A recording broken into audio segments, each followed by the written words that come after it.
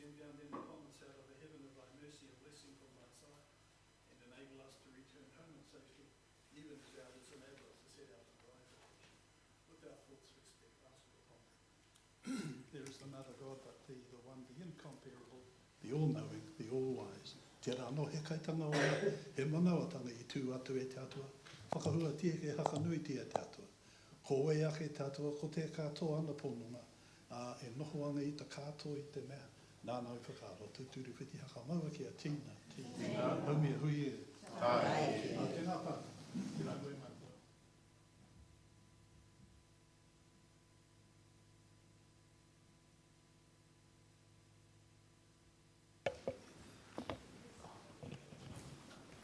Ai, tēnā koe e te rangatira mo tō karakia whakamoemeti mō tātou i te wānei. Nō reira ki o koutou katoa ko tai mai. Tēnei te mihi atu ki a koutou. I te wānei, kauri au ki a koutou. Ai, tēnā koe. Tēnā koe, sir. Just a brief note before Ms. Knipping takes over about how We expect that today will run. As yesterday showed, other variations are possible. But largely following on from Ms Hitter's amended timetable yesterday, we expect the order of witnesses to be the same. Ms Knipping will lead Ms Robin Taurua and then Mr Kevin Taurua. Then Mr Fobister will lead Mr Tipene Paul. I will then lead the final two witnesses, Mr Roger Kingi and Mr Kevin Herewini. And as foreshadowed yesterday, sir, Mr Kingi injured himself over the weekend, and so he is having to zoom in, but your staff kindly have provided the necessary links and things, and we understand that things are proceeding. So, but we'll have to do that part by Zoom. So we've got the Navy leading the advance today and the SAS providing the rear guard. Thank you, sir.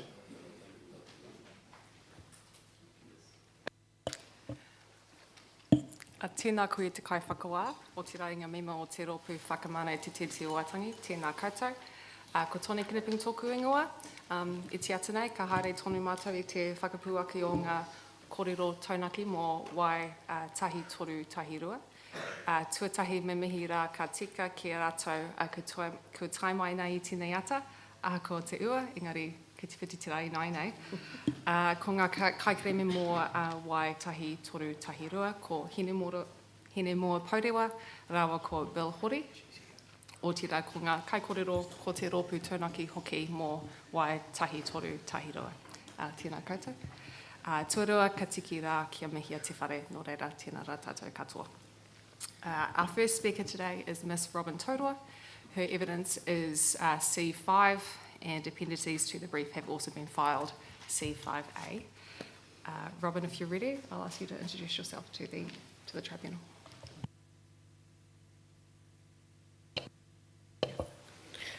Tūtahi e mihi nui ki te whare, e tūaki nei, ki te marae e takutoa ana ki waho tēnā kōrua, ki te kaiwhakawā me ngā mema o te traipūnera, tēnā koutou, me hoki ki te tipu o te krauna, tēnā koutou. He nui ngā mihi ki a Patu Harakeke me ngā whānau ngā hapu o te Ringa Parawa, tēnā koutou hoki. Kia ora hoki ki oku hoa mahi tāwhito o te iwi hiramana o tira ki te opui katoa, tēnā koutou, tēnā rā koutou katoa. Ko taratara, ko maungi imi ngā maunga, ko mangawhero ko te awaroa ngā awa, ko mangawhero ko kainga pipiwai ngā whenua, ko Ngāti Rangi Matamoe, ko te aito, ko whānau pane ngā hapu, koe nei ngā pepeha o oku mātua ki te moana o Whangaroa, ki te taha o tōku taua ko te poho o Tamatea, te mauka ko Whangarau po te moana, ko Ngāti Wheke te hapu, ko te Wheke te marae. Nō reira, tēnā koutou, tēnā koutou katoa. Kia ora, Robin. We're just going to work through your brief of evidence together, so I'm going to run you through and direct you to paragraphs to read out. So first I'll just ask you to read paragraph 2. Okay. Engari, tuatai ka hihia au ki te whakamārama te hononga o te aito ki Ngāti Kawau. Nā reira ko taramainuku, tētahi o ngā tūpuna o te aito, ko whakaki te tūpuna o Ngāti Kawau, he tuakana teina rawa, nā reira tōna tēnā tāmātou hononga. Nā reira, tēnā koutou ngā uri o Ngāti Kawau. Okay, my name is Robin Elizabeth Moana Taurua, and I served in the Royal New Zealand Navy for 20 years, from 1983 to 2003.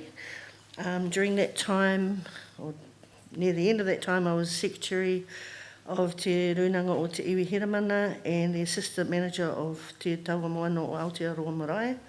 And today I also sit as a member of the National Museum of the Royal New Zealand Navy Trust Board. And the next, if I could take you to paragraph 4. It's been an honour to serve my country in the RNZN, an honour that was indoctrinated throughout initial training, but never really sunk in until my whānau came to my passing out parade, which is something akin to a graduation on completion of my basic common training. And that's because throughout the training, all you want to do is get through each day without letting your classmates down. So from day one, teamwork is the drill. I enlisted as a radio operator in 1983, and after 3 months BCTs and 6 months branch training, I was posted to HMNZS Irirangi in Waiouru for just over 2 years. Right, and if you can pick up next at paragraph 7.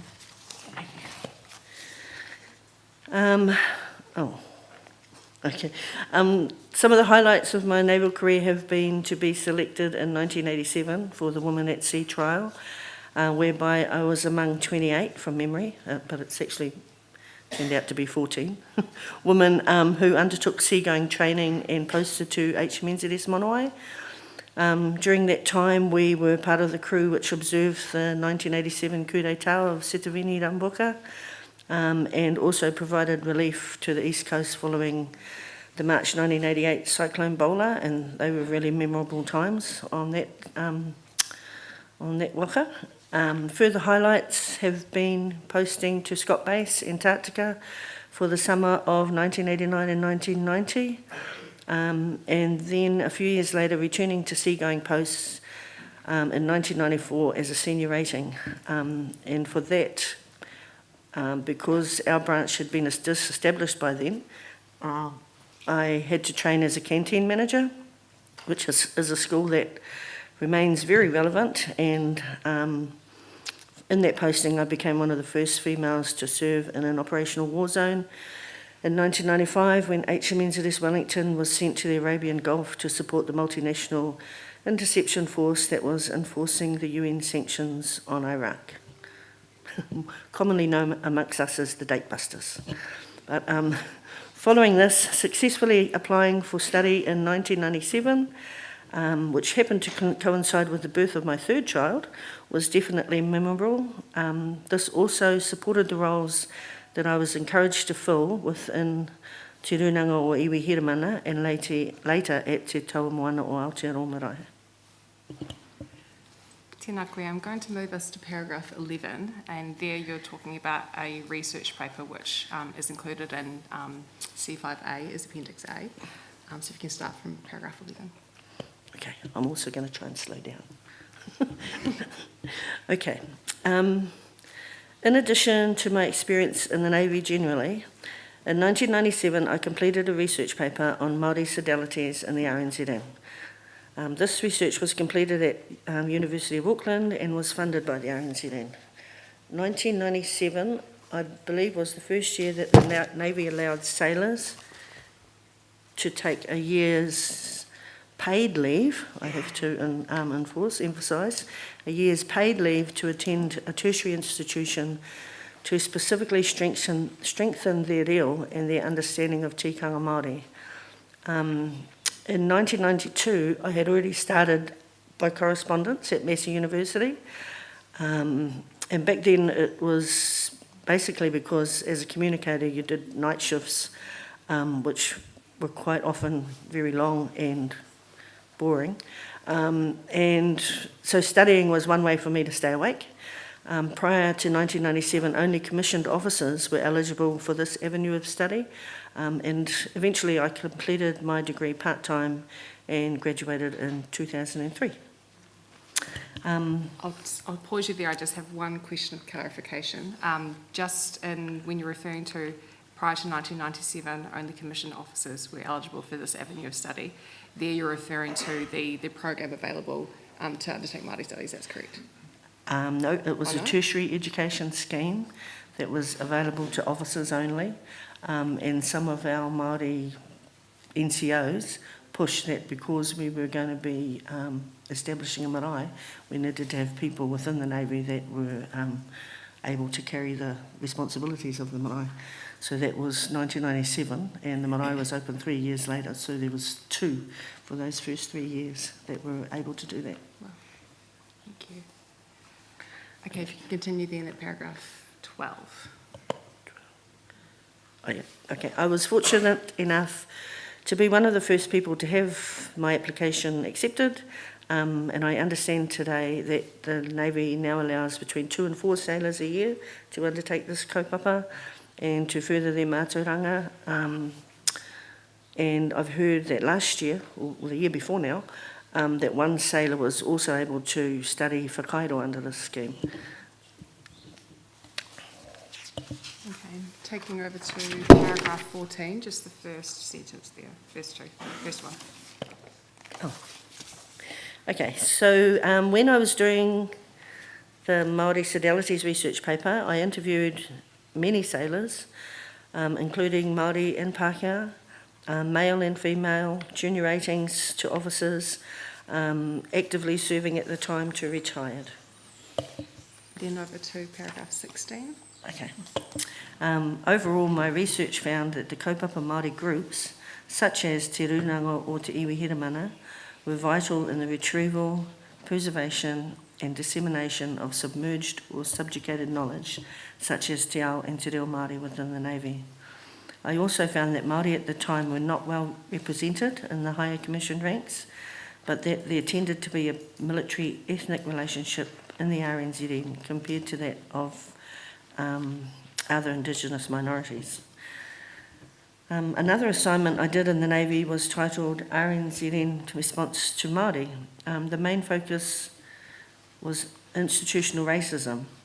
And I'm just going to step away from my brief for the moment, because in here I mentioned that I was committed to submitting all my assignments to Command, because they were all actually regarding the Navy.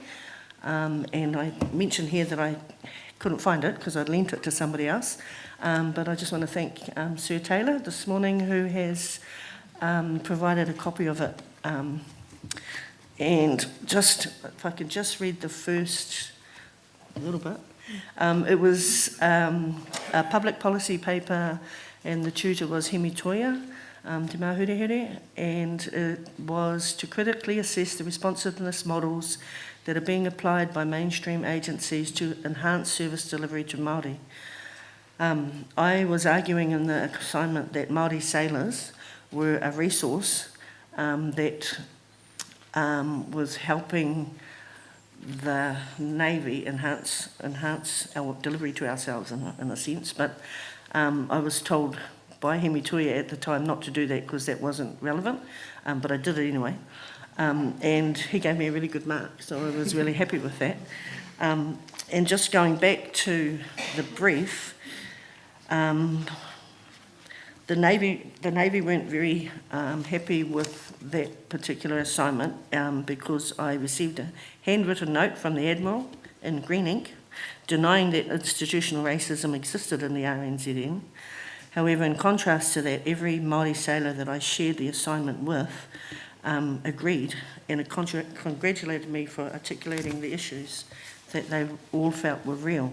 So I do want to submit this as well after the hearings. Another incident that I recall happening in the late 1990s when I was with the Quality Control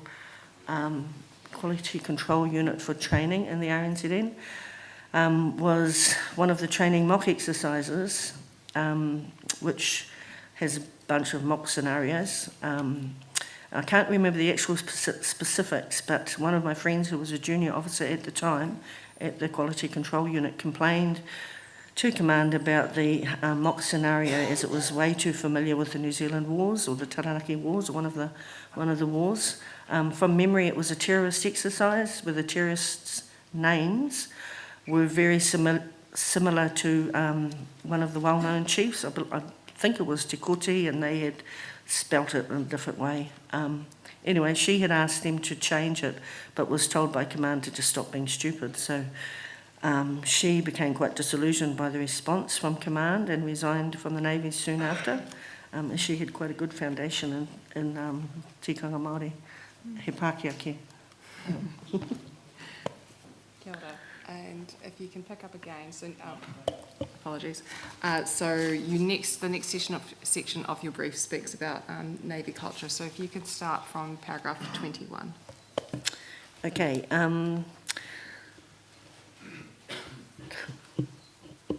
Okay. The Royal New Zealand Navy was founded in 1941 as one of the three arms of the New Zealand Defence Force. I know that when the Navy officially came into being, it was a Pākehā institution that was essentially run by former Royal Navy officers. You can see the influence of the Royal Navy throughout the Navy, the New Zealand Navy, especially up until the 1990s. Most of the commands, the routines, the drills were all based off Royal Navy processes and procedures, and the Navy did not have a New Zealand flavour to it at all. When I visited the National Library as a member of the Museum Trust Board, which was just last year or the year before, we were shown a pamphlet that was seeking the enlistment of women into the RENZ, the Women's Royal New Zealand Naval Service, which was formed in 1947. However, to be eligible, it was made clear in the pamphlet that you had to be a daughter of a British-born daughter of British-born parents to be able to enlist. It was really quite shocking to see this type of discrimination so front and centre, and I think it shows how the thinking and policies of the Royal Navy had influenced how the New Zealand Navy had operated. And you've provided that pamphlet in the appendices to your brief of evidence. If you can continue from paragraph 23. Okay, so specifically on the point of open discrimination and recruitment practices, I know that, for example, back in the 1970s, entry to the New Zealand Division of the Royal Navy required recruits to be British subjects of European extraction. In the 1920s, beg your pardon. Thank you. I acknowledge that there has been a recent shift to both recognise the influence of the Royal Navy and to make the New Zealand Navy more diverse and inclusive. Well, I think this is generally positive. I do not think it goes far enough, and there is still a lot of work to do. I know there are efforts today to educate officers on Te Tiriti and Te Ao Māori, although I'm not 100% confident it penetrates or is understood. The slow change we see only happened because some Māori fought long and hard for it. One thing that I think we can all commend, though, is the use of te reo on the taumata of the Navy marae by senior officers. Myself, having re-engaged with Te Tau Moana Marae through my role at the museum, I've attended a number of pōhiri recently, and senior officers, Māori and Pākehā, are speaking te reo, some entirely and some partially, but dependent on the individual and the personal efforts that they've made to learn, understand and utilise. And I just want to mihi to the person who was just made acting CN last week, because he was one that actually spoke entirely in te reo, which was really, really cool to see. Okay, and then picking up at paragraph 26, the second sentence there. Okay, when I joined the Navy, I can only remember one Māori officer. He was a GI, Joe Murray, who I think was commissioned around 1979. He became a lieutenant commander and gunnery instructor, and he was really loud. I don't remember all that much about him, except he was really loud at shouting gunnery commands, apart from being very highly respected by other Māori in the RNZN. As I note in my research paper, from then on and into 1990, while Māori were well represented in management positions, they had still not reached the senior officer levels. I know in 1990, while Māori were reasonably represented at the 4 lower levels of officer, which is middies, ensigns, subbies and lieutenants, that only 4 Māori had reached the 5th rank level of lieutenant commander, and they were Pop Pōkai, Joe Murray, Carl Hutton, and Hutton was actually promoted to commander in 1995. Yes, and I'll just pick up there in addition. So the 4th person who reached the rank of lieutenant commander, that was Rolton. I can't. Yeah, that was in my assignment, so Aye. I can't remember who told me that. No, but that is in the Māori Sodalities paper. Okay, yeah. If you can continue from 28. Okay, it should also be noted that Carl Hutton entered the Navy as a mature recruit, which they call lateral recruits, I learnt yesterday, meaning that he was recruited specifically for his engineering knowledge and skills. He was respected for this and quickly moved through the ranks, and soon became instrumental in the allocation of land and the initial buildings for the marae. The narrative at the time was that the Defence Force was free from institutional racism. The New Zealand Defence Force Resource Management Review 1988 states that in the past, defence has generally been seen to be relatively free of institutionalised racism. The Army and Navy have a high proportion of Māori in non-officer ranks and have a good record of appointing Māori to senior positions. The services make a significant contribution to the community by providing training and personal confidence, which may help to offset educational and social disadvantages. I find that quite offensive in itself, but anyway, I think those figures, having just 4 Māori having reached Lieutenant Commander by 1990, contradicts that narrative. In the next section of your brief, you discuss alcoholism and the rum ration, so I'll ask you to read from 31. Okay, so one tradition of the New Zealand Navy culture that certainly comes from the Royal Navy is the daily rum ration. For the longest time, sailors were given a tot or shot of rum every morning just before lunch. Rum ration was provided both ashore and at sea unless you were on exercise or closed up. I understand that this is an old Royal Navy tradition that most countries ditched before 1970s. New Zealand gets rid of it a lot later, in 1990. During my time in the Navy, almost everyone would drink their tot. If you didn't drink it, you were seen as weak. The rare few who didn't drink their tots then and there would either save them for later or pass them on to a friend. It was very unusual to find someone in the Navy that did not drink. Before women went to sea, I know there were a lot of issues resolved with your hands, but you would also need to give away your tot. At the time, no one really thought that this was a bad thing. It was simply just part of the institutional and colonial culture. Working on a Friday afternoon was fairly pointless, as by midday, most of the non-commissioned officers, who I note were mostly ex-Royal Navy, would already be drunk. And I'll pause you there and just, if you can start back up at 34. Okay. Eventually, around 1990, a new policy came in and the daily tot was abolished. There was a lot of rum left over and it was offered to sailors to buy. People purchased bottles of the stuff and would then go and finish it up at home or stock it up for later. The reason they gave it the time to get rid of the rum ration was because there were too many accidents happening on the motorway bridge coming into the base at Devonport, or the harbour bridge, and sailors were getting killed. Tragically, one of our intake was killed in this manner within 2 years of enlisting. Many sailors became addicted to rum, at least in part due to the Navy's rum ration. I'm not aware of any support services being put in place by the Navy after they banned rum and went cold turkey for those who had become addicted. I also thought that was cruel. I always thought that was cruel. The fact that the Navy had bred a culture of alcoholism and in reliance on rum and then suddenly cut it off without addiction or rehabilitation services being provided to sailors is alarming. I know that my brother Kevin will speak about issues surrounding alcohol next. I haven't served for a while, but as far as I know, alcohol is only permitted on board nowadays when there's a Splice the Main brace ordered for a celebration. Saying that, I wouldn't be surprised if they've got rid of this as well. And next you speak about Te Ao Māori and Tikanga Māori, and I'm going to ask you to read most of this section, starting from 37. All right. So during my earlier years in the Navy, outside of the Māori cultural groups, there was not really any room for Te Ao Māori or Tikanga Māori within the Navy. It was usually down to individuals to practice tikanga on their own accord, and there was no support for it. In terms of tohunga and Māori padres, the Navy, as far as I'm aware, has only ever had one Māori padre, Māori Marston.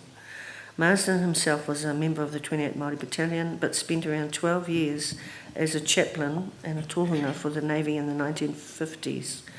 I remember Tepenia Kingi, who was here on Monday, one of the interviews I did with him, and I just have to correct this because it wasn't for that paper, it was for a New Zealand Oral History Award that I got in 2000 and something. He told me about how padres generally didn't usually stick around for deployment. However, one particular day in the early 70s, he thinks, Māori Marsden happened to be on board around the time the boat was about to deploy. So the sailors asked Māori Marsden to do a karakia on the flight deck to bless the deployment and the mission. The captain allowed it, and Māori Marsden led the karakia. Tepenia, not Tepenia, it's just minor error. Tepenia told me that this was not a common thing and only happened because Māori Marsden was on board at the time and himself Māori. This was all before my time. Since Māori Marsden was the Navy Padre, the Navy has had a female Padre, a Pacifica Padre, and if I remember correctly, a Middle Eastern Padre, but still in its 82-year history, just one Māori Padre. I would be interested and pleased to hear if there has been any developments on this. The Navy have appointed, as Hone was saying yesterday, Navy Kaumātua and Navy Kuia around 2010. They have their expenses paid to attend events and ceremonies.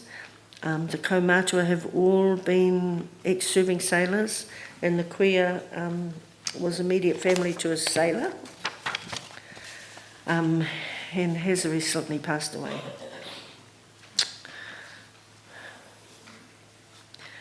I'm unsure who the current appointees are. The first Navy Kaumātua was Bert McLean. He was an ex-Foreign officer who left the Navy and became a teacher. He was very prominent in establishing Te Kura Kaupapa Māori o Te Raki Pai Whenua on the shore. It bothers me a little bit that the RNZN may consider that those appointments or roles are sufficient as far as catering for the tā wairua me te taha hinengaro o ngā iwi hiramana, as this is something that cannot be provided by one or two elders whose role is to look after the tikanga at the marae. In terms of expression of Te Ao Māori and tikanga Māori, I know that there are now 6 wahine in the Navy who have moko kauai. This is definitely a grey area, and the Navy Army Air Force are still dealing with it. And I believe that part of the reason for this is that for deployments, or some deployments, servicemen are meant to remain covert. But moko make it pretty obvious that you're Māori wherever you are. And that's... Okay, and then moving on to the next section of your brief about Māori solidarities and Māori cultural groups. So if you can start the second sentence of 41. Okay, so up until the formation of Te Runanga o Te Iwi Hiramana in 1995, there was no centralised Māori rōpū, 1994, there was no centralised Māori rōpū within the Navy. I just want to say that these 2 paragraphs I find are confusing, and I wrote them, so I would refer to Anna Rogers' summary, The Bicultural Journey of the New Zealand Defence Force, and some of the paragraphs in there she actually lays out chronologically the formation of the Runanga a lot better than what I have. However, in terms of the dynamics of the Māori cultural groups, it was clear that there was a wide sense of whanaungatanga and comradeship. Whichever sailor on board was the most knowledgeable in tikanga and kapahaka, that would be the tikanga kawa you would follow. In my day, it was Māori sailors such as Miru McLean, Claude Wehi, Gary Galvin and George McGarvey. They were generally affiliated to different rohe and iwi and had different teaching styles. However, they all made it clear where their knowledge came from and why they were teaching, what they were teaching, and from where. Oops. From memory, all the sailors who I interviewed for my research said that being able to participate in Māori cultural groups provided them a way to either retrieve, maintain, or increase their knowledge in te ao and tikanga Māori. The only time the command would interact with the Māori cultural groups was when they wanted to promote New Zealand. This usually takes place through cultural exchanges where the Māori cultural groups would travel throughout the Pacific and perform at cocktail parties. Some Māori saw this for what it was. One sailor told me that the Māori cultural groups were just being used by command as performing clowns. Personally, the MCGs for myself were just a natural gravitation. To explain it better, a working day on board was 0800 to 1600. At 16:15, there's PT on the flight deck for about an hour.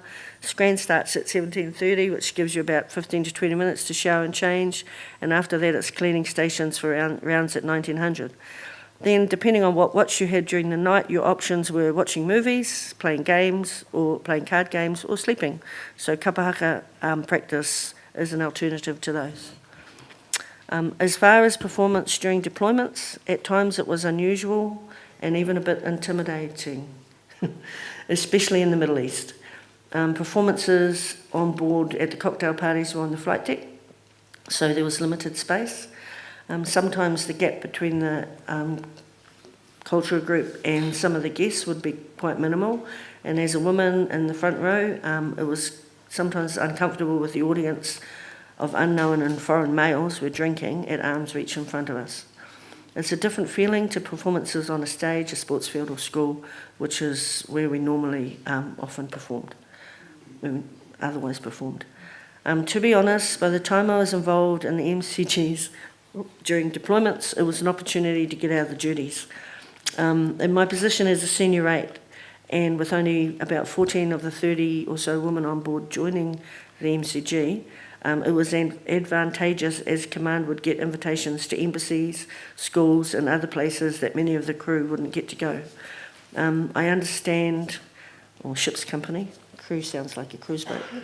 I understand that during the Gulf deployment, command had a good relationship with the cultural group tutors, and they would negotiate which invitations to accept or not. Although I do recall one instance where there was some disagreement, I don't remember any detail or even the outcome. There were also cultural groups on shore, but these groups usually only met to perform at a specific activity or function, such as a pōwhiri for visiting VIPs or ships. Tēnā koe. Next, moving on to paragraph 47, where you're talking about the Te Reo Here Mana and Kapa Māori in the Navy. And I know when we were talking this morning that that's also where you wanted to refer to Anna Rogers' B18 report. Aye. So feel free to skip over if you like. So we'll go straight to... around 1978, Te Reo Here Mana had about 50 members. Te Reo Here Mana got, this is the MCG, got together whenever the occasion required them to, which was normally a social, cultural reason or event. Some of the big occasions performed at were the 1991 RNZN 50th anniversary celebrations and the 1992 Treaty of Waitangi celebrations. In my view, Te Reo Here Mana wahine from netball and kapahaka, who were one of the core support groups for ngā kaupapa Māori in the Navy. They included spouses, partners, immediate and extended whānau. Many of these same wahine continue to be core supporters of kaupapa Māori in the Royal New Zealand Navy, despite resignations and separations. Around the 1970s and 80s, kaupapa Māori issues were put into the national spotlight. The national conversation at the time surrounded Te Tiriti and its status, meaning that some Māori sailors were being confronted by friends and whānau for their services for the Crown in the RNZN. And some of the occasions, just going off there for a bit, some of the experiences that were shared by some of our Māori sailors were actually directly from Waitangi celebrations when, as a naval guard, some of them were spat on by their whānau for being representative of the Crown. And that was, some of the things that they shared at the Māori Fleet Hui in 1984, where Māori sailors shared kōrero on kaupapa Māori within the Navy, issues within the Navy. This hui was called for and facilitated by Jack Donnelly, a one-officer GI, and the longest-serving Māori sailor at the time. It was held in the Whillamal Gym cum church, so it was a gym and a church. I recall that there was exceptional leadership shown at that time by Jack.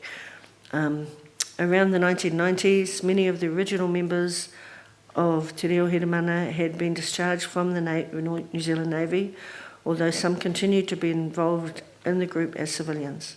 This meant that civilian membership of Te Reo Hiramana was steadily growing. In 1994, another hui was convened to discuss the position of tikanga Māori within the RNZN. At the hui, concern was raised that the high number of civilians in Te Reo Hiramana was causing the group to become isolated from the Navy. In my view, the structure that the New Zealand Navy was built on does not leave it much room to be an egalitarian force for change. My 1997 research paper found that in order to achieve further diversity and biculturalism within the service, the New Zealand Navy would need to actively support groups such as the Māori cultural groups and the Runanga. Okay, next we're going to talk about Te Runanga o Te Iwi Hiramana. So if you can start from paragraph 53. Okay. So, Te Runanga o Te Iwi Hiramana. The main kaupapa of Te Runanga at the time was to establish the Navy Marae. And an entity was helpful for accountability and funding reasons, was the thought. Te Runanga also acted as an advisory board on Māori issues and assists, I believe today, assists in the selection of and guidance for New Zealand Navy Māori positions. As far as I'm aware, Te Runanga assists the Māori positions. Oh, that's duplicated. Oh, mate.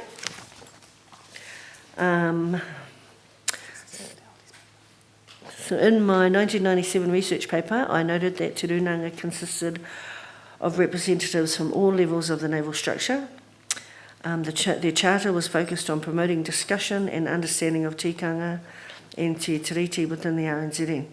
As I say in my paper, the Charter of Te Runanga outlines its goals back then as being to provide the opportunity to broaden the knowledge of tikanga Māori, to participate in promoting and supporting the advancement of the general interests and well-being of iwi Hiramana and Māoridom in general, to enhance taha wairua, taha tinana, taha hinengaro and taha whānau within the RNZN, to halt the decline and to promote the revival of Te Reo Māori, to enhance and promote cultural awareness by implementing Māori awareness courses into the RNZN, to promote biculturalism by integrating tikanga Māori into naval ceremonial occasions, to strengthen, preserve and promote traditional cultural values and customs of all tribal areas and other cultures, and to preserve the philosophies and intentions of our tūpuna with respect to the conventions of Te Tiriti o Waitangi. These goals were necessary to state and make clear because no one else in the Navy at the time was pursuing them. I think that these things have improved and that these goals have only... I think that things have improved and that these goals have only been partially achieved. I remember that once they got the marae up and running, BCTs had a Māori awareness course which involved one session in class introducing them to tikanga o te pōheri, and then spent a half-a-day session where they actually participated in a pōheri at the marae, following an introduction to the marae kaupapa, and by the time I retired, the second session had become an overnight stay. Next, I'm going to ask you to speak to the establishment of the marae. So if you could begin from the third sentence of 59 and then continue from there. Okay, te taua moana o Aotearoa marae. The proposal for the Navy Marae can be taken back to the 1984 Fleet Hui. The marae would be a place of solace and comfort in one's Māoritanga, and importantly, somewhere for whānau to take their loved ones when they pass. Looking back to the responses I received from Māori sailors, they all thought that would be a positive thing, not only for those Māori who were then serving in the Navy, but for the next generation of Māori sailors. I believe that in 1989, Māori sailors first started to really advocate for the marae and started lobbying the naval hierarchy directly to set aside land which could be used. This push was led by Jack Donnelly. And after 4 years passed in 1993, some land was made available for the marae around the Ngātaringa sports fields. I know that the establishment of the marae was plagued by a slew of issues pertaining to decisions around tikanga, such as what the kaua of the marae should be, what the names of the whare should be, the overall kaupapa of the whare nui, and others' personal and professional commitments, such as sea postings. When the Navy set aside land at Ngātaringa Bay, they funded the placement of some buildings onto the proposed marae site. And again, I just want to acknowledge that it was Lieutenant Carl Hutton who identified that land. That is really all the engagement that the Navy and its command had with the establishment of the marae in the early years. They didn't want to spend a single cent on the project. It was passionate Māori in the Navy who fundraised and volunteered their own time to get the project off the ground. We were told to go out and make our own money and make it happen. By 1995, we'd raised about $50,000, so that wasn't going to get us very far. And if you can move to 63. Funding was another reason that Te Rūnanga was formed. We thought that if we had a tangible entity, it would be easier for the Navy and for other entities to give us pūtea to fund the project. So for around 7 to 8 years, the project came to a halt. In fact, I think that the Navy only started to fund the marae project once the public complained about the condition of the buildings, which were falling into a state of disrepair. And then if you can just read 65. Okay, on the 15th of April 2000, Te Tau Moana o Aotearoa Marae was formally opened 16 years after the idea was discussed at the Fleet Hui in 1984. Thank you. Next, I will ask you to speak about your time being the Marae Assistant Manager. So if you can start from paragraph 67. Okay. So from around 2000 to 2003, I was the Assistant Manager of the Navy Marae. This was an exciting time where we were able to actively uphold tikanga above RNZN customs. Tangihanga were welcomed with whānau who had affiliations to the Navy through sports, through the local community, through kohanga. Initially, there were only 3 staff at the marae: George McGarvey, who was the marae manager, myself, and one of the buffers party. Between us, we basically worked 24/7. I was focused on, George was focused on educating and advising command officers, and I was focused on the administrative processes and procedures, with all Māori contributing to wānanga around tikanga. We were still required to provide the brownies to perform at numerous events away from the marae. I think that at the very beginning there were a few things that weren't quite right about how the marae was run. There weren't always restrictions on pōhuri during the evening, but I believe there is now. And if you can continue at 69. Okay, looking at some of the official kōrero from the Navy about the marae, the Navy seemed to be trying to rewrite the history of how and why the marae was established. As I discuss above, the Navy are happy to take all the credit for the building of the marae, but the truth is that they did not want anything to do with it until it became an eyesore. Personally, I view the marae today as a colonised and institutional marae which struggles to maintain its rangatiratanga as a Māori entity. Yep. And I'll continue, if you can continue at 71, where you're speaking about your membership on the National Museum of the Navy Trust Board. Okay. So I was invited to the board by the former Deputy Chief of Navy following completion of my Masters in Museum Studies. It became quickly apparent to me that the expectation of the board was for me to provide Māori input and perspective on any matter being discussed, as I was the first Māori member of the Trust Board. And I continue to consider this to be of my personal abilities. It does remind me in some ways of discussions with other individual Māori, such as teachers, who are expected to carry out the responsibilities of all Māori simply because they're Māori within that teaching fraternity, that school. So my question is every Pākehā teacher or board member expected to know fully their Pākehā history, their proverbs and customs, their prayers and insights into their own culture?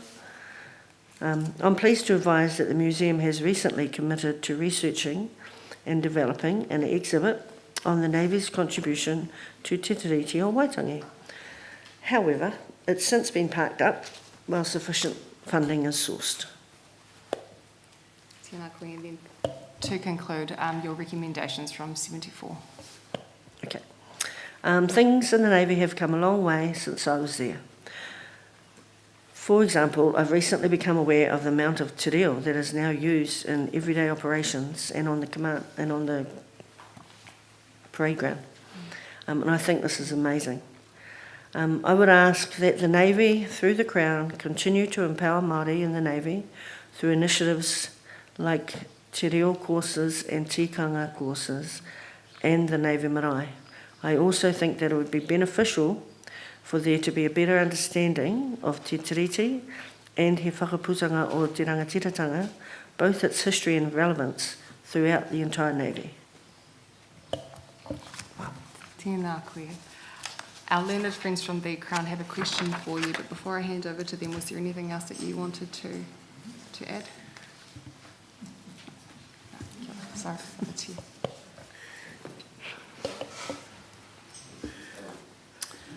Nā mihi, Ms Tauroa. You've probably been given our question in advance, but it does concern the comments that you make at 55 rather, to the effect that things have improved and that the goals set out in Te Rūnanga's charter have only been partially achieved. So our question is, in what respects do they remain to be fulfilled? And do you have any thoughts as to how we might best get there? Right. By supporting wānanga, basically, of Māori and non-Māori together in the whare at Te Tawamoana, and not finishing at 4 o'clock and going back to the wardroom or back to the mess, but staying there, sleeping there. But we're all used to doing it when we go to sea. We all have to sleep in a mess together, so it's not a huge issue to have to eat and sleep together, but to do that at the marae overnight, I believe, would make a huge difference to understandings of a well-facilitated wānanga on tikanga marae, and whether that is pen, rank and ratings, it depends on the kaupapa, I guess. Particularly, I've heard from wahine that there have been very few karanga wānanga, although there are a number, that's an expectation, like it's the first thing that happens at a pōheri, but there haven't been any karanga wānanga to support our wahine to be able to do that and learn that and conduct themselves confidently. I've already mentioned I'd love to see more Māori, another Māori Padre. I'm happy to be corrected if there has been another Māori Padre. Māori psychologists, counsellors, I won't say regulators because we seem to have heaps of regulators, but those people that you go to for guidance to have more Māori within the system in those areas, for guidance and for welfare, I guess. Perhaps HMNZS Otago could become HMNZS Otago. HMNZS o Tautahi, pia, iawa. Whakaaro, you asked me for whakaaro. One of the things that we've known, I think we talk about, is when somebody gets into a position, this is not just in the Navy, it's anywhere, they get into a high position, they have a really great idea. They think it's a great idea, we're going to go out and do that. I think the people in those positions in the Navy who think they have a great idea need to seek honest advice, need to have a relationship with somebody and seek honest advice. I know that as the cultural advisory, whatever they call the cultural advisors within some of the services are not, obviously not as high ranked as the people they're advising, and sometimes the group that they seek advice from, there's always that hierarchical respect that's given. So sometimes the group nature of getting advice may not work because the person who may have the better knowledge is actually outranked by somebody else within that group. So one-on-one advice, maybe several of them, I think that would be, and I know that that has happened from some of the cultural advisors that I've spoken to. I guess just the whole idea of becoming bicultural, becoming more bicultural and respecting that biculturalism. And I think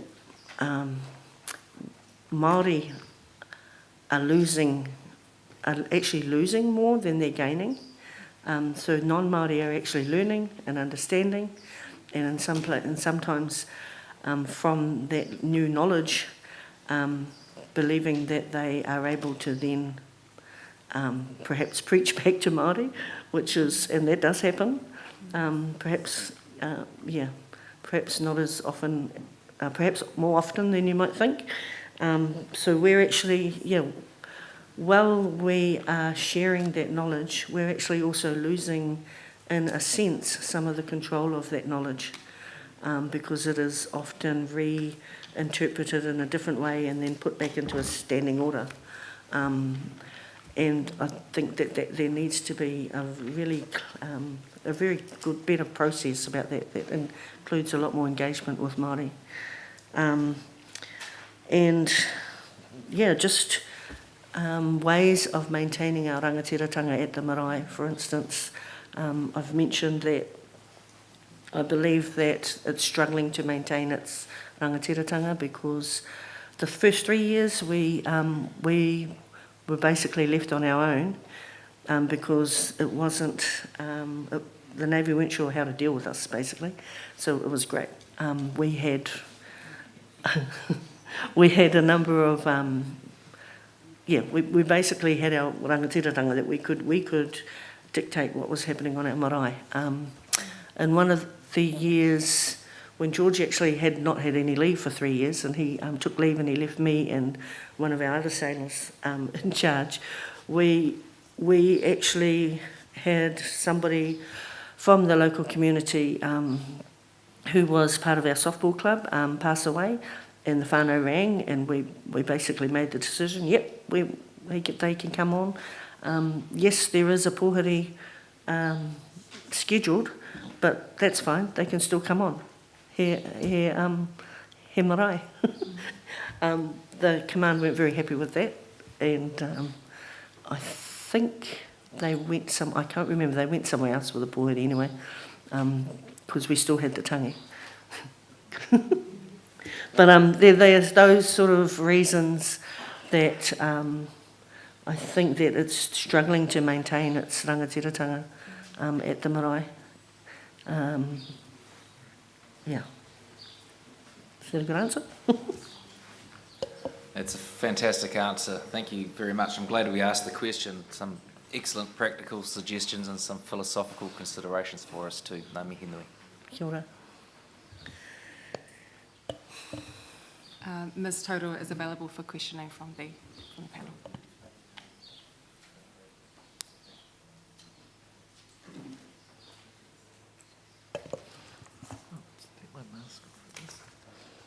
Tēnā koe, Ms. Tauroa.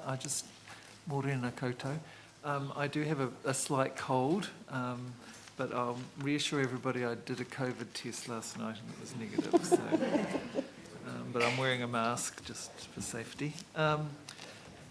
Wonderful brief, very helpful appendices. And I do have quite a few questions. One of them was about the copy of that paper, but you've now got that, so that's great. The first question is, so the material you've provided in your appendices, were they your personal copies of documents that you took away with you? Yes. So would those documents also be in the New Zealand Defence Force files? I would assume so. Yes. Yeah. So one of my issues or questions, and I just wanted to raise this with the Crown actually, is that in preparation for this hearing I did read Anna Rogers' report, and it didn't seem to me that she had accessed Defence Force files or any of the material that was attached to Ms Tauroa's brief. And I'm aware that from a recent memorandum that the Crown is going to be doing some consultation on those reports and that further amendments might be made. So I was wondering if that might be an opportunity for additional research for that report, if those files exist and are available, because there's obviously a lot of material that maybe wasn't accessed for that report, including that that management document that you referred to. So I just thought I would raise that now, since we have this opportunity for the Crown to consider when it does that hui, and maybe further research would be appropriate for that report. So thank you. Paragraph 50, you talk about the 1984 hui. Do you know, that sounds like a really important hui, and the kaupapa was really important. Were there minutes taken of that hui? Was there a report made of what was discussed at that hui and the outcomes? I'm sorry, I can't answer that. I'm not sure, because I was down in Wairau then. But Jack Donnelly is still around. He's in Australia. In regards to the question that you asked for the Crown about those documents, so we were having hui on weekends to even develop, to establish the runanga on weekends during on evenings, and I've got like a couple of boxes of drafts and redrafts and edits of a lot of the policies and stuff that we had, one for the runanga, one for the marae. So there are a lot of documents, there are probably a lot of drafts, maybe the finals were submitted, but there definitely was a file that was kept in the archives. Thank you. And it may be helpful for your council to have a look at those documents and see if some of that material should be filed on our record. Thank you for that. And the same question about the 1994 hui. Was there a report written after that or minutes taken? I'm not sure about that one either. That one was at the Tamaki gym. And Also I was church. at that one. No, it was a real gym at that time. And I was at that one. I would say if there was anything disseminated about it, that either of them, they would be in whatever the Navy Today was called back then, which was the Navy magazine. That there might have been somebody who wrote something up for that. I'm not aware of any. Yeah. Okay, thank you. And you talked about institutional racism, and of course I haven't read that document that you've now got. And one example that you gave, I think, was that there were hardly any Māori officers above the rank of lieutenant. And I wondered if that was what you meant by institutional racism, or what is your definition of it? What do you mean when you say that? So I was a sparker, a radio operator, and we did our training, our Morse training up on North Head. At comments, there was 8 or 9 of us, wahine, and there were 2 Pākehā in the group from memory, or maybe 3. But the Māori in the class, we grasped Morse code a lot faster than the non-Māori. And just comments made from the instructors about how, just unnecessary comments that were made, which at the time we thought were compliments because we had better beat, we had the rhythm, but in reality they're just unnecessary comments to make. And things like that. So I can't speak for them, but there were a lot of Māori stewards, and it would be great if we could get some of our stewards to come and talk about some of the comments and things that they were privy to, because they were in the wardroom, serving the wardroom.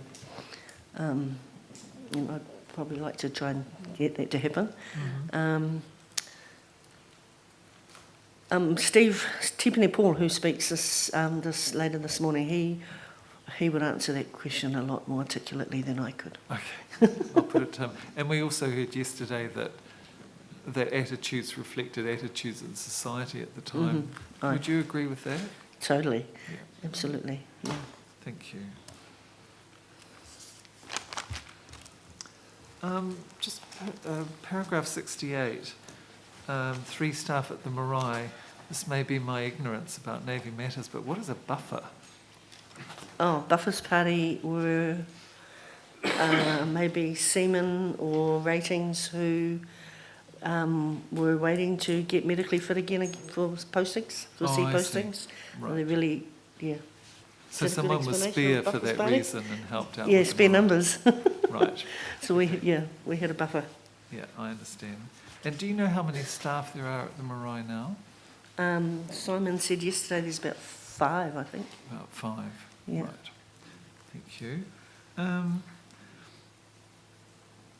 Your comment in paragraph 70 I thought was really interesting,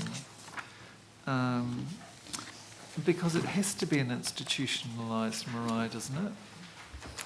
What's the alternative? Yep, I think you're absolutely right. I actually want to refer to some work I've read of Melissa Matutini Williams, who has done a book named Kaingatahi Kaingarua, and it's about the urban migrations from Pangaru to Auckland and other urban areas, and how she's basically challenged the myth that it was a one-way migration that was permanent, and it ended up in cultural dislocation. But in her publication, she actually explains that everybody actually still maintains that that connection to their kaingatahi, and the institution, because there's a lot of institutional maraes, as you know, the institutional marae becomes the kaingarua for them, so it's their safe place for them to gather, but there's still a determination to remain connected to the kaingatahi. So the criticism isn't so much that it's an institutionalised marae, but that you don't feel that as it currently operates, the rangatiratanga is being effectively exercised. Yes. I mean, okay. we've got marae at schools and other other institutions, and I don't think that they are promoted as this is your marae, and disregard your home marae. That shouldn't be the purpose of that. It's just for a purpose for gathering while you're within the Navy community and remain in contact with home. Yes. Yeah. I see. Thank you.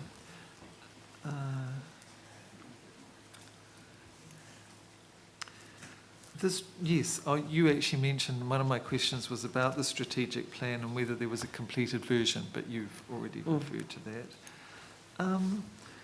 So you also referred to the Māori awareness courses. How successful do you think those were? Are you in a position to judge that? I believe they were successful. They evolved after we left. There was a Māori education officer position established. They evolved. Actually, I couldn't actually explain what they are now, but the ones that we took, we definitely got positive feedback from them. It was the first time for many people in a marae. We went through a whakawhanaungatanga session and talking about whether they had prior, had been to a marae previously, with what sort of knowledge the new recruits had. Well, that, I have to say I only took the beasties. George took the officers, so I'm not sure what their feedback was like. And because they had already been together for a few weeks, they were already familiar with each other. So it wasn't, I don't believe there was any holding back from being Right. genuine. So yeah, I think they were successful. Thank you very much. Oh, can I just add one more thing? Yes, absolutely. So part of the Māori awareness course was to explain to all the recruits that the whare was for everybody that joined, and we actually went around the po explaining that it was a pan-tribal, decorated in a pan-tribal manner, and the kōwhaiwhai and the some of the tohu that were on the tuanui were things like the yin-yang, the Scottish thistle, the Canadian, whatever they have. Maple leaf. Just to explain, just to emphasise that ahako no hea, ko tēnei tō marae, te tau moana. Ai. Yes. Ai. Thank you very much. And I'll say I really found this brief very helpful. So thank you. Kia ora. Tēnā koe Robin, tēnā tāua I tō tāua wā I te pūtai ātoi. Well, my first question is about when you were one of the first you were the batch of 28 women on a ship, first time, at sea. What effect did that have on the crew? You mean on Monowai or Wellington? Well, I'm looking at paragraph 7, Monowai. Monowai. That's the first time, wasn't it, for you? Ai. Hik, aroha mai. What effect did it have on the crew? Well, they all had to take, this is Māori, this is kaupapa Māori, they all had to take a lot of posters down, nothing to do with Māori.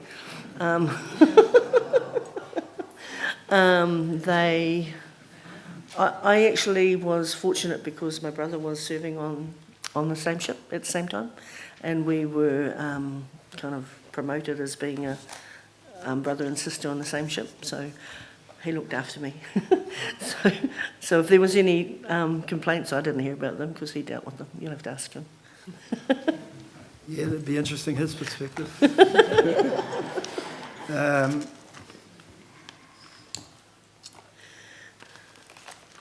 I'm looking at paragraph 17 and 18.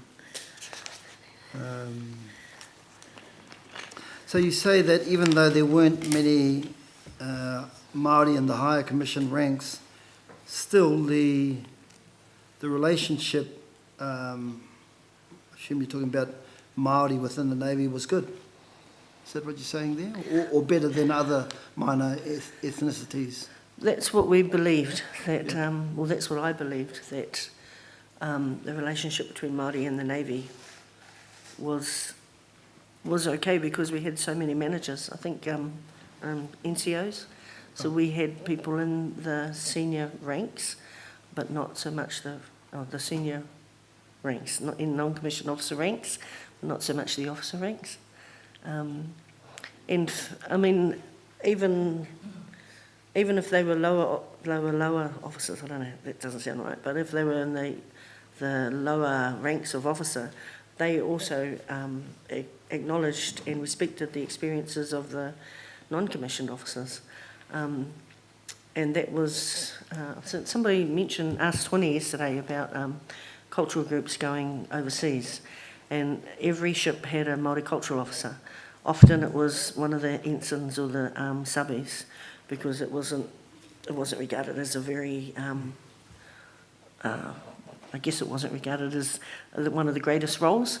And that person actually was guided almost entirely by whoever the NCO was, the Māori NCO was. Right. Yeah, because often the subby was so green, they actually didn't know what they were doing.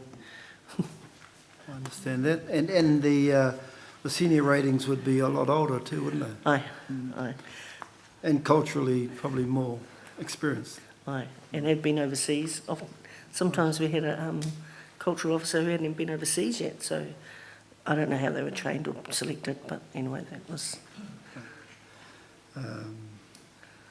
You say at paragraph 56 you refer to BCTs, and just so that we know what that acronym stands for, BCTs? Basic Common Training. Uh-huh.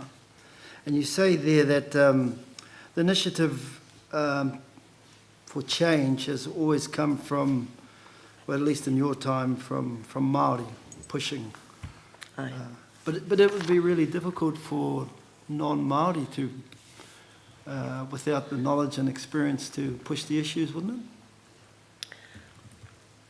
it? We did have some non-Māori that were very supportive of change. I can't think of... No, there were quite a few... Jerry Sanham's name springs to mind. He was... I think he was actually South African, but anyway, he was one of the ones that was really, really supportive of all of the establishing the marae. And he was Warrant Officer PDI at the time, so I guess he was a work colleague, a close peer of Jack Donnelly's as a warrant officer. So within that forum, I would imagine that Māori and non-Māori would be able to push for change, because warrant officers are the highest ranks, and the officers respected, like you said, their experience, their life and naval experience. So probably very difficult for non-Māori as a baggy, yeah, definitely. Okay. You say in the establishment of the marae and the setting up of the rūnanga, that I can see clearly it was about finding a space to help Māori service personnel in the Navy. Was there any thought in those early days to how this also could help non-Māori service personnel by establishing a marae? And Yep, no, it definitely was to be an inclusive marae. I can't say the same confidently about the rūnanga, but it definitely was, the marae was to be inclusive. The whole whakaaro, as I mentioned, was that there would be a space where whānau could bring their loved ones, rather than being, because up until then we really just put up tents, or we had put up tents in the backyard, similar to others at that time. I recall, or else they were in the whare. And I kind of mentioned one of the other oral history projects I did was in 2007, I think, something like that. And in that program I interviewed Mere Poe, who was the widow of Percy Poe, who had a lot to do with, in those early days as well, and Janie Poe, who did most of the talking. But anyway, she said that her father was adamant that he would not lie in the whare, because they had bought a whare, and he was adamant he would not lie in that whare, and he needed, in their home, sorry, he asked for him to go, so that his widow would not be, would be able to continue living in that space and not have that memory of him lying there. And that was one of his big motivations. Yeah. I was interested in your point about tangihanga. Now I think all Māori would agree that tangihanga take priority on a marae, and whatever's booked stops. So after that incident, was there something put in place so that the Navy would understand? I don't think... There's probably a standing order. I mean, I know maybe 10 years ago, Rau Kapa passed away, and he was in Devonport. He lived in Devonport. His wife and himself were very supportive of the Navy marae, of the kohanga in the area on the shore. And whatever the standing order said, he wasn't allowed to come and lie at the marae. And it was really, really disappointing. We were all waiting for the yep, off you go, but they wouldn't let him. And I'm not sure who made the call. I think it was CO Philly at the time, not having an understanding of who Māori were in our community outside of the Navy. I would like to think that hui mate tangihana have priority over everything else, but I'm not confident that that's the case. So maraes within the Defence Force have got these challenges. Yeah. Yes. Yeah.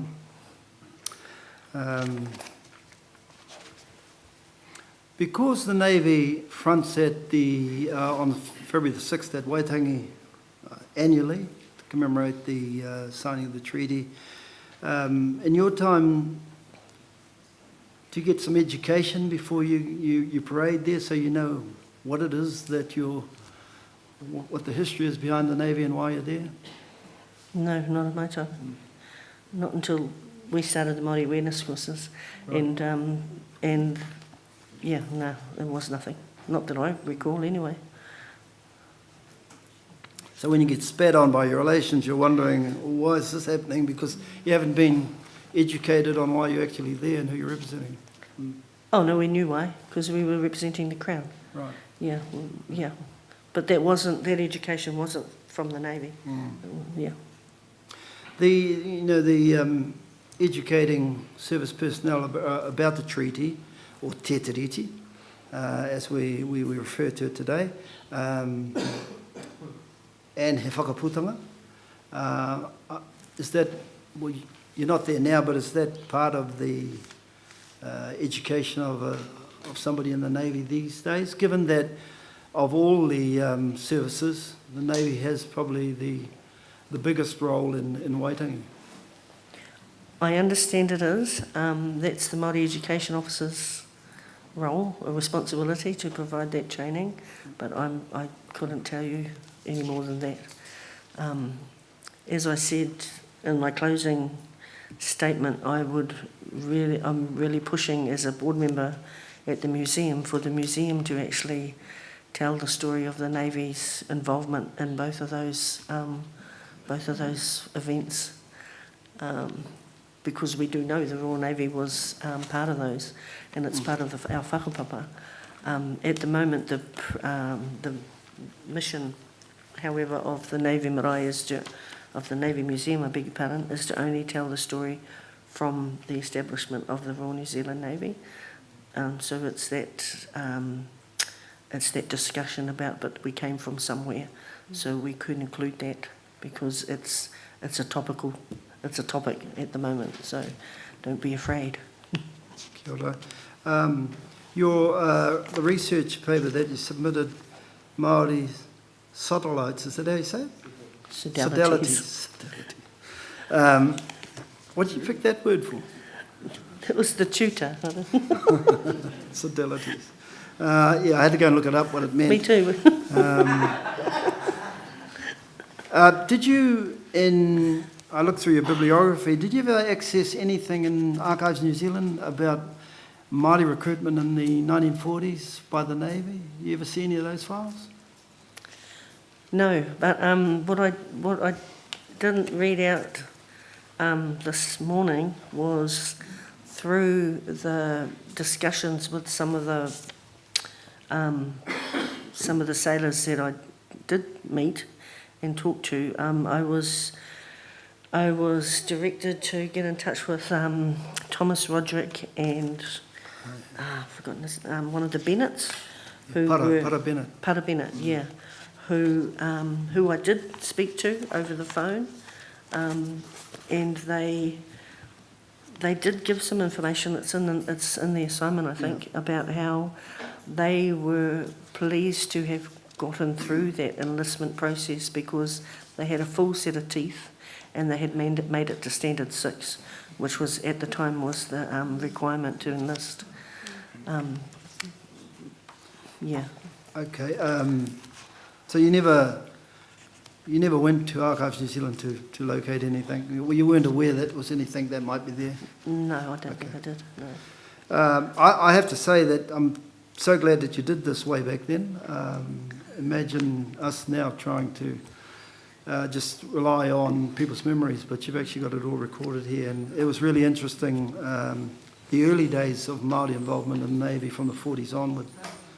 So thank you very much. What I did get out of this, you know, it seemed to me since 1988, as I read this, the change was in the wind and things started to happen for a better understanding of Māori within the Navy. And do you ever think now that there's a risk of that all being undone? Yep, I do. For the reasons I said, if there is advice given, if there's not advice given for any great ideas that aren't really great ideas to us, then something could be unravelled quite easily. It's like what's going on now with the coalition government, but yeah, we shouldn't go there. But that quite easily can be undone by different policies put in place. Can I just add that I actually do have more of those surveys, so I didn't hand in the ones of the people that are still serving, because I thought I'd better ask them first. Right. Those people, do you think that they have been honest in their answers? Yep. Back then they were. I don't think that, like one of them actually says, because the first question is, how long did you serve? And one of them actually says, oh, until I become the Admiral. But really joking. And that person has actually ended up serving for 34 years. So he might become the Admiral one day, but he was being quite jovial at the time. But, so you think that if we were to hear evidence from present serving personnel, that they would be free and frank with us in front of their officers? No.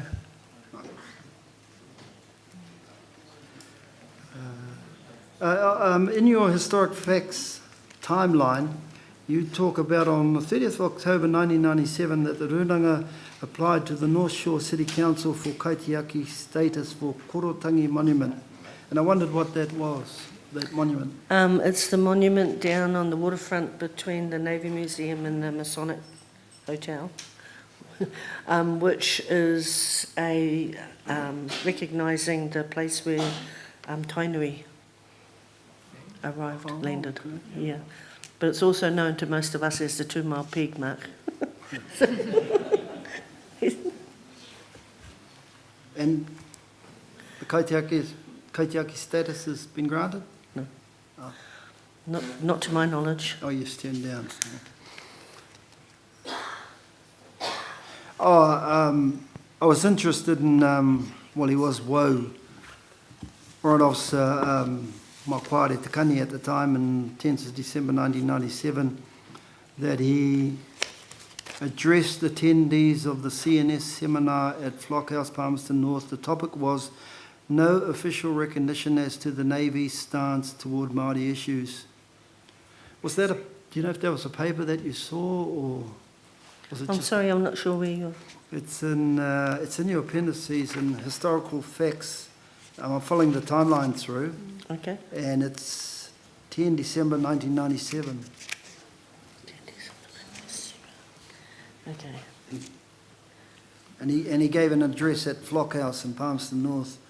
I don't know what a CNS seminar is, but it was a topic that interested me, of the paper, no official recognition as to the Navy's stance toward Māori issues. Did you ever see that paper? No, I didn't, but I'm sure you could ask one of Sitikani. I think he's a lieutenant now. He's still in. That's why I was asking about would he speak would they speak freely in front of if they're presently employed within the Navy? I would hope so, but with him I think he would. Yeah, there would be some that are quite, yeah, that may not. Those were all my questions. Kia Kia ora. ora ki a koe.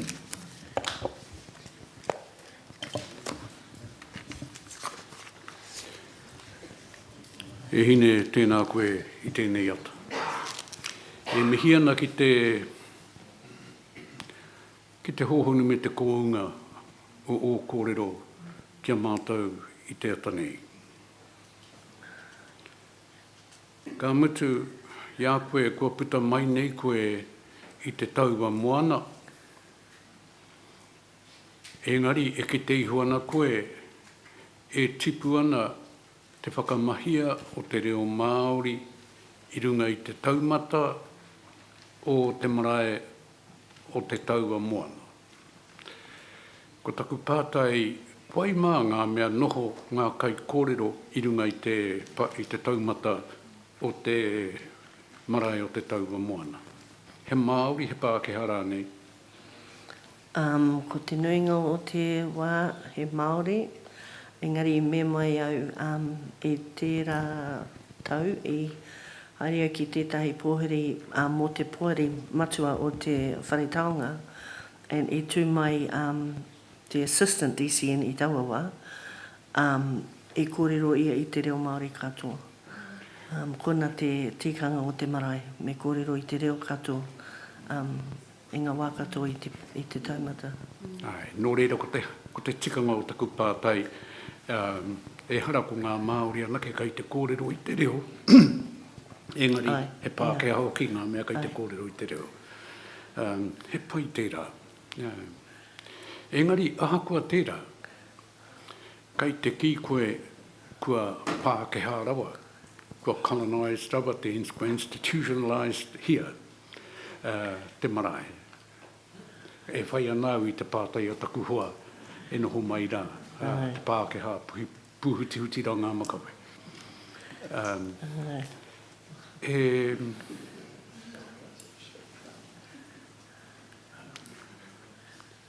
I tai mai koe ki mō tatau i ngā marama, kaore koe i tai mai, ai re rau e kōrero ana mō tōku tū marae. Okay. He nui aku mihi Kia ora. mō tōku tū marae. Me te pai o te manaaki a te taua moana i a mātau. I reira.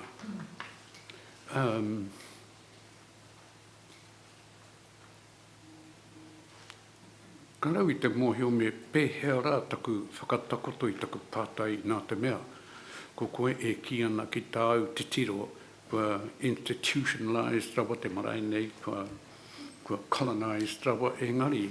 Mēnā ko te tohu, ko te pai o tā rātau manaaki a mātau. He mea pai tunu pēr tērā? Ai, tika tai. Ai. Engari, etahi wā mena ka haere mai tētahi manuheri, well, e hari te manuheri, ka hoki mai etahi ka manaaki tia e mātou e ngā wā katoa, but mena ka, you know, at the end of the day, if the phone rings and the command wants you to go and do something, you're required to go and do it. Mena, kei te manaaki koe i tētahi atu, ko, rānei. Mahu ea ki te marae, kua haere koe. Ai, ai. Ai, kua ki te au te tikanga o tō kōrero. Nō reira, ai. Koe rānua aku kōrero, ka rau te waku pātai, kua pātai tia. Ka rau te hea ki te kaurori tunu i te purini, kai kawa. Nō reira, e mihi ana ki a koe te pai o kōrero. Kia ora koe. Kia ora. Me te maumahara hoki ki tō pāpā ki a hiwi taurua. Tēnā koe. Kia ora, tēnā koe, te rangatira, and thank you for your evidence today and the research that you've carried out. I just want to follow on from our kaumātua's question to you about the marae. So what is the kawa of this marae? Don't duck down like that. I mean, is it, you know, because George McGarvey was involved, Mark Te Kani, Ngāti Whātua is on the scene, so, or is it What is the kawa? Te iwi hiramana. So So what is that? when they all went out with Bert McLean and them, they actually said to all of those iwi, we are going to be having te iwi hiramana kawa. Aye. And to support that, their kōrero was if we were to leave, because at the time, well, there's always been a kōrero about the Navy going somewhere else, we would take our marae and our kawa with us, no matter which iwi we're going to. And in relation to ngā kai kōrero, ki aho, it depends on who's there on the day, to be honest. Mina katai e mātou te, if we have enough speakers, then then whoever is the senior on the day will make that determination of how the kai kōrero will work. So, I turn to my mātāmua because he's been on the taumata there several times now. And he's like, depends on the day. Aye.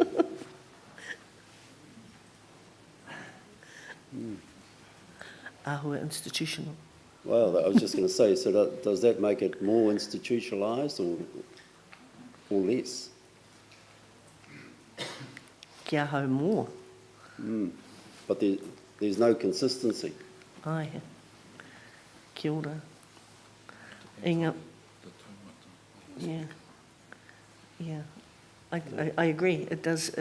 There's no consistency, and lots of So how can that lots of be? tikanga that are conducted are dependent on who perhaps the marae manager is, or whoever the most eloquent speaker is, or the first speaker. And horiko here, yeah. I think that's where like I said, it reads like a standing orders, but it can't be, because why would we go to a reference to have what are we going to do today, when ka mohi o mātou ngā ngai Māori, me mahi a te mahi. Me whai ngā tikanga o rātou tūpuna, depending on who's speaking, yeah. Oh. Right, so that then takes me to another question, which goes back to your paragraph 24, where you say the Navy is becoming more diverse and inclusive, which is generally positive, but you don't think that goes far enough, and there's still a lot of work to do. So when you say there's still a lot of work to do, what are you thinking about there? Well, now we've become an 8-4 marae, which I'm quite disappointed at. Like I said, we were working 24/7 for those first 3 years, but now when you get there, the doors close at 1600, time to go home. And I went back for a tangihana, one of the whaia, and I took my four boys back there. It would have been maybe 8 or 9 years ago, and she was lying there, and I was like, don't worry about that sign. This is a hui mate, it's a tangi, and it's and she would, I'm sure we'll be welcome. So we went around through the gate, and it was closed. We didn't have a pōheri or whakatau. We went on. It was quite sad that they had become 8 till 1600. So yeah, and that's the kind of that marae, influence. just on what you've said, Yeah. it would appear does not follow tikanga Māori. And at that time, that's exactly what I was thinking. What the heck is going on here? Since when did we stop having pōheri at 1600? It doesn't even fit sunset. It doesn't fit, any of the tikanga o ngai Māori. Engari, kona te tikanga. Nei. It's on a signpost. Right. Thank you. And sorry, just at paragraph 45, and I'm just interested in some stats here, saying that when you were involved in the Māori cultural group, there were about 14 of the 30 women on board that joined. So of the 30 women, what proportion would have been Māori from your recollection? Probably those 14. Okay. And yeah. So about around 50%. Right. No, thank you. And thank you again for the evidence you've given us. Kia ora. Paina, kia ora. That concludes the evidence for Ms Tauroa. We're now at 10:40, so we are running a bit behind time, so I wonder if we take the morning tea? Sorry.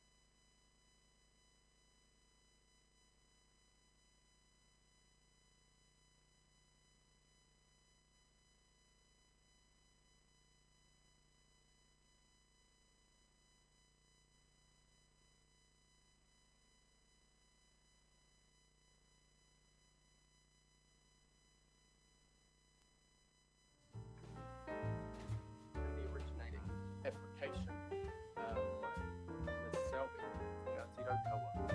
Attached is attachment 3. There's a historical map prepared by Crown Forestry Rental Trust and Waitangi Tribunal, and it clearly delineates Raukawa's aspirations along the coast, but there is a gap in the middle.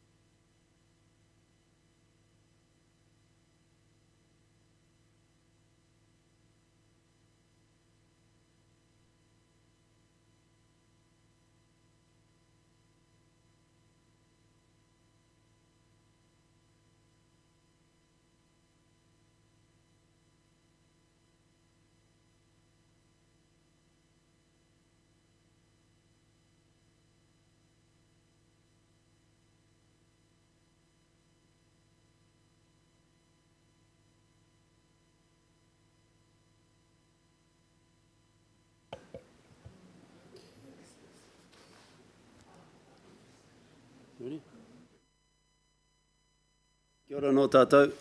Ms Nipping, you get the ready koe. Kia ora, tēnā koe. So we're continuing with Kevin Taurua. His brief of evidence is C6. So Kevin, if you're ready, I'll ask you to introduce yourself to the panel.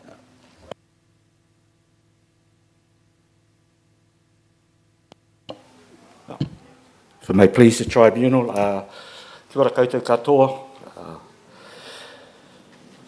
He mihi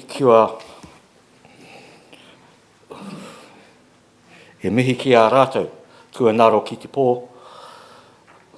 Tākoto rangamāri e mai. Ki a tātou te hunga ora, tia kātou te hunga, tēnā koutou, tēnā tātou katoa.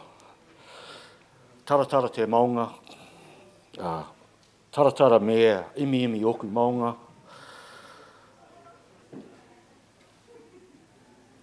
Manga whero me awa roa, oku awa, whangaroa, taku moana.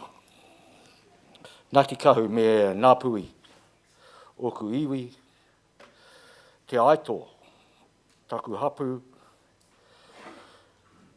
tauroa hemi ona maka, toku tupuna, Kevin Mataara, tauroa ahau. Kia ora, my name is Kevin Mataara Tauroa. I was born 19th of February 1963. I served in the Royal New Zealand Navy from 1980 through to June 1994 for 14 and a half years. Thank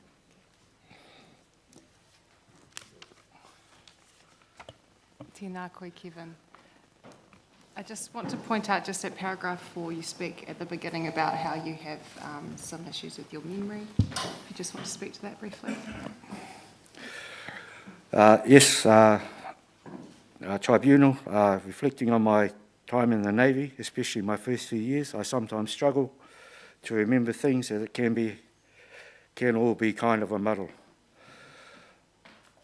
I think this, Your Honour, is probably down to my drinking, my reliance on drugs and my many head injuries that I suffered whilst I was younger serving for the services. Saying that, Your Honours, I can generally remember things, it just takes a bit of prompting and for those right memories to come back. But in saying that also, Your Honour, a lot of those memories I don't want. It was a good life, but nah. Do you want this? Yeah, if you can read from paragraph 5. Okay. I joined the RNZN on 7th of January 1980 when I was 16 years old. I had never been an academic and enlisted before finishing high school. I tagged along to a friend's interview with a Navy recruiter and ended up getting selected and he didn't. I was an apprentice weapons mechanic for a time before going through training and becoming an ordinary seaman gunner. From there I was an able seaman, gunnery rating. Then you become an able seaman.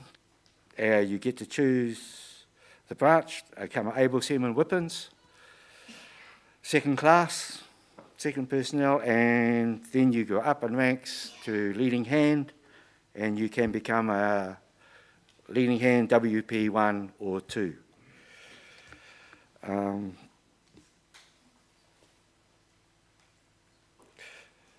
As you go up in ranks, as it says, like with a gunnery rating, at first all you do is you're firing a few guns here and there on ranges. As you go up, you become in charge of the bigger guns like the 4.5-inch turrets, and you also become qualified with demolitions and you start playing with bigger explosives. At one stage, I was offered opportunity to move up to the senior 8s, but my love for travelling around the world, I turned it down. I found more fun travelling. If you turn over to paragraph 8. 8. Much of my 14 and a half years in the RNZN was spent out at sea. Apart from returning home for training courses, I spent very little time at home. I lived on the lower decks as a junior rating, and on the lower decks we were allowed to swap drafts with people of the same rank and branch. I made the most of that, swapping for consecutive drafts, and at one stage I was out on deployment for almost 2 years. I have spoken about this with some of the other sailors who served at a similar time to me, and a lot of them preferred being out at sea. Looking back, it seemed that everyone would get into trouble when they were back at home, often getting pulled up by the captain or the local police force.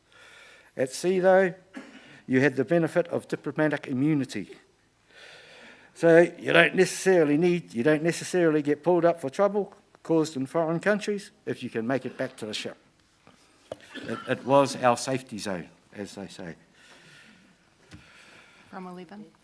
I was assigned to many different ships in my time. My first draft was on HMNZS Taranaki, which was the training ship. I was then assigned to the HMNZS Otago, which was the sister ship to the Taranaki, and then onto the HMNZS Canterbury. In 1985, I was on the Canterbury and we were bound for the US, but we didn't know if we were docking at Pearl Harbor or not. This was around the time of the ANZUS Treaty falling through, breaking down, because of the nuclear ships issue. We ended up going to Aloha Tower, and I have to say that was fun. That was right next to Boogie Street, so it was neat. Despite the breakdown of ANZUS, we still had friendly relationships with the US Navy. And on to 14. Yeah. I was also assigned to the HMNZS Manawai, a survey ship. When the decision was made to allow women to go to sea, the Manawai had quite a few Māori on board and was maybe a 50-50 ratio. My sister Robin was part of the first group of women to be on the crew. We were on board the Manawai together for about a year. We both went over to Fiji and were stationed on the Manawai during the Fiji coups in 1987. Our role was to provide necessary security around the New Zealand High Commission and evacuate if anything went wrong. It was great to have Robin on board, and I appreciated being able to share some of these with her. It was actually really neat. Though she missed the ship. Go there. And there's a photo of the two of you on the next page of your brief. Yes. If you could read from paragraph 15. I also had assignments in the Navy, and I worked at Waitangi. Yeah, that one. Yeah. Yeah. I also had assignments in New Zealand, and I worked at Waitangi a few times, helping to provide transport and security and to represent the RNZN at annual commemorations. I was on ceremonial duty on the Otago in 1983 during Princess Diana's royal visit to New Zealand, and I sat behind her on the waka. I was actually 2 seats. There was a kaumātua, then myself. I was also involved in Queen Elizabeth's 1990 visit to Waitangi, although I never went ashore as I was actually a coxswain on one of the security boats. Regardless, I was proud of working at Waitangi, New Zealand's Day. Although I didn't fully understand why the RNZN had such a presence there, understanding of Te Riti and the role of the RNZN and the Royal Navy is something that I never really got taught to us while we were in the RNZN. It wasn't until afterwards, in 2015, that I learnt about the treaty, what it means, and why the RNZN is involved. If you can share from paragraph 17. 17. During this time in my 1986, while I was on the Waikato, I had a pushbike accident knocking my head. That was one other, well, it was about the second one, I think. I was in Auckland Hospital for just over a week or so. I was told the day I was discharged, no going to the beach, no drinking. So guess what I done? All the notes. I spent the next few weeks walking around the country, about 2 weeks with a mate, walking around Gisborne coast. Yeah, I went to the beach, I went for a swim, and I had a beer. So it was possibly quite a few more than one. But For a lot of that time, my head, while I was walking around the coast, my head was still bleeding and weeping, and I was having terrible headaches. I remember going back after a couple of months' leave. I don't remember dealing with many doctors when I went back. To be honest, it was hard to tell whether I was having issues as of a result of my head injury or whether it was a result of my drinking. This was when my dependency on drugs and alcohol started in order to subdue the effects of my head injury. I talk more about the drinking in the RNZN later in this brief. You can start again at paragraph 25. Influence of the Royal Navy. Historically, the RNZN has had a lot of links to the Royal Navy, which forms part of the maritime service in the British Armed Forces. The RNZN has inherited a lot of the customs and traditions of the Royal Navy. I saw this on the ground, both in the drinking culture in the RNZN and the daily rum ration, and in the command structure. During my time in the RNZN, almost all the officers were European, that is mostly Pākehā, but there were also Americans, Australians, and other people of European background in the RNZN. The first Māori officer I met was Joe Murray. It was actually after he became an officer. He was a gunnery instructor, and I remember correctly, was the RNZN throughout the whole time I was in the service. There were a lot more Māori senior ratings than there were ratings. At one stage, I was offered petty officer, which is what you become before you are a gunnery instructor. I didn't take it, as I wasn't all that interested. A lot of Māori, I think, weren't really interested at that time in progressing up to petty officer or above. Why was that? I think that most of us Māori didn't want to have that role or power over people. We were happier being amongst each other and with each other, rather than simply being someone in charge. I also think that a lot of us Māori wouldn't have wanted to be giving out the kind of orders that officers were required to give. Māori follow by example more than word. If someone shows us that they can do a particular task, and we know they know what they are talking about, we will happily follow them. It's harder to follow the orders of someone, though, who we know doesn't have a clue what they're talking about. We'll still follow the orders out of respect, but we differ, and that changes how we view that person. Becoming a petty officer also meant that you got placed ashore. Nah. All the paperwork, personally, I like travelling around. I like travelling aspect of the job. We were aware of the influence of the Royal Navy and the European way that things were being led in the RNZN. Speaking for who I can, we at Māori accepted this at the time. I put this down to our Māori upbringing and the tikanga passed on to us by our elders. Our elders told us to follow the command of those leading us, which in the RNZN meant senior-rates and officers. However, while this was the overreaching tikanga on the ground, following commands and protocols sometimes meant that having to do things which were against tikanga. This caused confusion for some of us about what we were meant to be doing. The breaches of tikanga that come to my mind now are those more at the day-to-day level. It could be something like having to put your hat on the table when in the dining hall, or having to wear a hat inside. Both of those go against tikanga that I was brought up with. And if you can move to 34. We were also being told to harden up about tikanga, but that was coming from the older Māori men, not European men. They knew that if we went to ask a European officer about tikanga-related issue, it would fall on deaf ears, because European officers didn't know enough about tikanga to understand. And we'll move on to paragraph 37. Kapahaka groups. There were kapahaka groups on a lot of the ships. My understanding is that these were approved ship by ship. and that the groups would only really come about when the command saw a particular need for a kapa haka performance or had been asked for one.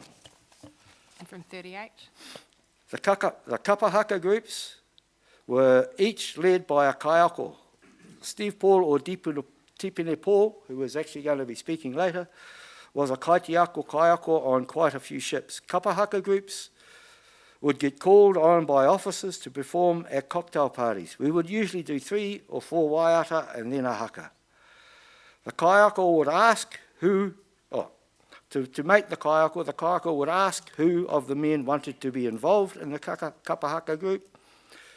The men were always willing, and at the time, we were not concerned about why they were pulling these groups together. We loved our culture, and as Māori, we wanted to put our culture out there.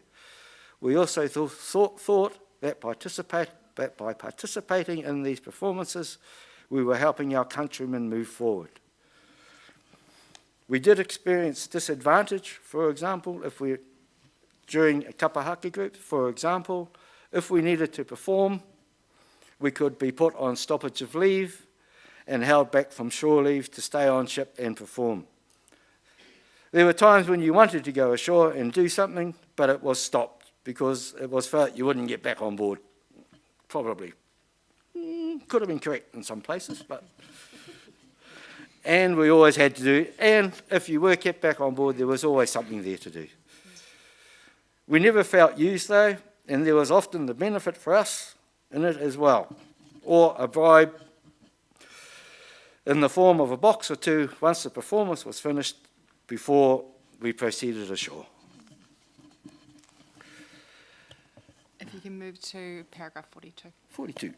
Use of te reo Māori. Te reo Māori was hardly ever used while I was in the RNZN, either spoken or written policy or documentation.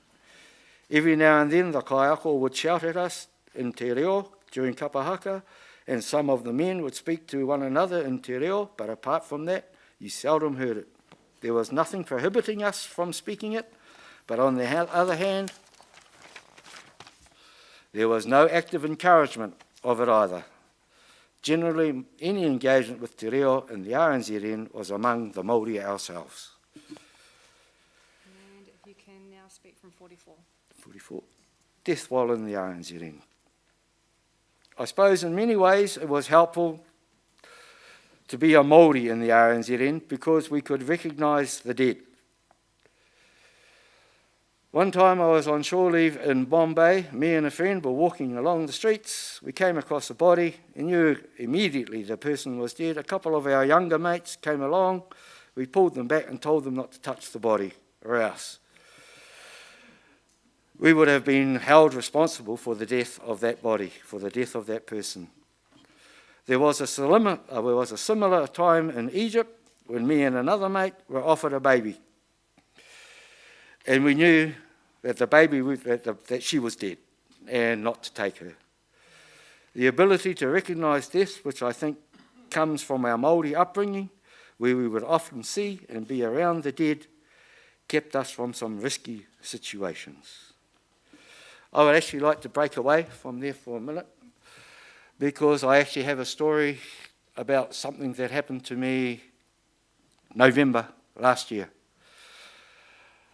during the Iron Māori in Napier.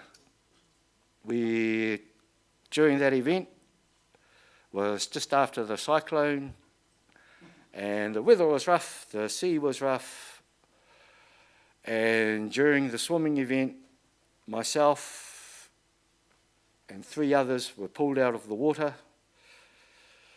When we got back on board, I had managed to glimpse, a quick glimpse at another person next to me, and the first thing that went through my head was, she's dead, don't worry about her, and I kept walking.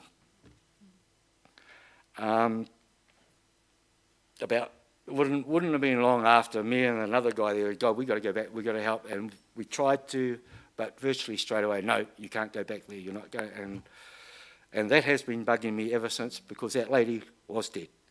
She passed away, had a heart attack, I believe, during the swim stage, and yeah, she was about 5 metres from me, so I'm having trouble with that one. No, I'll go on to 45. I remember once a Māori sailor died when raising the sonar outfit while we were doing wartime exercises out of Sydney. It was halfway through the night when I was doing my rounds and another sailor found him hanging with his head crushed. We pulled him around, wrapped him up, and the exercise was stopped. I don't think we did much in terms of tikanga with his body. It was as we went back to Sydney and took him off the ship, and we were then back out on exercise.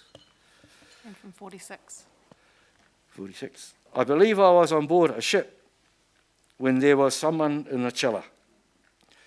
We were never formally told, but all the signs pointed to it. Keeping bodies in the chiller? No, thank you. 47. Suicide. Suicide was quite often frequent in the Navy. I imagine it has changed slightly now, but back then, if you ever had thoughts like that, you'd be told to harden up. For the most part, I think those who did sadly commit suicide in the Navy did it when they got home and heard rumours about their relationships and potential infidelity. I remember one of my friends who was a weapons mechanic. He tried to commit suicide on his second trip. He got cut down, sent ashore and discharged. I never heard of him again. There wasn't any mental health support while I was in the Navy.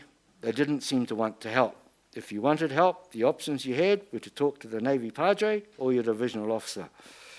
The Navy Padre was usually drunk and seldomly came to the ship, where your divisional officer would tell you to harden up. You were wasting your time talking to them. It was easier to solve your problems with a pint of beer down at the pub. And you can continue from 49. Rum ration.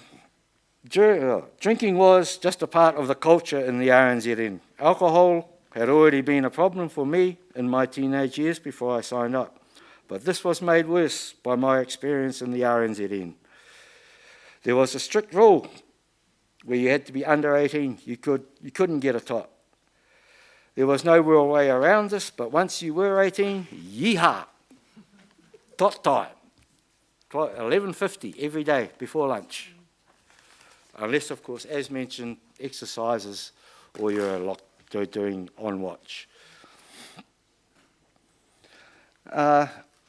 This was a typical rum of Navy that if you froze it, it was even nicer. It came out as golden syrup. And we called it Navy Squirt. One tot was usually a double nip. We also had 2 beers each night at about 6 p.m. Although I can't remember whether they gave it to us for free, though I doubt it, or if we had to pay for it. If you didn't drink, you gave the beer to your mate. A lot of the time, people wouldn't drink their beer straight away, but stash it for when they went ashore.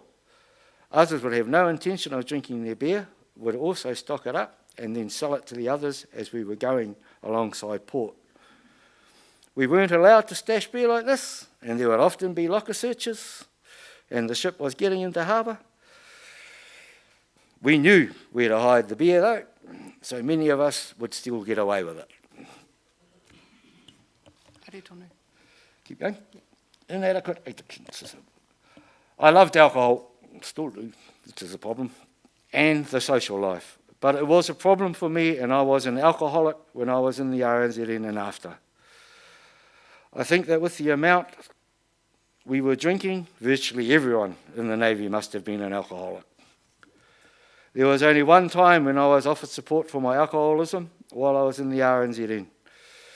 I went to about 2 counselling sessions, but I found the counsellor was going about it the wrong way. I wanted help because of my whānau, but the counsellor was taking a European approach, focusing on independence rather than the whānau-centric or tikanga-compliant approach. If others in the Navy found out that you were getting help, you would be demeaned and bullied from both ratings and officers. Those put-downs would make you not want to go to the counselling sessions. There was no further offer of treatment after that, either during or on my discharge from the RNZN. Addiction issues went further than just alcohol. The type of drugs that would come on board were incredible. it would be commonplace for people to buy certain drugs overseas, bring them on board, and then take them, and then, back to New Zealand. You were told to report these things. I'm no narc. Not many of us like being narcs. Lower deck justice. If you're a narc, you know all about it. During my earlier years in the RNZN, there was an informal system of discipline, which John spoke about, between all the ratings called lower deck justice. If a junior rating got caught by a senior rating doing anything out of line, they would be dealt to. We called this teaching, and could range from getting your hand caught in a door, to slaps on the neck, and the odd fist, to a serious beating. It was a tough life, but it was how we were brought up and what we were taught to accept in the service. How it would go is that you'd be asked, do you want lower deck or the table? From memory, most of us Māori would take the lower deck justice, whereas the Europeans tended to go to the formal punishment. It was also the Māori who were dishing it out, with the Europeans and Māori both on the receiving end. Europeans would do it, but very seldom would you hear of a European giving lower deck justice. It was also very rare for a European to discipline Māori, so Māori had to do it. I think this made it easier to maintain the racial harmony by delegating the violence of discipline of Māori sailors to Māori sailors. One time I was meant to wake up a leading hand who was due for duty but passed out drunk. I gave him a shake, but it didn't wake him. The officers didn't catch him, but if they had, he would have been disciplined, absent from place of duty. I got the blame for not waking him and got a hiding from the leading hand and 2 others. It was just a simple one to the chest. There was another time I got taught a lesson by older Māori men, and by an older Māori man and his friend. It had been rumoured I might be taking a spot on a rugby team. It was actually a combined services team about to go up and tour England. But next thing, during a game of touch, the guy I was meant to replace and his friend both hit me. And I flew over backwards, injured my back. And that was the end of the tour. And as it says here, that's the kind of teachings, that's how you were taught. That's what you were subjected to. It's the old, it had to take 2. I had to take 2 months off work after that one. The idea of lower deck justice was to deal with issues within our own ranks, to stop it going any further and to avoid formal discipline or getting a charge. There was an easier way to go out, and that was just to take a hit. It became normal to me and just went with it. But I know some of the sailors got fairly serious beatings because of it, and for some people, it destroyed them. The system stayed around for most of the time I was in the lower decks, particularly in my earlier years. It was only for ratings, and while I think some of the older officers knew what was going on, they were never directly involved. The system eased as I became more senior. Looking back on it, I think a major cause of that was the decision to let women come out on deployment. Resolving things with our fists was the Navy men's thing to do, but we knew we couldn't involve women in that. Women coming on board created a culture change in the RNZN against the use of physical discipline. 64. Other violence. I was also involved in violence at other times in the RNZN. I was on the Otago. This was my second draft. I was on the Otago when I learnt about street brawling and got my first bottle across the eye. I had a few of those in my time in the RNZN. A lot of that violence occurred ashore with locals and usually involved alcohol, whereas violence on board ships was more for discipline or teachings. This violence was known to everyone, including the seniors. Okay, we'll jump to paragraph 70. Yeah. Discharge elect. I was discharged from the RNZN in 1994 after a urine analysis found drugs in my system. I didn't receive any support from the RNZN or the government after I was discharged. And to be honest, I kind of understand that given the circumstances. I understand that a lot of my friends who left did courses and got help to transition into civilian life. I didn't get any of that. I'm a member of the RSA, but I don't receive any support from the Veterans Affairs. Well, I didn't. I think I might have signed up for that. But the RSA has helped me get my hearing aids, which I don't have on, and glasses, which I've lost. Something that is needed, having been a gunner, yeah. And if you can speak to your reflections at 72. Yeah. On the whole, I like my time in the RNZN. While there were times I got into trouble, I loved the lifestyle and the opportunities it gave me to travel overseas and to see the world. Like all the armed forces, the RNZN is all about teamwork. We would spend months aboard together, and with a crew the size of about 250 people, we became very tight.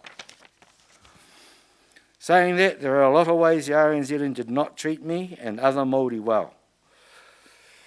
Were they trying to assimilate us? Were we European robots? Yes, we were. And that's because we had to do what we were told to do. There were many things like the kapahaki groups which seemed fine to me at the time, but looking back, the RNZN was using us as a people, using our culture to help themselves. This was intentional. They knew what they were doing. And this isn't a new thing. If you read the Māori history books, they all say that our kindness, generosity and belief in ourselves, which were part of our culture and our way of doing things, were used by the Europeans against us to mislead, deceive and destroy us. We are a party to the treaty, yet we are disrespected, ignored, uninvited, backstabbed and lied to. This is a larger than military service. This is colonisation this colonisation has affecting our mental health, our tamariki and our society. I understand, Kevin, that we'll leave it there, but you had other words that you wanted to add in conclusion. I'd like to break away from this because I actually did have a song here written by Bob Dylan. The song was Blowing in the Wind. I'd like to let you ones read that, and I'd like to go on just a very quick summary that I've made, and it goes quite simply. Your Honours, Te Tiriti. Te Tiriti was signed 50-50.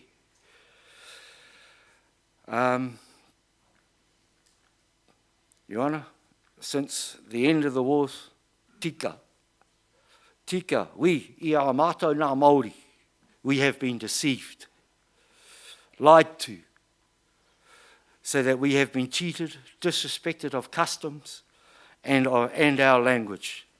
Purai tahai, cheated of our country. Respect, whakauti, to treat something how you wish to be treated yourself. Is it respectful to change your friends, your allies, your host's language, change their customs? Manuhiri, haere mai. We invited our allies, our comrades, trusted friends to come and share a little in God's zone. I say this, Your Honours, because as mentioned back, I had the privilege of being up in Crete for the 75th celebrations. And talking to members of the 28th Battalion, Your Honour, they came back to us, Your Honour. They took up our invite to come to God's zone, to come and share our country. They came, but they were taking, Your Honour. With the help of our puppet governments, they were cheating us. New Zealand's government, representatives of the Crown, Aotearoa's government, Kāore. Puppets under the leadership of New South Wales and Big Brothers America, South Africa. In more recent times, Your Honour, the super cooperates. Since the end of the Great Wars, Māori have been fighting a secret, silent war against our trusted friends. Hini Naro, mental health. Have I mentioned genocide of the Māori race? And I have one other question, Your Honour. How many people here have heard of the doctrine of discovery, Your Honour? Your Honour, kōrero tika, we have been lied to. Pūrai tahe, we have been cheated. Takakino, we have been murdered, Your Honour. Is there a way to solve all this, Your Honour? Yes. But it all needs to start with something. And that something is something very small. It has 5 letters. Starts with a S, ends with a Y. That word in the middle means so much. Those 3 letters. It's worth millions. Yeah. Yes, Your Honour. Thank you. Kia ora, thank you for that, Kevin. I understand that our learned friends from the Crown have a question for you. Oh, yeah.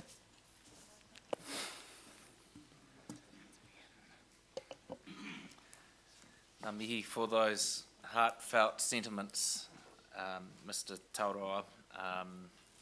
We've heard them. My question relates more to practical matters, and you probably know where it lies, but you did mention in your brief of evidence at paragraph 54 that when you received counselling, addiction counselling, the counsellor concerned was going about it the wrong way, was taking a European approach, focusing on independence rather than a whānau-centric or tikanga-compliant approach. And I'm just wondering if you might expand on those ideas and give us a better sense of what would have better supported you as a Māori serviceman. Ooh. Ooh, that 54, eh? Mm.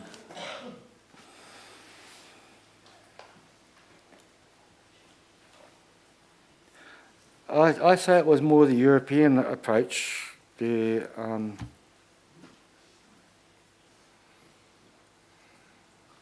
Because it was more about that they wanted you, they wanted you to become their robot. And so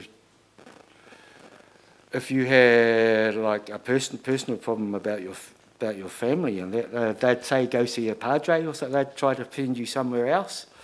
And it was virtually you were getting sent from person to person to person to person. And ultimately, none of them could help you anyway, because most of them were Europeans, or virtually all of them. And that was where a lot of that, like a part of my question is what sort of treatment. It's the role models. The role models we had to follow, they beat us, and they were hard drinkers. And the role models they were following were the British role models, and they were doing just as much drinking. They weren't beating us. Otherwise there'd be bigger racial problems. But no, it was the role models. If the role models change, it's like now. The Navy is changing, as I said, with the introduction of women to ships. It changed quite dramatically, quite quickly. Within that year that I was actually on board ships, the complaints that the women were making, men, we would have just been told to piss off. But because it was a female, like things were changing, and I won't say it was for bad, because it's all ended up good. So it just didn't seem right at the time, because it was, yeah. Tēnā koe. Your Honour, if the panel have any questions.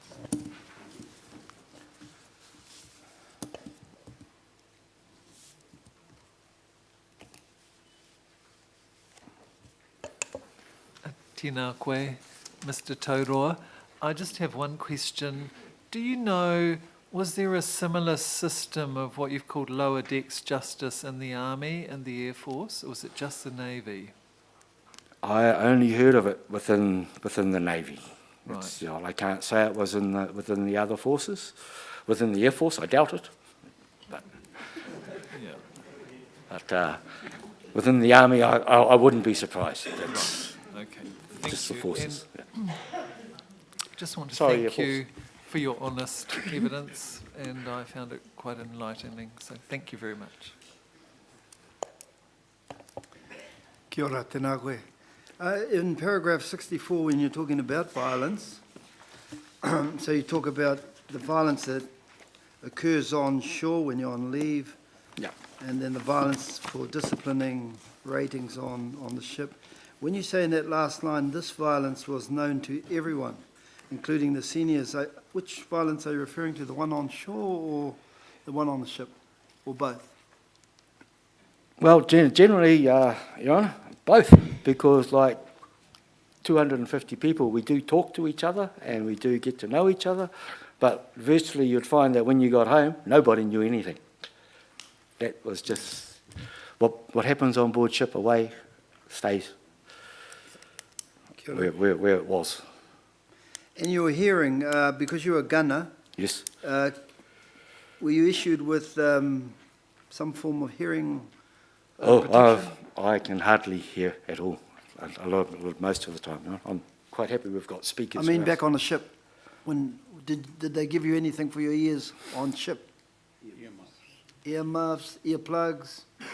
They did give earplugs, but like when you're loading a 4.5-inch turret, you're moving around and they fall out. And like if you're up on the GDP, like the gun direction platform and the 4.5-inch turret's going off, they're a waste of time anyway.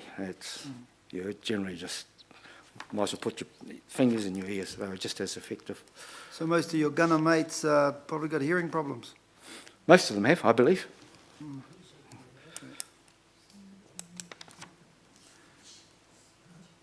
I was going to ask about the woman on board, but you've answered that one.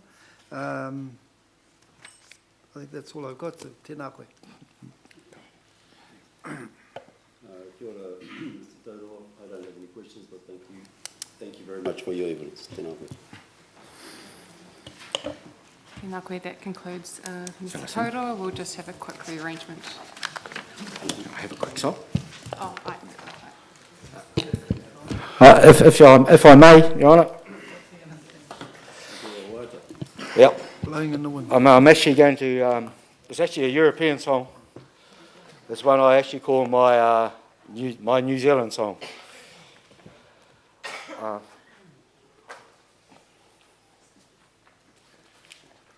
It has been written in the book for man that all men are equal under the sun.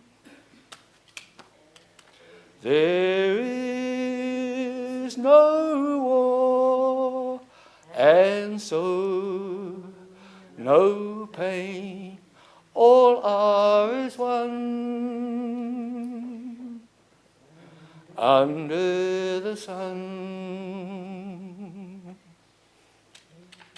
When stripped of all material gain, all men are equal, equal under the sun. Chorus. In the land of the free, in our own country, where our babies are born as one, where they learn to be men, to lift up their faces, and then walk hand in hand on into the sun. Verse 2. And God, He smiles on these two little isles, nestled in peace, and and beauty under the sun. His rays shine down on each little town, all are as one under the sun. Back to the chorus. In the land of the free, in our own country, where our babies are taught as one, where they learn to be men and women and lift up their faces, and then walk hand in hand on into the sun. It has been written in the book for man to follow God's commands. Kia ora mai tātou. Thank you.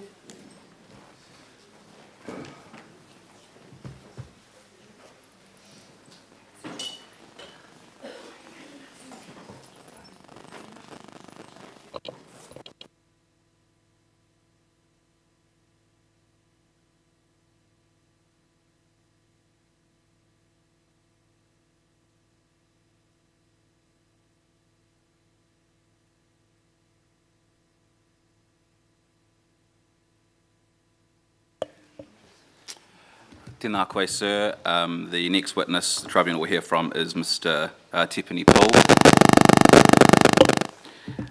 His evidence was filed on the 24th of April and has the appellation number C21. Mr. Poole, can you please introduce yourself to the whare?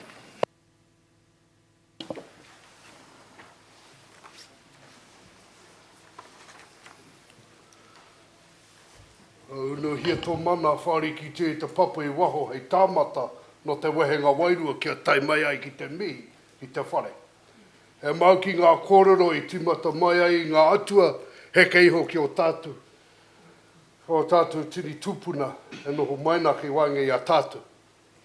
Wai ho tia mai era o ngā taonga mo ngā uri hakatupu. Koe nola. He te whare e tū mai e tolo mai ona ringa ki a tātou te lāne. Pera anō te whae e papa tuanuku kei wahona. Pera anō hoki te wāwahi o te uru pākone, te nano koutou. Te nano hoki koutou kia koutola e te tribunala mea matu hoki i ngā tangata kua haumai mui i tō koutou aroaro talānei. Hore noa, tēnā koutou katoa. My name is Tipini Poole.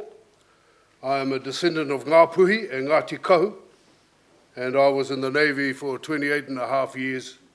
I joined in January 1976 and retired in 2004.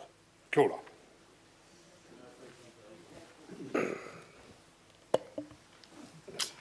Tēnā koe. At paragraphs 3 to 6 of your evidence, you talk about your background and your time in the Navy. Are you able to please speak to that? Well, as I said, I joined the Navy in January 1976, initially as a communications operator, and after about 8 months I transitioned into the electronic warfare trade, and that became my core specialisation through to my retirement albeit with some deviations from that career path while I was engaged in different roles overseas. Tēnā koe. At paragraphs 26 to 35 of your evidence, you talk about the treatment of Māori culture in the Defence Force. Can you please expand on that? What paragraph was that, sorry? Paragraph 26 to 35. Yeah.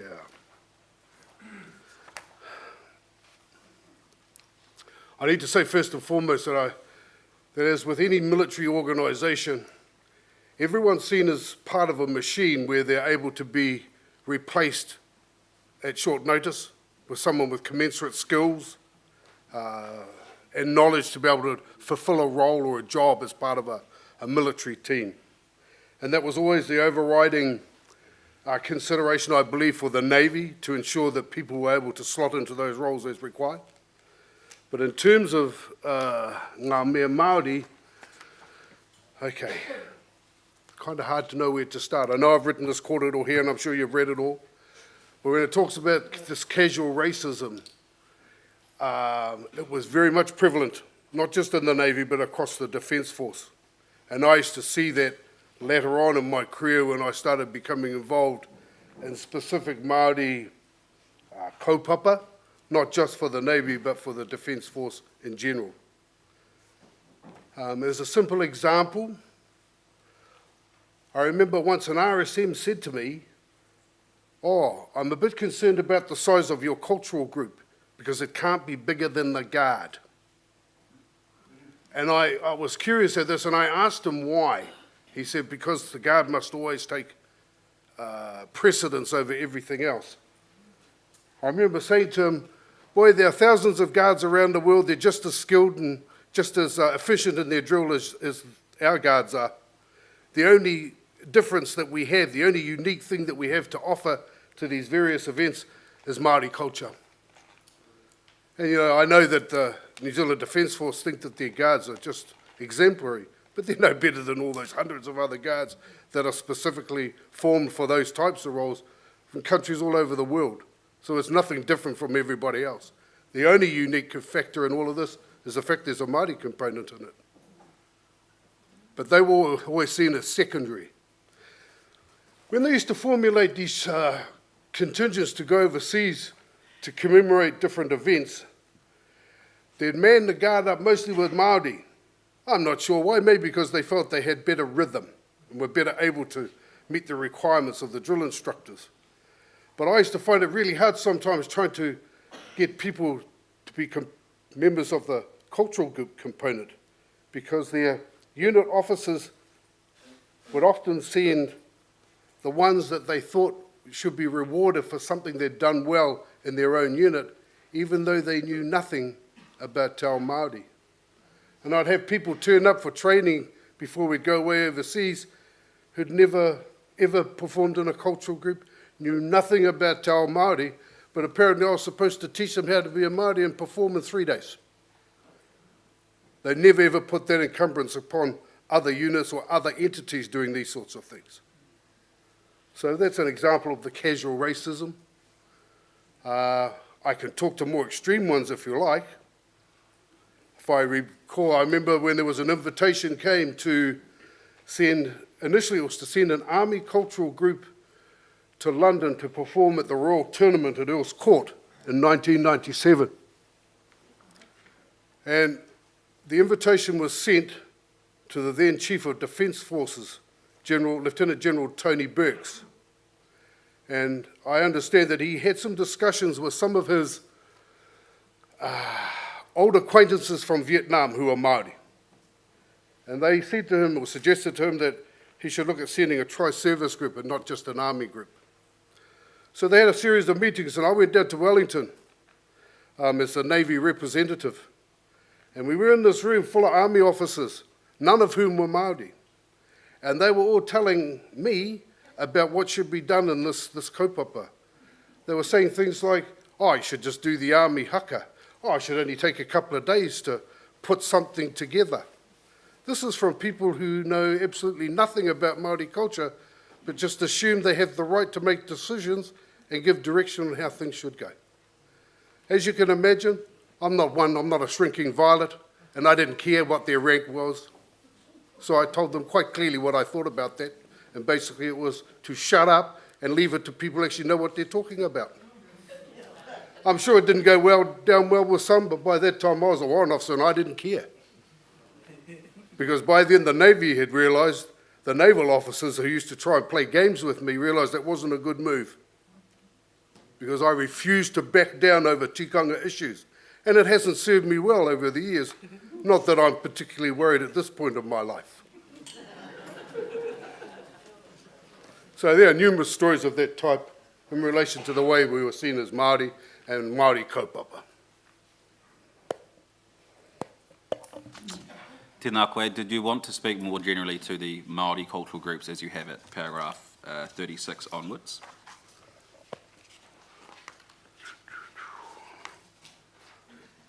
Yeah. Most of the ships, if not all the ships, had cultural groups in my day.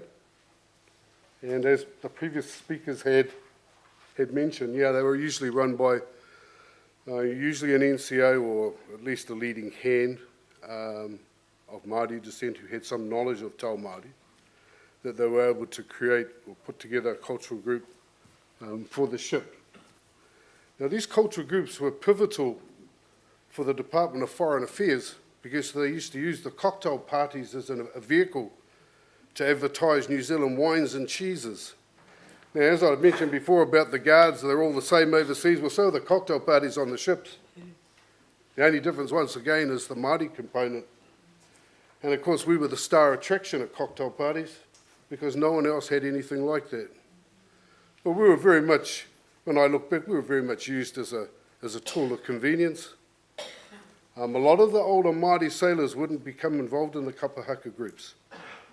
And I used to think about that a lot when I was younger, but looking back on it now, I actually think that some of those older, more knowledgeable Māori who were senior rates didn't want to participate in that because they didn't think it wasn't with the authenticity, nor was it with the appropriate applications of tikanga in their view.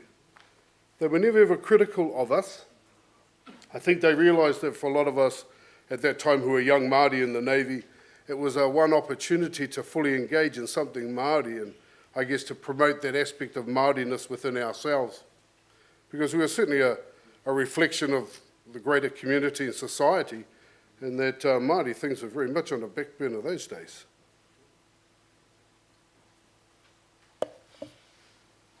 Taking you to paragraph 55 of your evidence to 72, you talk about the Navy Marae, including the kawa. Can you please speak on that? Oh yeah, okay. Well, at the risk of upsetting some of those who are no longer with us, there were some big discussions around the kawa and the naming of things at Te Tawa Moana Marae. And I had some marked differences with the views of some of the kaumātus of that time. Now, they had a meeting at what was sometimes a gym, sometimes a church down in the Whillamoe Naval Base. And we were advised that there was an ope coming from Tainui to have a kōrero about the marae. And it wasn't until they arrived and I saw who turned up that I realised it was a bit of an ambush.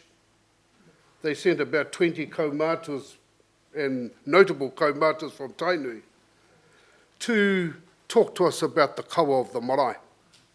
And when I spoke to some of them during the lunch break, they were very non-committal. And I think they were not necessarily comfortable with some of the things that were being proposed. So they wanted to adopt tau utu utu at the marae. Personally, I think some of the kaumātus from the Navy decided to follow that recommendation because they were acknowledging Ngāti Pāwa in that space. And I kind of get that. But then, towards the end of the hui, a well-known kaumātu from Ngāpuhi by the name of Patariki Tūpoto Manoa Kai Aiaruka from Tāheke arrived. And he said to the hui, Ngāpuhi fully supports the Navy building on marae, but if you adopt Tainui kawa, Ngāpuhi will come down. And so it proved on the day of the opening of the marae, there had been all these discussions about what kawa should apply. I remember Ngāti Whātua turning up in force the day before the opening and climbed into George McGarvey and I, because all our kaumātua was away having a few beers. And in the lead up to the opening. And they got into us about that. And I remember saying to those kaumātuas, you know, this is reclaimed land. This land was reclaimed using buckets and spades and wheelbarrows, because some of the kaumātua of the marae that were alive at that time were actually participants in that. And I'm just reminded of one of our matuas, Uncle Tom Manners from Omanaya. He joined the Navy in January 1952 and died about 5 years ago, 6 years ago. Well, he was one of those ones that was moving that dirt to reclaim that land. And they had all talked about it, because he and some of the others had shared with me that they'd always envisioned a marae for the Navy, because they were over trying to conduct tangi in their own homes. Now, the majority of them at those times, I understand, were living in naval housing. Well, it wasn't seen as an appropriate thing to have huge numbers of Māori having tangis in their private homes in those days. And there were occasions where other non-Māori sailors would make formal complaints to the council about the noise they were making at the tangis.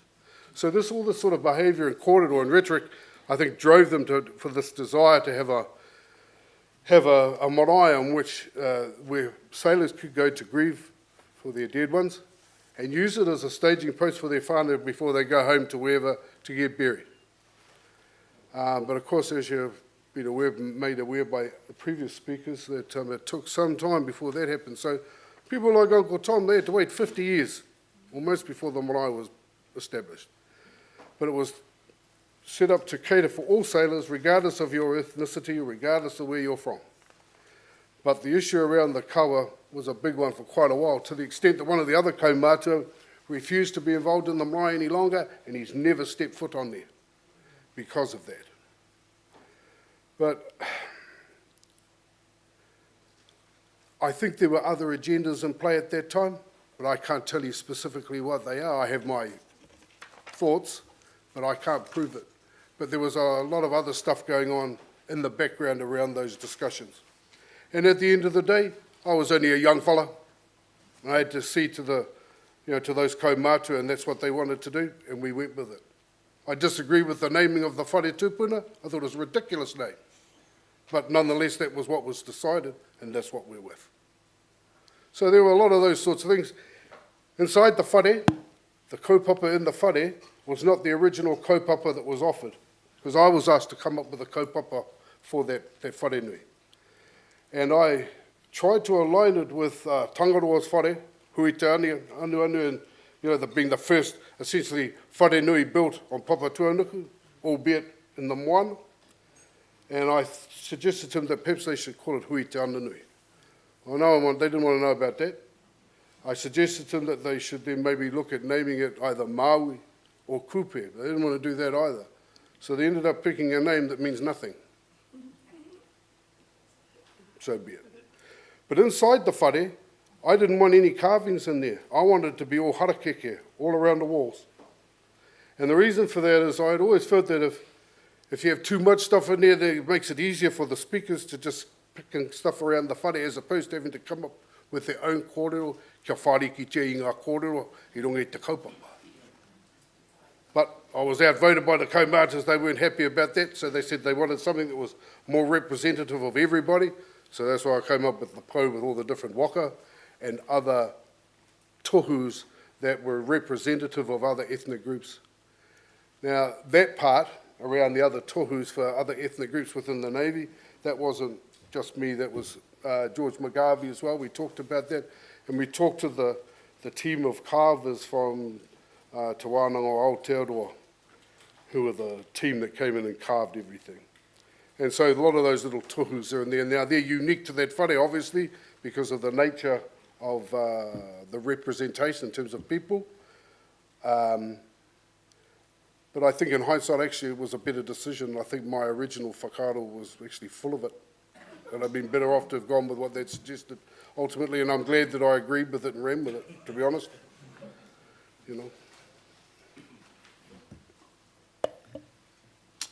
Taking you back a bit earlier in your brief at paragraph 11 to 25, you discuss the general Navy culture, including alcohol and violence. Did you want to speak to that?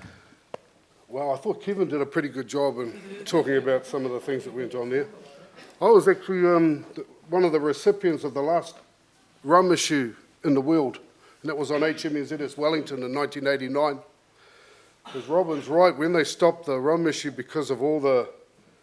There had been a series of car accidents, and there was one on the Auckland Harbour Bridge involving a sailor who was killed, I think, and it was because of excess alcohol. And I think the then Admiral decided, oh, this is enough, and he just chopped it. Well, I was on Wellington, and we were in the Northern Hemisphere, so the last day for the rum issue, whatever day it was, because we were in the Northern Hemisphere, we were a day behind. So after it had stopped here in Aotearoa, we still had an extra day because we had yet to come across the equator. And it turned into a huge event, and it was, there was a lot of alcohol consumed that day. And that was nothing unusual. As Kevin's spoken to the issue around alcohol and alcohol abuse, there were a huge number of functioning alcoholics in the Navy in those days. Huge number. And they were very good at hiding things, and the mates were very good at hiding them. You know, we had examples where guys would go on a binge for 3 days in a port, come back on board the ship at 7:30 in the morning, we're sailing at 8, and they'll sleep for 2 days before they're capable of actually doing any work. So we'd cover up for them, and then they'd have to work really, really hard when they came out of that drunken stupor. So this is what sailors do. This is not just about, because we like to get drunk. This is all about sailors playing games. Sailors used to look to do the things that would upset and offend people in the greatest possible way. If someone would do something offensive, they'd look to do something even more so. That was the stupid nature of the behaviour sometimes. And I think that, I don't know whether that was a behaviour that was learnt from the Royal Navy or it was just something that was homegrown. But there was a lot of that sort of behaviour went on, a lot of violence. I didn't find the violence part too tough. I was happy to accept the Master at Arms punishment rather than going to the captain's table. Not because I was, indifferent to that, but I didn't mind getting a thwack. That was nothing for me. What I didn't like was the potential of getting fined, because we didn't get paid that much, and losing my leave, because that was one thing I hated, was losing my leave. And believe me, I lost a few days' leave over the years. But there was a lot of violence, and the Master at Arms would say to you, do you want captain's punishment or mine? And I'd always say mine or his, That was just part and parcel. I think Kevin was right. Most of the sailors would do that. In our day, there wasn't any stealing on the ships, not that I can recall, because the consequences for that were pretty bad. So we used to get paid every second Thursday, and they'd give you your money in a little wee envelope sealed. You'd have to open it and check the right amounts in there, and you go down to your mess. I could throw my money on my bed, on my bunk, and leave it there for a weekend, and it'd still be there on Monday. No one would touch it. And that was right across all the messes, all the ships. Because if you did something like that, like taking someone else's money or stealing in some way, they'd put your hands over the hatch combing and drop the hatch on you, smash your hands. You only need to see that once, you'll never steal again. Now, people will say, oh, God, that's barbaric. Yeah, well, the Navy was barbaric those days, in some respects. And our behaviour was barbaric. We were uncivilised sometimes when we went ashore overseas, looking to fight, looking to chase women, and looking to get drunk. Not necessarily in that order.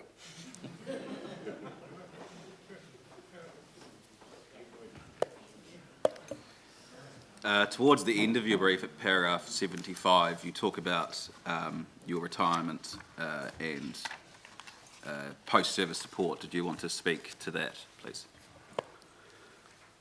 Yeah. Before I retired, I had a doctor at the Navy Hospital I had a great deal of trust and faith in. She was a wonderful doctor, and she was really worried about me. She wanted me to...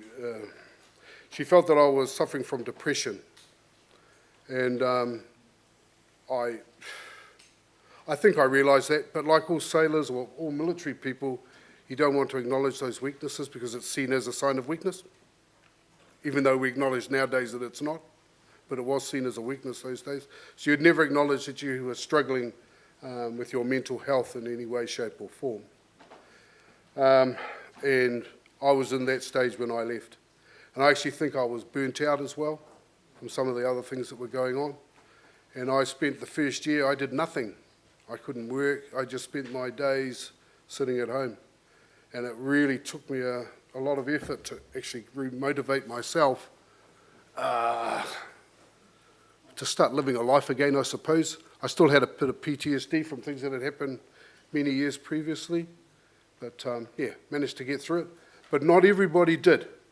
There were other men that I know who have suffered from severe PTSD, and it was never addressed properly by the Navy. I can remember one of my friends who went to Cambodia with the UN Peacekeeping Force in the early 90s, and it really impacted on him that time there and some of the things he experienced. And he came back and he wasn't the same. And then after I retired, a few years later, I was working with some high-risk offenders at the maximum wing at Auckland Prison. And I walked into the intensive support unit for those with, that are at risk of self-harm or have got mental health issues or whatever in the prison. And I saw my friend in there. And his life had just been destroyed.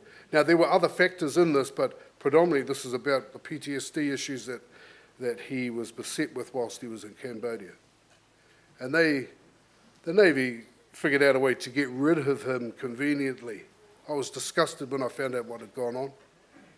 And they found a way to basically get rid of him. So there was a lot of that sort of stuff went on. It was all done on the quiet. And of course, we were none the wiser those days. We didn't know who we could complain to or talk to about it. And there weren't very many sympathetic ears, to be honest. So, yeah.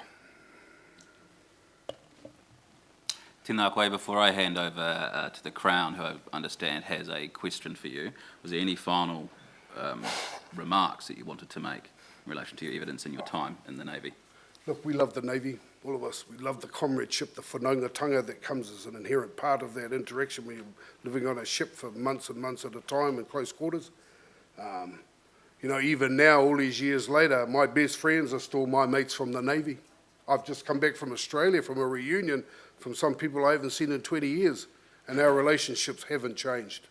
There is a real sense of whanaungatanga amongst us, and the marae exacerbates those connections. It's the one shining light in the Navy these days. I remember I used to go to the marae before I retired to, welcome manuhiri and all that sort of stuff. And all these visitors used to come from overseas.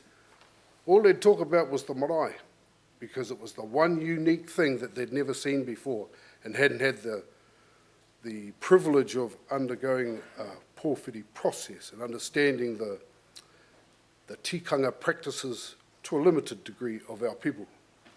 And they all loved it. So I think the Navy's lucky to have that marae. It's the one thing that attracts people.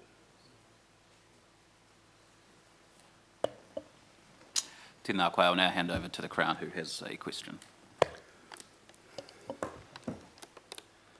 Thank you, Mr. Paul. At 23 of your brief of evidence, you refer to there being very little by way of mental health support in the Navy. The mentality was suck it up or get over it. Yep. And then at paragraph 24, you give a pretty powerful anecdote of the one effort that you can recall being made to support you that completely missed the mark. So my question is, what do you think ought to be done to deliver mental health support in are there any te ao Māori processes, for example, that you think would better avail servicemen like yourself? Okay. Yes, there are. That's the first thing to say. Secondly, I doubt very much whether it would have been allowed in the Navy in those days. They're very close-minded about alternative ways of dealing with issues. Certainly the hierarchy was. In terms of what could have been done, I'm mindful of some of my grannies here in the northeast to talk about what would happen when the Tawa, the war parties, would come back from their summer expeditions in other parts of the country. And I'm mindful that when Hongi Hiko used to return back to the north and the wakas would be beached and the men would get off with the slaves, it's the woman that would come down and kill the slaves in retribution for the loved ones of their own that had been lost. But the men that came back, many of them were damaged from the battles, not just physically, but emotionally, spiritually, and mentally, despite the preparations before they went. But when they came back, they used to talk about they'd have a whare on the traditional pa site where the men would go, and they would stay there while they went through almost like a debriefing process, for want of a better term, but essentially to remove the taint of all that stuff out of them. It's almost like, so, you know, on a Monday you're killing somebody, on a Wednesday you're back at home, so it should all be sweet as and there shouldn't be any dramas. Well, clearly that's not the case. So there are Māori processes that can be utilised to deal with those issues. So often when they'd go, as my elders would tell me, they would take them to this particular whare on the pa, and they would stay there for however long it took to take them out of that, I guess, that frame of war, and that frame of death, and back into the world of the living, because they couldn't take that mindset back into the whānau because of the disruptive nature of that sort of stuff. I'm mindful too that before the Māori Battalion went away to the Second World War, certainly A Company, they went through a process of preparation. And they tell the story about they having all these fellows from A Company lined up and marching down this road, and these tohungas standing with these big buckets full of water and these brushes and shaking over them as they walk past. And they missed one fella and they made him go back and they poured the bucket over him because they thought he needed an extra dose. You know, so there was humour in amongst the tapu nature of the mahi that they did. But the problem was when they came back. Now, if I'm reminded of my uncle Marty Marsden, he was shocked when he came back from the Second World War. Before he went away, there were over 70 tohunga involved in te whare wānanga o Ngāpuhi. But when he came back, there were only 17 left. So I don't think that there were, and there weren't necessarily the right processes undertaken when those men returned. And the consequence of that, well, I don't know how many of my uncles that were in the battalion that were alcoholics when they came home. And I've watched over the years the suffering of their spouses and their children and grandchildren, and the issues from that drinking and that trauma are still manifest in those mokos today. So it's been multi-generational because the right things weren't done to take them out of te ao pākanga, the world of battle, fighting and all the rest of it. And the same thing could have happened for these fellows. But I don't think the Navy was ready for that. I certainly don't think the Defence Force was. There may have been individuals who undertook those types of processes of their own volition or with their own whānau, but there was nothing in place to deal with that from a cultural perspective in the Navy, to my knowledge. And apart from whakanoa processes along the lines you've described, what about just treating the stress associated with service in general? I mean, the anecdote you provide us at paragraph 24, you refer to a dream that you presumably had on a recurring basis, and you felt that the person who speaking to you about managing stress was completely ill-equipped to deal with that. Yeah. So do you have any comment on how to provide support throughout service? I think part of I can't talk about what's going on in the Navy today. I know there are a number of things that have changed fundamentally, and it's got to be applauded. But certainly in those days, there just weren't the resources nor the structures to deal with that appropriately. Essentially, yeah, there's a bit of counselling, and if that sticks, it sticks, and then get on with it. It sounds a bit negative, doesn't it? But that's what it was. So. Kia ora. I'll now hand over to the tribunal, should they have any questions.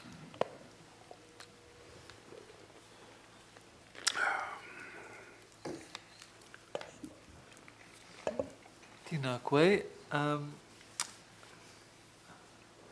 You say in paragraph 84 that there's been some significant improvements. Those seem from the evidence so far to have been driven by Māori in the Navy. What about, and you talked about the reaction of Ngāti Pawa, or Ngāti Whātua and Tainui and Ngāpui to the whole idea of a marae, but what kind of support was there from the iwi that and the hapu that people that sailors belong to, or the hapu and iwi of those areas, to you establishing a marae and bringing Māori culture further to the forefront in the Navy? Were they supportive? Did you get a lot of support and help? There was certainly support from the wider whānau of sailors. Yes. So at the actual opening of the marae, there were representatives from iwi throughout the country who attended, mainly because they had whānau that were involved in the Navy, or they had some other role to do with the Navy. And they talk about the kawa, and on the morning of the opening of the marae, there's this big hoo-ha, and of course Te Ariki Nui was coming, and she had all these tohunga with her, but the one that was going to open the marae was Te Ao Pehi Kara. He was that tohunga, had that beautiful white toko. Very impressive man, lovely man. Anyway, and he was coming on with Te Ariki Nui. And I could see these Ngāpui kaumātuas, and they kind of disappeared. So anyway, they come coming through the wahaloa, come up onto the marae ātea, and I see these Ngāpui kaumātuas have already set up the pai, and they're already sitting there. So when people say to me, what's the kawa of Te Tawa Moana, I say, ko Ngāpui tēnā, because they were the ones that set up the pai inside the whare, first and foremost. So there was all those sorts of shenanigans going on, and as is the Māori way, yes, I would suggest. And yeah, so there was lots of those sort of discussions and dramas, but we were very clear that we needed to have our own style of interaction to cater for the, not necessarily restrictions, but the other things that we'd have to deal with in terms of Navy mahi. Sorry, I've lost my train of thought, but essentially, yeah, we had to create our own style of doing things, because if we had adopted Tainui, everything about Tainui, or everything about Ngāpui, or everything about somebody else, it would have caused real dramas. Guaranteed. Yeah. It had to be something that was representative, not just of all the tribal entities and such, but also of other ethnic groups. And that was always the overriding concern for us. It needed to be inclusive for all sailors, past and present, and those coming in the future. So, yeah, those were, these are the normal things. I don't think it was anything unique. It was just a normal part of the discussions around a contentious location where various iwi interests who claim mana over that space. Just a normal thing. But the hierarchy certainly didn't want to know about it. They didn't want to have to deal with it. They're happy to leave it to us. And so it was the product of the Māori sailors rather than Māoridom. But were you inspired by Hoani Waititi and the urban maraes that were around or starting to develop at that time? Well, okay. So Hoani Waititi, John Waititi was a friend of my dad's at St. Stephen's, and afterwards until he died. And then, of course, I've had a long involvement with Hoani Waititi Marae, given that you're using that as an example this morning from its opening right through until today. I'm still involved at the marae and the kura. But the Navy marae could never be like that, because there's an entirely different sort of set of circumstances and things to be managed as such. Because at the end of the day, Te Tawa Moana is a marae, and it's just a marae, but it's still a marae that's part of the Navy. So it has that unique nature in terms of how it functions, yes. both good and bad. Sailors, both Māori and non-Māori. I beg your pardon? For all sailors, not all just sailors. the Māori sailors. All sailors. Yeah, I'm just trying to see how all of this fits into what was going on in the 1990s. And I found your evidence very helpful, so thank you. Cool.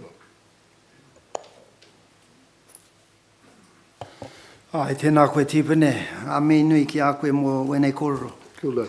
Yeah, I did too. I found it very perceptive, based on experience, very free and frank.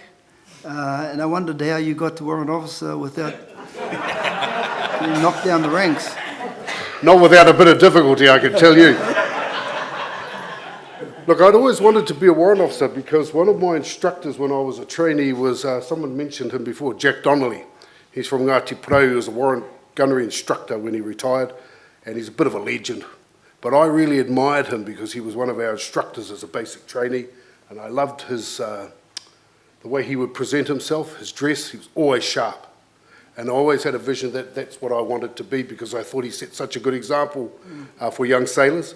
And whilst he was a man of considerable power and influence, he was never a bully. Though he wasn't one to put up with rubbish, so that was for sure. But yeah, he was very much loved and respected as Mr. Donnelly. And yeah, I wanted to be like him. And I'm sure there were many other sailors who had similar thoughts. But yes, it wasn't without a few hiccups along the road.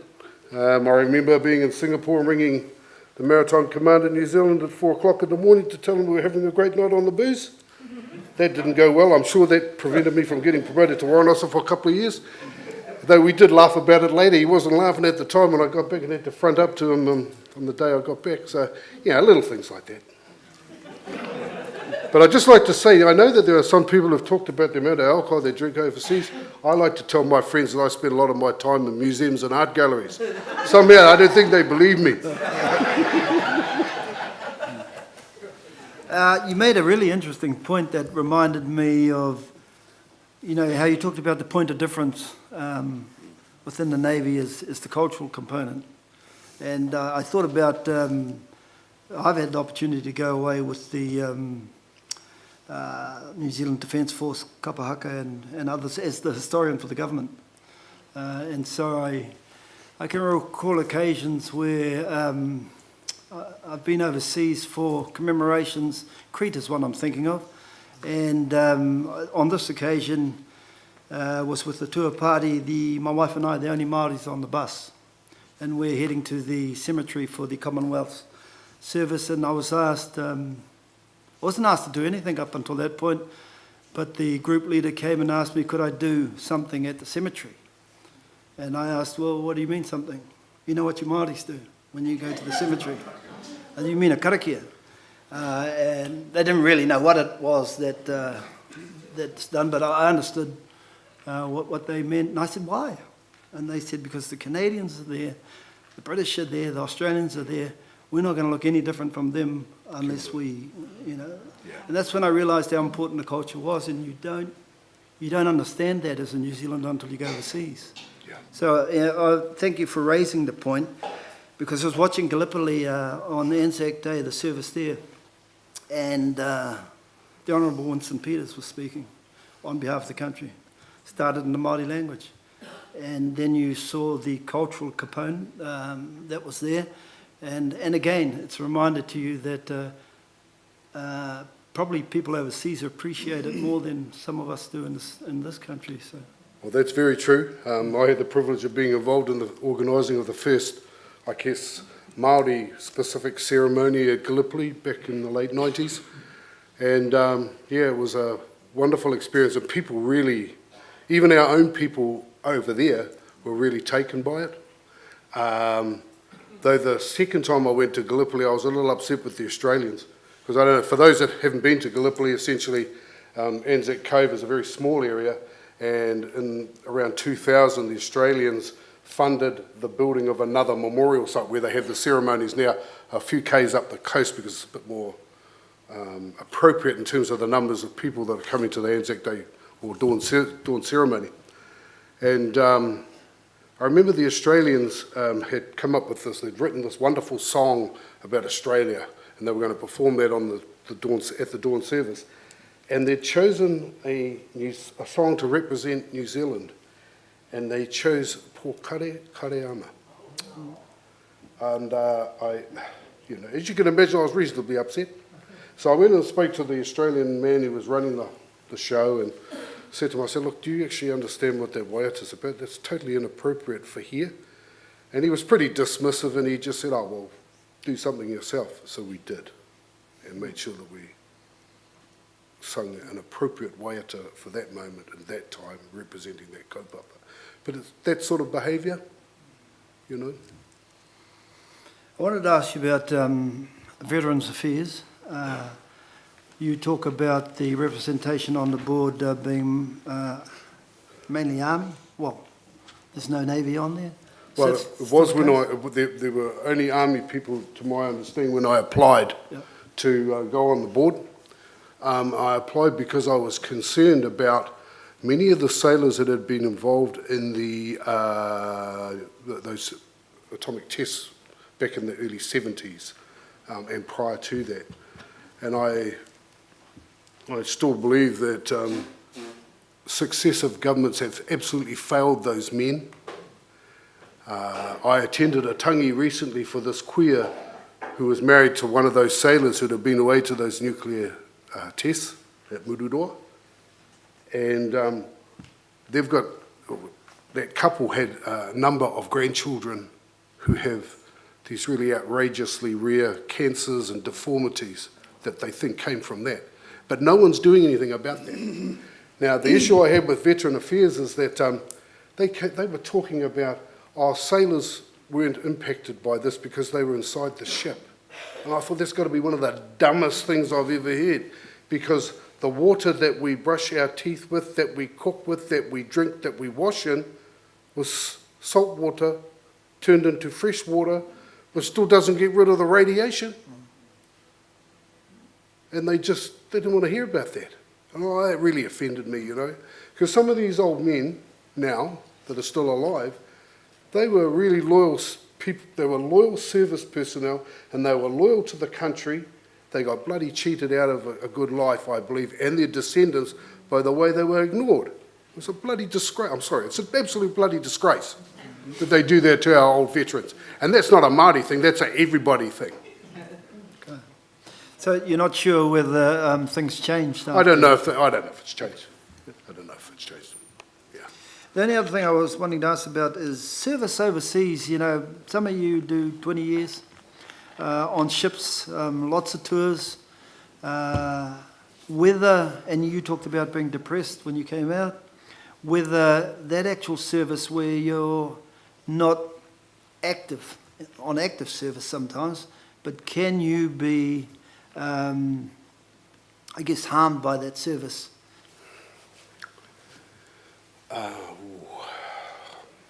Different ways to answer that question, I guess, but I love the adrenaline rush, the risks associated with some of the stuff we had to do.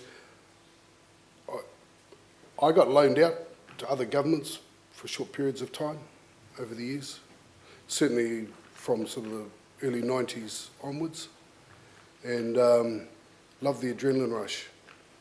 But the downside of that comes at a cost.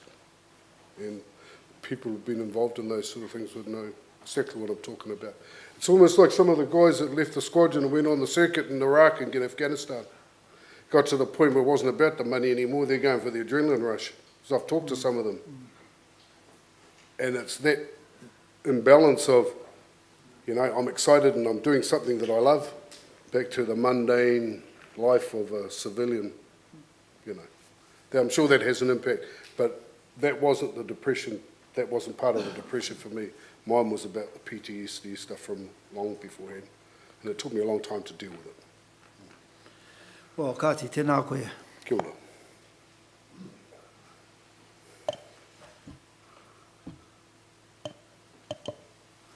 E te rangatira e mihi ana ki o kōrero i tēnei rā ke mātou ki te rōpū whakamana i Tiriti o Waitangi. Tēnā koe, Papa.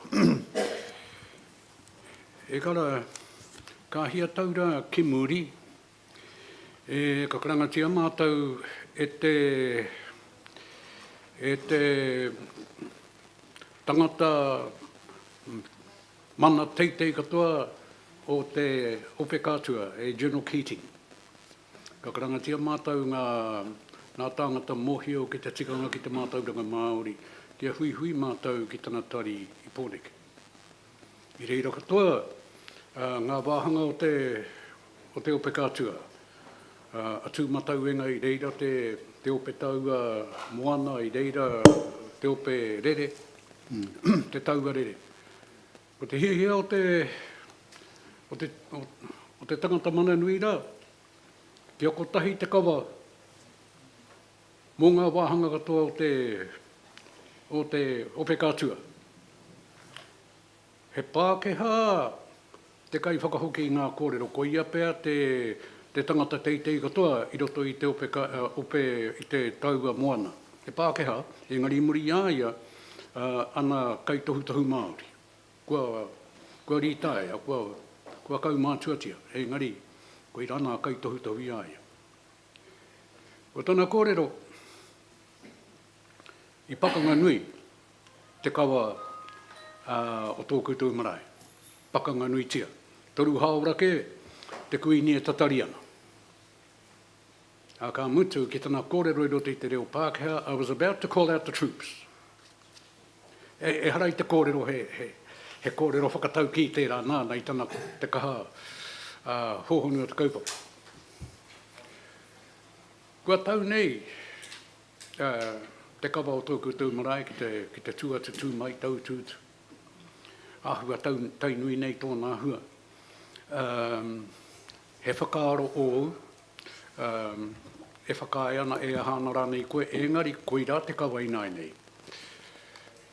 Ko koe te tahunga kaumātua, noho i te taumata o te marae rā. Ka pūmau koe ki te pupuri i taua kapara?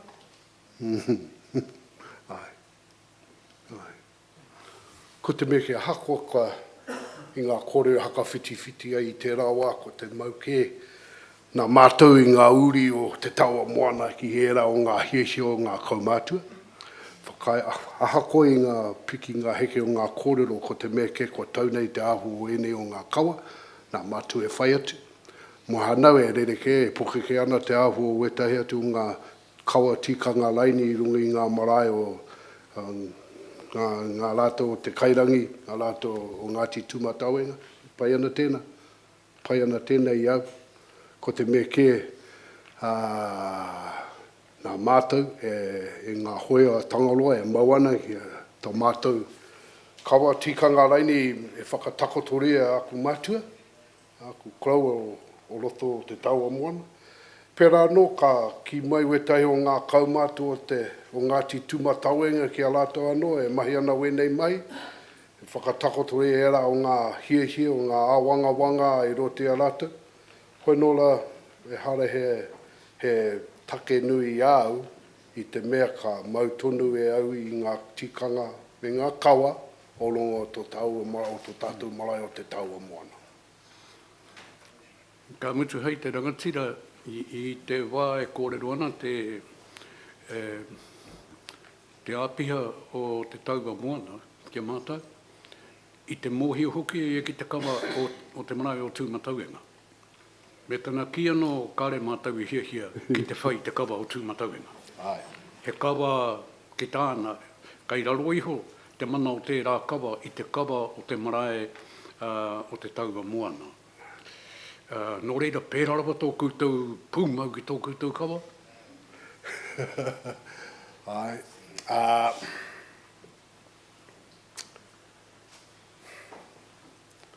Nā mātou te senior service te tuatai. Me whakatako tō rea e rā huatanga mai i nei kei muri nei. Nā mātou te senior service tuarua. Ka rapuhi e tēnā mea te halau te tino mohi o te kupu tika mo tēne. The unique originality of our marae should not be compromised and changed to suit somebody else. Ronga i ngā kōrero mai ngā āpiha Pākehā, tēnā pēr ka huri ke wene o ngā tikanga me ngā kawa. E kao, e uu i ngā mahi i mua mai i te tuwhera tango o te marae, e haka whiti ai matu i era o ngā Ngāti Whātua, a Tainui, a Ngāti Pāwa, a Kawarau a Maki, a Waiohua, e ro o ngā iwi katoa e haka manahi ai i runga i te whenua huri rauno o Tāmaki Makaurau i te rewa. Well, we're right in the middle of the battle, I guess. though we're not over at Okahu Base. I suppose we're not too badly situated compared to others. But there's battles, there's mana battles going on between Marutuahu and Tainui and Ngāti Whātua and everybody else. And the Navy's separate from that. We have always endeavoured to ensure that people understand that where Taua Moana will support all the different iwi interests in Tāmaki if we're able to, and if we have the capability, but we don't take sides. I guess our tupuna is kupe, it's Maui, it's not the iwi leaders. And it's a way of ensuring that we stay separate from that. That's not to minimise the importance of those various iwi entities and their leadership. It's to ensure that we don't get caught up in the political dramas. And as part of the military, that needs to remain extant. Tēnā e kara. I rongo mātau, ko rongo mātau i ngā kōrero i roto kauai tēnei nohanga noa o mātau, engari i rongo mātau i mō tatau.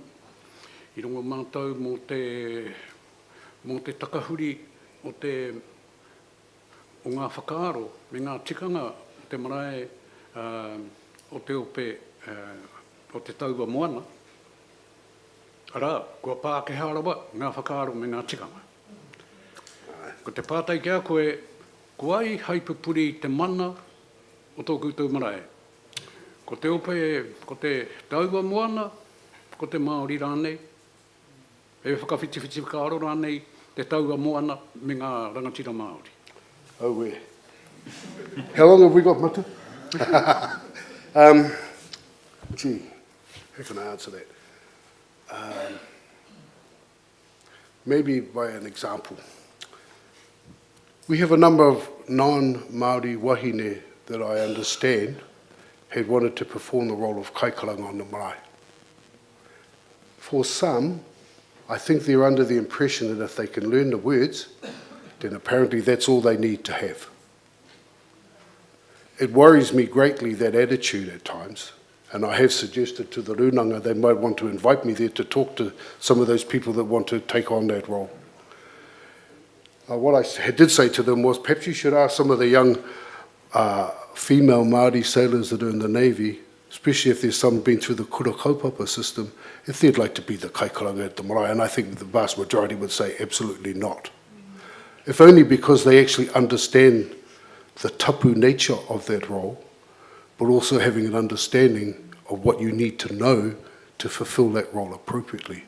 So I did share with some of the Runanga members about how essentially the kaikoranga and the taumata or the pai are running the whole shooting match, and they need to be on top of what's going on. So I tried to explain to them that if a young girl on the marae starts out in her work on the marae, she doesn't start as a kaikoranga. She has to learn how to clean the toilets, how to do the dishes, just like the males do. There are certain roles that they need to fulfill. I'm sure some people would see that as being a lesser role. I don't. I see them all of equal importance, because I guarantee you when you leave a marae, people don't talk about how great the corridor was, they talk about whether the toilet's clean. And they need to, a kaikoranga and those on the pai need to have had some experience in all those roles to understand how to manage the flow of manuhiri and the flow of other things that are happening on the marae. And until they've had that experience, I don't think they should be a kaikoranga.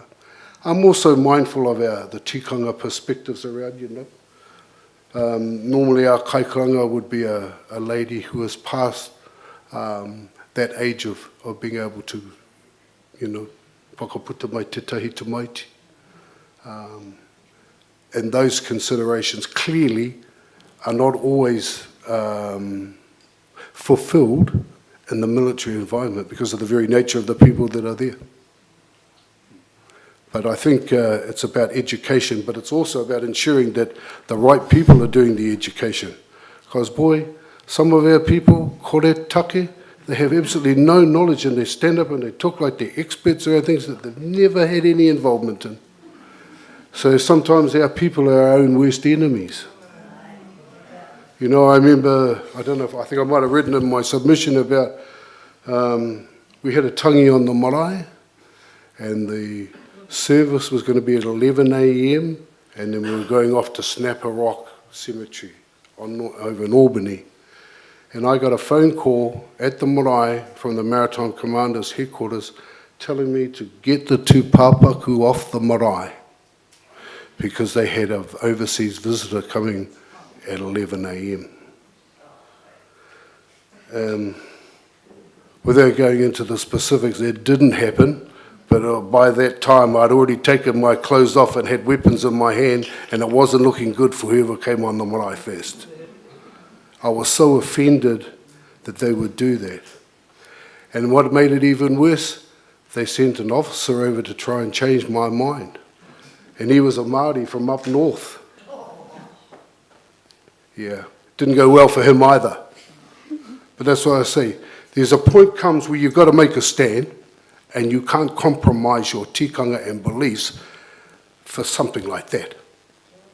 And I know that there are a lot of people who wouldn't have been happy about my stance and my behaviour, but I don't care. Because at the end of the day, the mana of Te Taua Moana Marae was maintained and it wasn't trampled on by the actions of somebody else. And that was the most important thing for me. And of course the two pāpaku. Let's not forget that. So those are the conditions that come with having a marae. Aye, kia ora matu. Good place for me to end. Tēnā E mihi ana ki a koe. Tēnā koe. Tei te rangatira. Tēnā koe te rangatira, karikau ngā whātai nai nei, engari e te mihi atu ki a koe mo tō whakaaro pai e pāna ki te tikanga o Te Taua Moana. Tēnā koe. Tēnā koutou.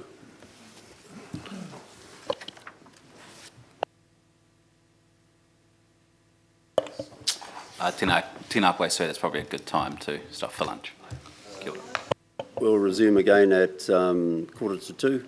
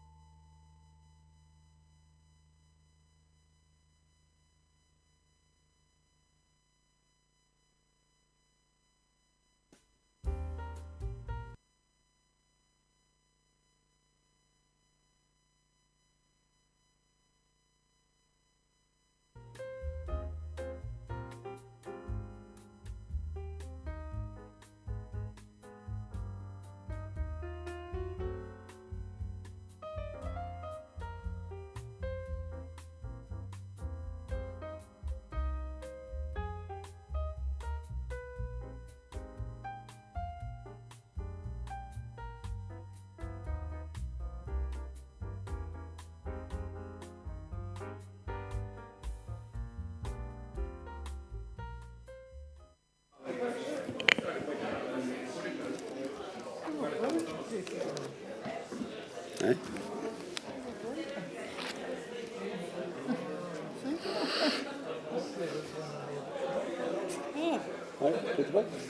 Here we go. Here you go.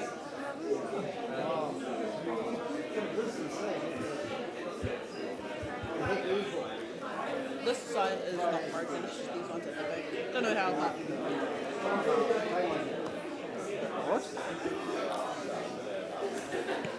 Kia ora no, kia ora no tātou.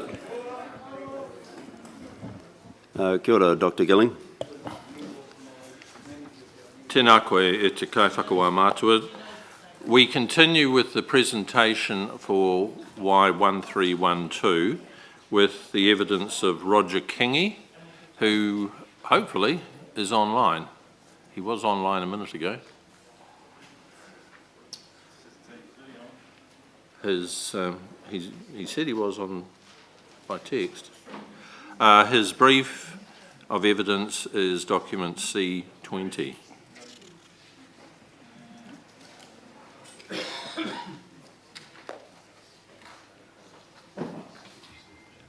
Tēnā koe, Roger. Can you hear us? Hi. We can just hear you. Okay.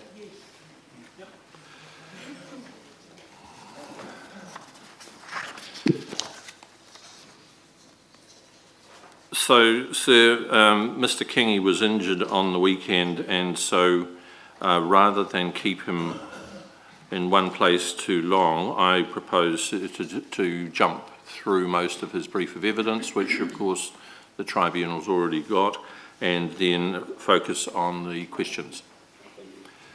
Mr. Kingi, can you please introduce yourself to the tribunal? Kia mai koutou. E mihi ka te kia koe te kai takawanga te whakawātea mai a hau te noho mai I toku kāinga. Te tuku ngā tu oku nei whakaara mo te kaupapa nei. Pono, tēnei ka mihi atu ki te runga rawa mo ana manaakitanga I runga oku nei kōrero. Kia koutou, e pānui tia te enei tuhinga tēnā rā koutou.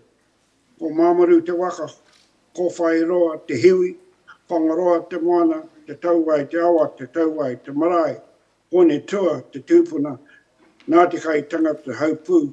My name is Roger Kingi. I was born in 26th of April 1951 and I served in the Navy January 69 to November 1988. My service number is X-ray 19617.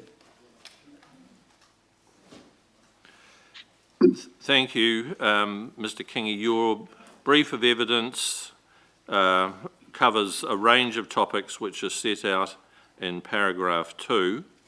Now, you wish to take the tribunal right through to page 11, paragraph 56, and can you please read from there to the end of the end of the brief? It's the heading Post-Service Support and Recognition. Kia ora, Brett. Para 56, there was very little help offered to us transition into civilian life on leaving the Navy. Basically, we would front up to the administration, we give him a release ID, and then show him the gate. That was it. We were on our own. There was a long process before we were awarded medals for service. For the Far East, we had to prove that we were in the Far East within the right time frame. We had to do most of that on the phone, going over our records, giving them the dates and details of our service, and it wasn't nice.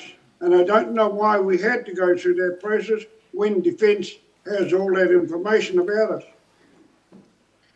And when, for example, in my case, I'd already given them 20 years service, the Navy should have sorted it out so that we were given the appropriate medals without us having to go through the whole ordeal or walk them through it, and to make sure we got recognition we deserve. I know there's a distinction between what is apparently operational and non-operational service.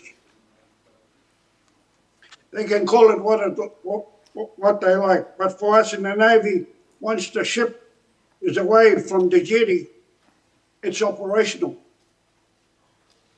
Otherwise, how else is it working? Who is down below pushing the buttons? Who is making the ship turn to port or starboard? I don't need to have a machine gun shooting at me. Once the anchors are up, someone needs to be starting the engines and steering the ship. Otherwise, we'd end up on the beach. That has always been the sailors' argument about the two types of service. Conclusion. Looking at the Treaty of Waitangi and the armed forces today, I truly believe that NZDF, as best that they can, are attempting to apply the principles of the treaty within the respected services. I believe that having a cultural advisor to cover the sea services indicate that they are taking those principles into consideration, although I would say that is only in terms of the management of NZDF and its people. I don't think the principles of the treaty are taken into account when the Navy are actually out there in a conflict setting. Saying that, in the end, NZDF has got the Navy governed by the penny pinchers in Wellington. There's an order of management within NZF.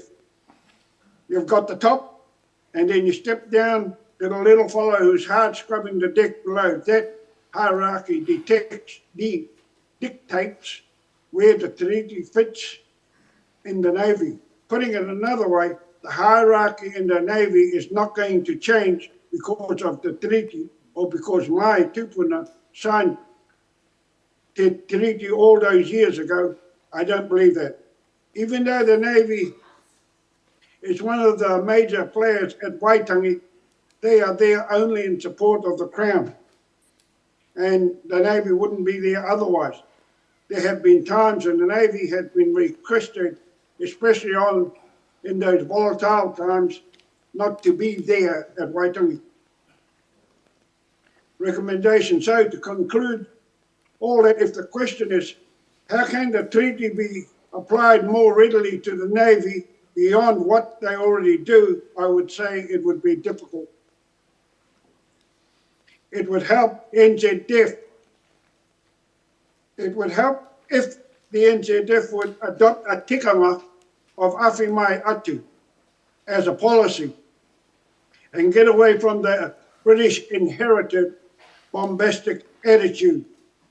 If they did that, they could still achieve the outcome set and required of each of those three forces. What they need is good leaders who are prepared to put their balls on the line for their men and their women and support them to the hill. No sailors, ships go nowhere. For veterans, NZF need to support them. They signed an open contract for Queen and Country. But when they have needed the country, they've had to crawl over broken glass to put and justify our respective cases. We served, many paid the full price, and many are suffering today from participations at hotspots that various governments sent them to. And yet, many politicians take it upon themselves to state we were never in those parts of the world. All they are fixated on is to justify not having to compensate those veterans who put Queen and Country above all else. Their immediate families and children included. In closing, I would, if asked the question, would I do it again? My answer, hell yeah. Koina, Brian? Tēnā pai. Thank you, Mātua. Just coming back to this question that you've raised about the difference between operational and non-operational service, what is the effect of the system, the Navy system or the New Zealand Defence Force system, making that distinction? What difference does that make to you or to veterans such as yourself? There have been a lot of servicemen, servicewomen after my time who joined after 1974. Unless they've been in an actual theatre, those people get nothing from VA, no support, nothing. And yet the Crown has employed them and engaged them in those areas for all that period of time which they served the country. So that is the disappointing thing for the generation, per se, Brian, of those younger servicemen that presented before me this morning. They get nothing. Kia ora. Can we move to the last sentence of your paragraph 59, where you say, I don't think the principles of Te Tiriti are taken into account when the Navy are actually out there in conflict settings. Do you have any thoughts, to give them a hand to figure this out, do you have any thoughts about how the Navy could apply treaty principles in conflict settings? What what treaties might, what principles might they be, and how could the Navy perhaps apply them? The whole 3 articles need to be understood by the hierarchy. I guess not only in the Navy, within all the government departments, and applied equally across those departments and their employees, because they're there to serve the wider country. Doesn't matter which government department, be it the Army, be it the Navy, be it the Air Force, be it the police. If all those government agencies apply those principles, I think, for me personally, I think our country will function a whole lot more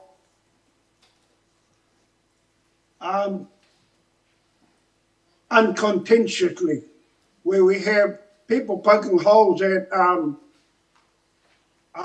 current claimants, saying they're only chasing the gravy train, per se.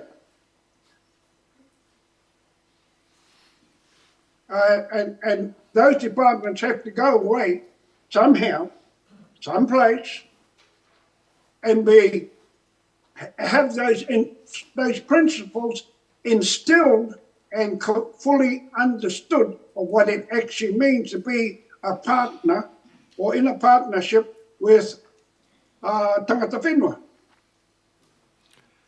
And you're including New Zealand Defence Force in amongst those departments? All government agencies, yes. So the Defence Force is a government agency. Kia ora.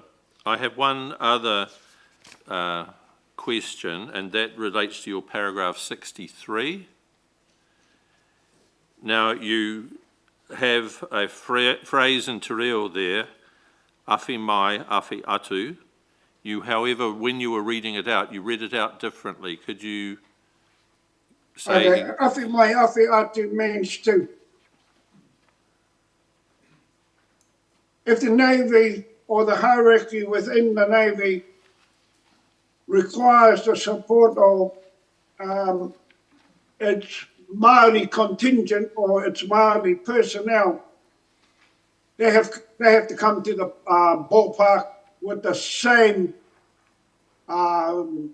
equality, the same understanding of what they're requesting of the Māori contingent within their respective force, be it Army, be it Navy. So, I give you my mātauranga to the Navy and my cultural experience to you, the Navy, then give me the support to help me achieve those cultural aspects within the Defence Force or within the Navy. And would you say that that extends beyond your actual period of service then to looking after you once you've performed your service for the country? That phrase spreads across a whole range of things, Brian, yes, and leading into the time I walked out the gate. You know, there was absolutely nothing. There's nothing. Thank you for your service, goodbye. I'm still waiting for my letter from NZ Force telling me I actually served and thanking me for my service all those, 36 years ago. So 56 years have gone by and nothing. Nothing from the Crown, nothing from anybody that I put my life on the line and put my life on hold to serve Queen and country. Thank you, Matua. I understand that Crown Counsel have no questions for you, but still no? Okay, thank you. Well, can you then receive and answer questions from the tribunal members who will work through in series to ask you questions on your brief? Aye.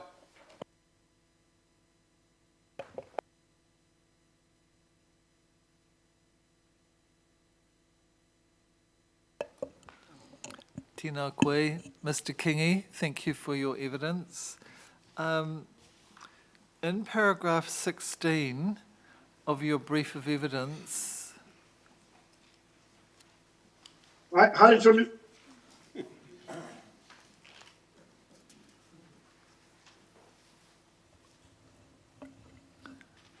you say that there was a long drawn out and arduous fight to establish a Navy Morai. Iraqi were people from the British Navy Right. or British Navy trained without any understanding or comprehension of tikanga Māori. Yes, thank you. And of course, in the 1990s, all government agencies and departments were supposed to be grappling with what the treaty partnership meant and how to apply that, especially after the State-Owned Enterprise Act.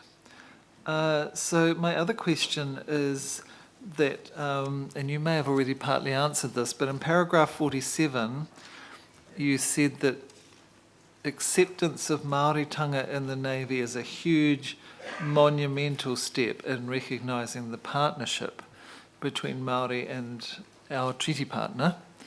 Having got that far, what's the next step, do you think?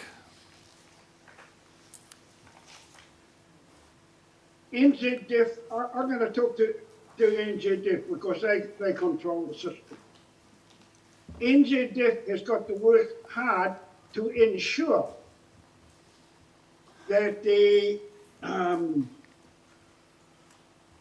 that there is a succession plan for as each kaumātua who look after or teach the mātauranga Māori within each respective service is replaced with someone just as skilled as the person that's vacating the position. So I think Mātauranga Māori has to be included in some aspect of the Defence Force. Thank you. So that representation of Māori sailors. No, I think it has to come across all. If we're going to be talking about this, it's got to be across the whole of the three forces, even the four forces, including the police. Yes. So we get the police as well, right? Okay. Yeah. So we get a consistency of Māoritanga being upheld within those four agencies.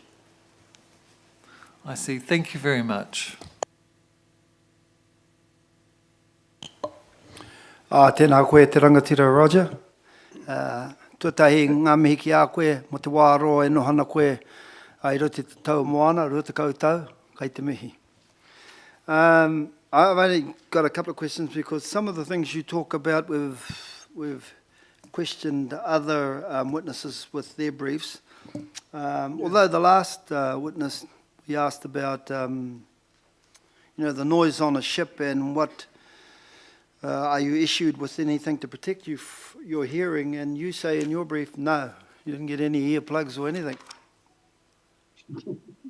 Yeah, correct. We didn't get issued nothing. So you take a domestic fridge, you multiply it, in your house. You multiply that humming by 1,000.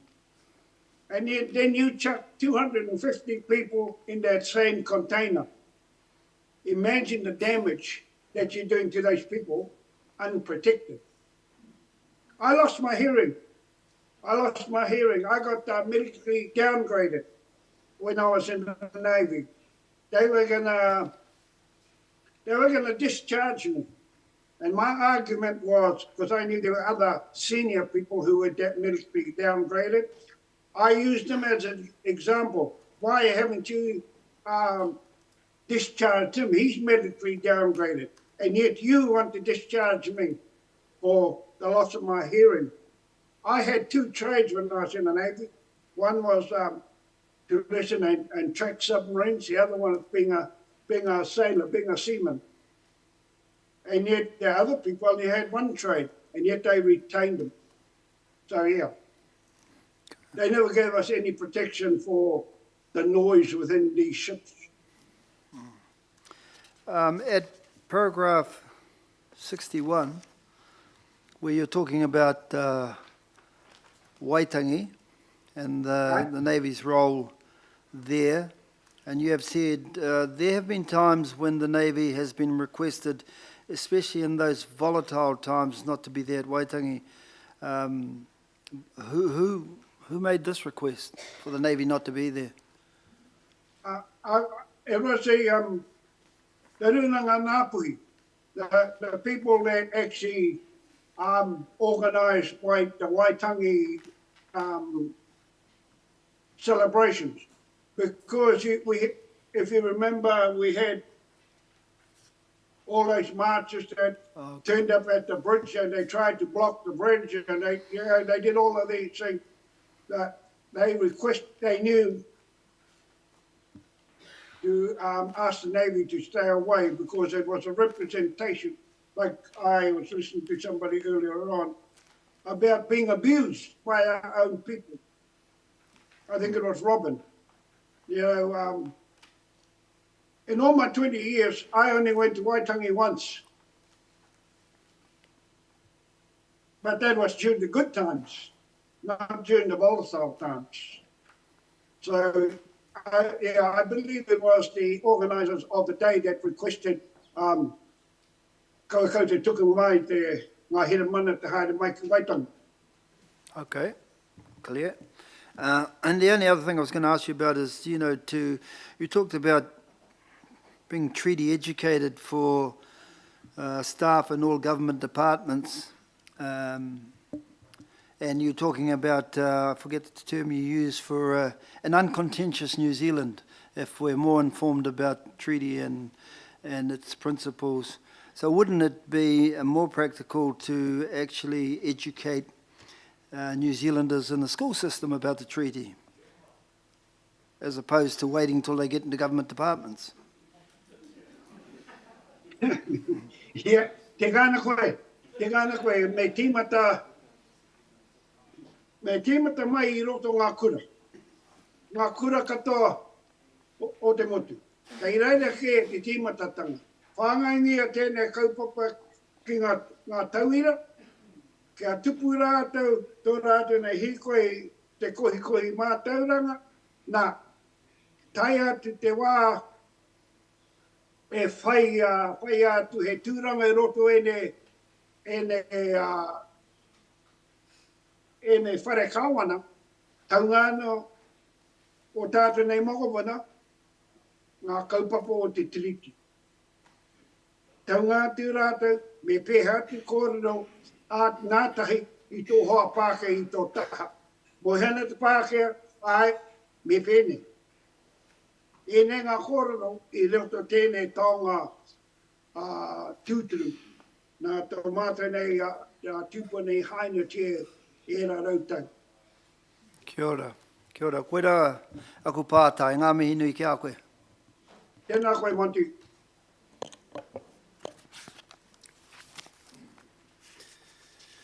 Kia ora, Mr. Kingi. I just wanted to take you back to your health issues whilst in the Navy. And I think you joined up in 1969, is that right? Right. Yes, in the Navy between 1969 and 1988. So you obviously joined up before 1974, which as I understood it was the cut-off date for assistance from VANS. Were you aware of that? No, it wasn't until my hearing Aye. to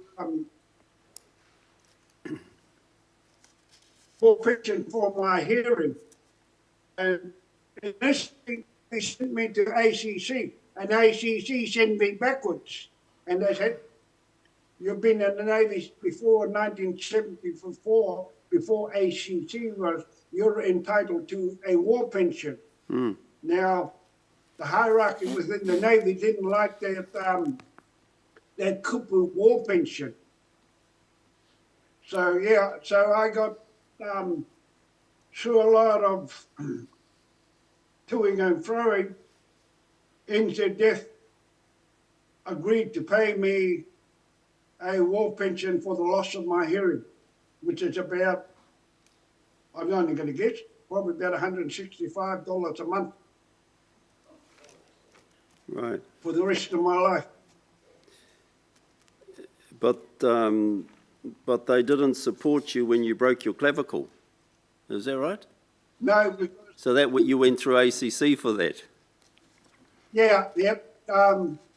Only because I went to a civilian doctor after I got hurt. I was playing down the road from Middlemore Hospital and I got hurt. So in the car and up to the hospital, and then the doctor filled out an ACC form, which had to go back to my employer. Mm. And the employer got hold of it. The doctor at the Navy Hospital rang me to come and explain myself. And as you see in my, I had to go and explain that I got hurt. And I didn't go there out of ignorance to the Navy. I went there because it was easier to go to the civilian doctor at that point in time. Right. So, yeah. And then there were the knees and the hips. This is what I'm following my brother Kevin's line. Shall we start with the song? Ka tira. Ka nuku nuku, ka neke neke. Ka titi roto hau ki te whangaro, me he pipi wharau roa. Takoto te pai, takoto te pai. Whiti, whiti, tāta, tāta. He rā taua ki tua. Nō reira, ngā mate. Mai te tīmatanga o ngā pakanga o Aotearoa tainoa ki tēnei rā. Haere, haere, oki oki Māori mai e. Āpiti hono tātai hono, koutou. Te hunga wairua kia koutou, ka tira. Ka huri kia tātou, ngā maramara o rātou mā. E te marae, e te whare. Karanga mai, karanga mai, karanga mai ki tēnei ope. Mo te kaupapa ko karanga tia e ki, i roto hoki a tā tātou karauna. Mo tātou a te iwi Māori i tōku tāku titiro. Anō reira, e te taumata. Ko koutou ana ngā kai hupuri o te Māori o ngā karakia mai te tīmatanga ki tēnei haere, tēnei wā, nō reira, tēnā koutou. Nā ka huri atu, tāku titiro e ki, kia koutou, ngā rangatira, ngā kai whakawā, me ngā kai āwhina mo te kaupapa nei. Thank you for dragging me in, Brian. You did really well. I know. Ka tira, i roto hoki taku mihi, he wāwai tapu tēnei. Nō reira, ka hoki atu, ki te tīmatanga o te whakaaro nui, ki te wehi kia ihoa, ki te mautonu hoki ngā tikanga, e kōrero ana tātou te ahiahi nei. Nō reira, ka peke ata hau ki te reo rua, kia mohi o e tātou ko ai te tangata nei, e hao ona whakaaro mo te kaupapa nei.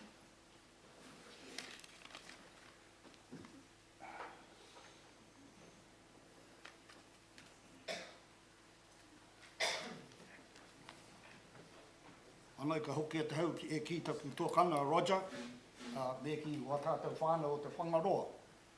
Anei, tā mātou pepeha. Ko o hau tieke, te pā, te tō wai, te awa, te tō wai, te marae, te karanga hape, te whare tūpuna, te kāuta, te whare kai, he mi tapu, tā mātou whare karakia, te pai roa, te wāhi tapu. A mātou, ngā uri o he mi tupe, anō reira, ka hoki mai no ki tēnei whare, te ātāhua o tō tū. Nō reira, ka tira, ka peke e tau ki te reo rua.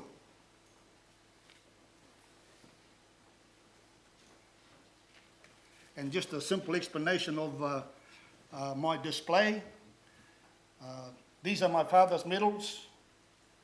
Served in 2/8 Mary Battalion, prisoner of war for 2 years. And those are, should I say, the medals that I've been awarded. And the simple explanation of the photos. It's my dad there, my stepmother.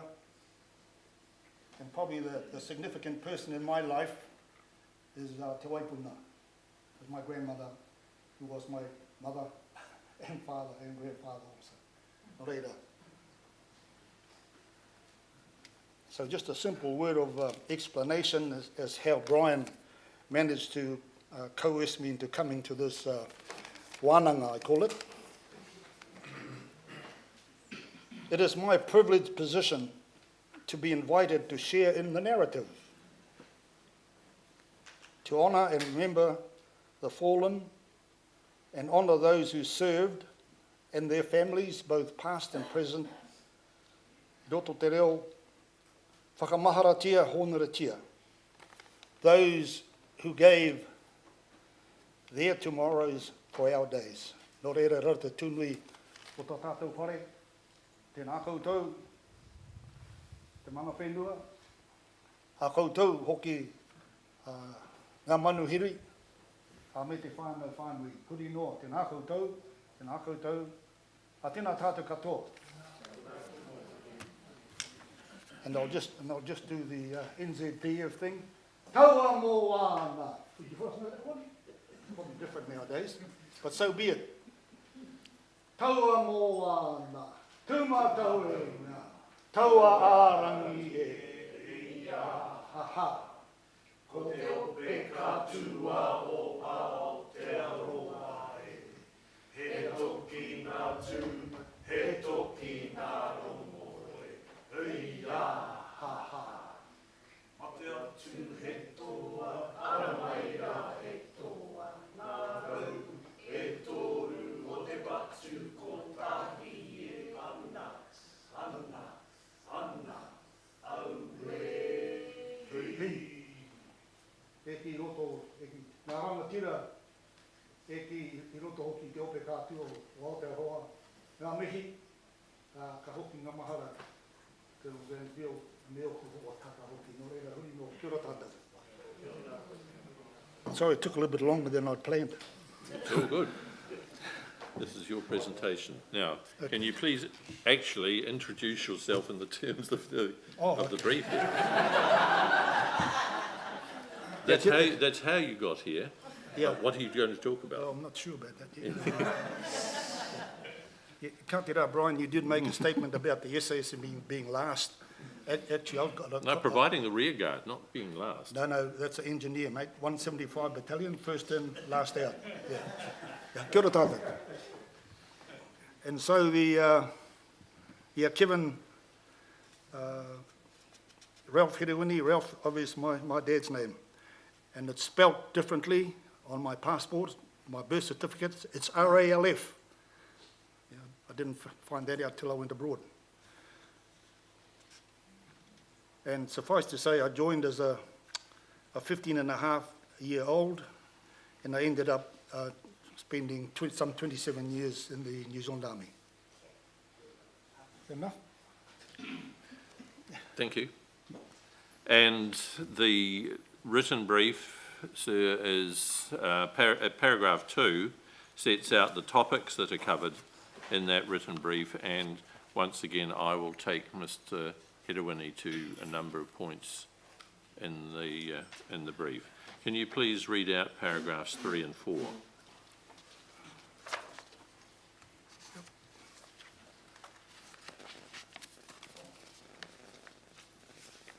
I first signed up to the Regular Force Cadets in 1962 when I was 15 and a half years old. One of the main reasons I joined was because I wanted to follow the lead of my father, who served in World War II and, as I mentioned, 2/8 Mary Battalion A Company. My father wasn't the only one from our hapu to serve in the New Zealand Defence Force. My sister served in the TF as a signaller, as did our daughter as part of the university scheme. She thought she'd get some extra money. There's a close history of service at our marae, Karangahape o Te Tōwai. We have many veterans, including Major Ben William Poata. And what I love, the point about Matua Ben, he was a taxi driver. And of course, if we're using humour and joviality in our kōrero, some of the soldiers challenged him, "Oh, Ben, why don't you join?" And so he did, and the rest is history. Do you wish to add anything else about your whānau connections with the armed services? Or have you covered that now? Yep. Okay. Can you please now jump through to paragraph 20, which is under the heading of Māori progression and leadership in the Army, and read from paragraph 20. Thank you, sir. It was my privilege, obviously, to serve in the engineers, the infantry, and then, of course, the majority of my time was with the, almost going to say the Tutu SAS, but the New Zealand SAS squadron. I was one of the several Māori soldiers who progressed through the NZSAS system. One of our pillars is no race, no gender, no class. I never had experience of cultural bullying or discrimination, and always was treated absolutely fairly and across the NZDF. However, I can only speak for myself and to my own experiences within the New Zealand Defence Force. As for how Māori have progressed to senior ranks, generally, while it's certainly not my place to criticise the Army, I think that history does speak for itself. There seems to be an obvious disparity in some cases of Māori to non-Māori. As I was reminded, there have only been 2 chiefs of army, Brian Pōnanga. I don't think the CGS Brian Pōnanga would like me calling him Brian. And certainly, I think Jerry would, though. Totally different people. Jerry Matapraia, of whom only General Matapraia was Chief of the Defence Force. And I think those numbers make a statement. There does seem to be a history of Māori being overlooked in the past, and the experience I've had is with the Hane Manahi sword.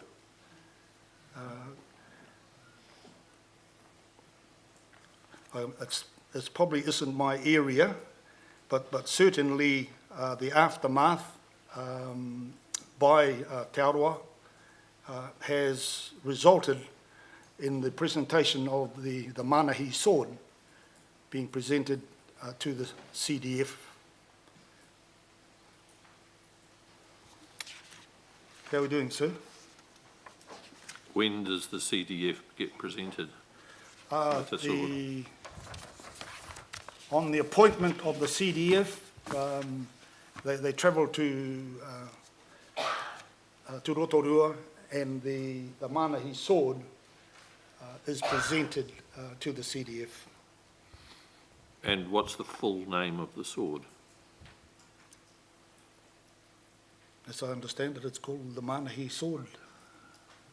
Okay, you have a different title at paragraph 22. Where am I? Which ties to your point. Yeah. Sword of gallantry, yeah. And your bigger point about Hane Manahi was?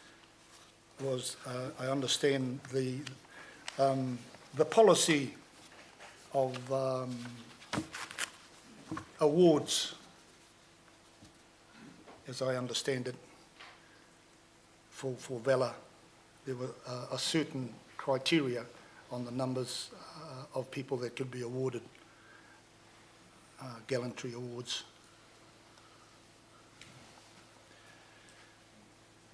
Can we move then from paragraph 22, which we've now discussed, through to paragraph 30, the culture in the military, page 6.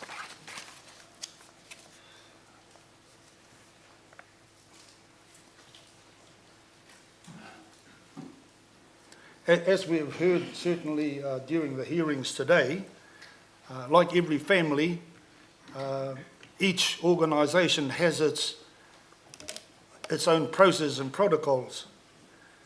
And of course I can speak from the different units I've served in. They differ. And of course we do know that the founding principles of the military is the ethos and values. I think back in the old day, it was loyalty, bravery, and courage. And of course today, certainly 10 years ago, sir, is it still the same? The 3CI, courage, commitment, camaraderie, and integrity. And those are the pillars and the ethos of values of certainly the New Zealand Army. And did they derive anything from the British traditions, do you think? Yes, definitely. And of course, I think there's a number of us in the room that have, should I say, can reflect on our English heritage. And of course, I think as we listen to the Navy experience, the Army experience is very similar as well, is that the British servicemen, ex-World War I, ex-World War II, made their transition to this promised land of ours and established the traditions of some which we hold dearly to our hearts today. But during the passage of time, the influence of our own culture is immersed. For example, the sword, sir, we know it's the sword in the taiaha. And I've got experts at the back of me that can speak about this. But certainly it's a lot of our traditions are obviously from the English. And I'll just quote an example. We were hosting a Special Forces operation and exercise. And when the bugle goes at 5 o'clock, because everyone, we do, stand, face the flag and salute. And the British guy says to me, "What are you guys doing?" He says, "Well, hey, we learned that off you." But anyway, that's just, it's just, should I say, the relationship between the English Army is very similar to the New Zealand and the Navy experience.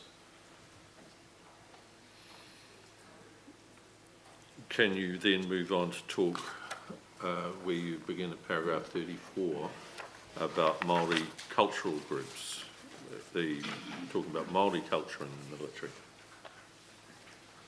And with due respect to our senior service, our experience is no different.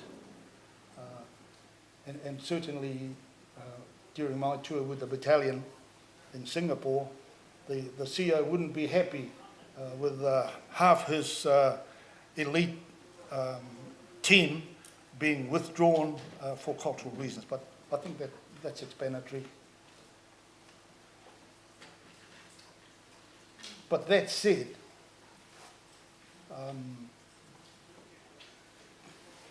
that was a focal point, I believe, of our cultural sensitivity and our identity as Kiwis. The Aussies remind me, says, "Geez, wish we had a culture like you guys." Anyway, that's by the by. I won't pick on the Aussies today. And has it changed since your day? Well, your day is still very recent in some form, but over the time that you've been associated with the military? Yes, as I mentioned, from the 1960s, we were fortunate to have some elders a little bit similar to the naval story about establishing our marae.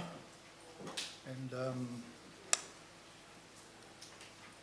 it was, we were very fortunate because of our relationships with Tūwhare Toa, e te matua, Ngāti Rangi, and of course anyone else in that area. We were very, should I say, very fortunate that we were isolated by our geographical location. And certainly at the Officer Cadet School, we had the privilege of teaching our young officers, not teaching, introducing them into elements of culture.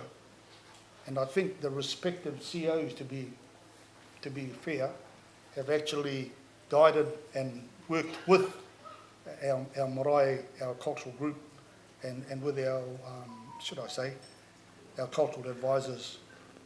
And I've certainly, when I was there as the cultural advisor, there was nothing but support from the commanders.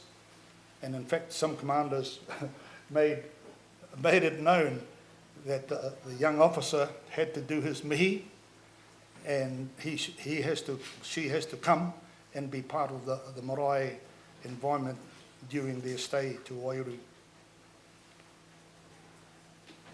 And I think probably one of the highlights for me in this area was the recruits. Very similar to the Navy, they would come and spend 24 hours at the end of their recruit training. And to observe them do the army haka is something to be seen. And it didn't matter who or what your ethnicity was. And then we then took it one step further. They took it to the parade ground. And they had the karanga, the role of the women, and of course the role of the men. So you'd move on to talk about the development of tikanga and te reo in the army. Can you explain, please, in paragraph 41, first line, where you mention the terms of expressing tuakiri Māori? It's not a term we've been hearing. And it should be, I'm not quite sure, there's probably a misspelling on my part.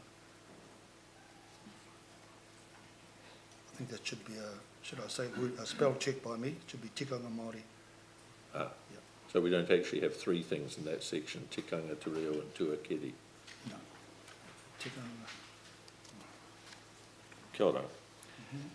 Well, moving on then, next paragraph, 42, you say, don't you, common sense needs to prevail and the operational setting will determine whether the protocol will accommodate or whether it's appropriate to apply tikanga Māori.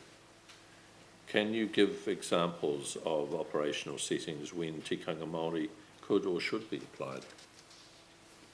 The example that comes to mind is on operations in going back a bit now, in 68 in Vietnam, we had Bishop Whakahui, we visited us. Have we got any infantrymen on board? Yeah, kia ora, sir, well done. You'll resonate with this. And of course, I think it was no slight on the Australians because we're in a war setting. And for us, we were only, should I say, the younger members, and of course we looked to our senior NCOs, so we're going to do something. And the fact of the matter is we didn't. But on reflection, it's the war setting that sets the tone. And even, I think, bless him, or Bishop Whakahui, he had his pistol on. But I just did think that that was an opportunity that we probably lost. And I'm sure each one of us are aware of missed opportunities relative to, I think I heard someone else quote, I think about the you, Monty. O hairana tātou ki te wāhi tapu, o e hana koutou. So we end up at the cemetery, then we're going to say, who's going to do something? And so I think throughout our careers, I think there's opportunities. And I spoke, should I say, with Colonel Dransfield, and one of the key elements that comes out of all of this is the leadership. And all this afternoon we've heard about different forms and different types of leadership. When do I put my chaplaincy hat on? But anyway, next bit of save it for then. The leadership comes from within, and certainly I can speak for Ngāti Tūmata, because I've been on a number of exercises where the leadership it almost demands that we do something.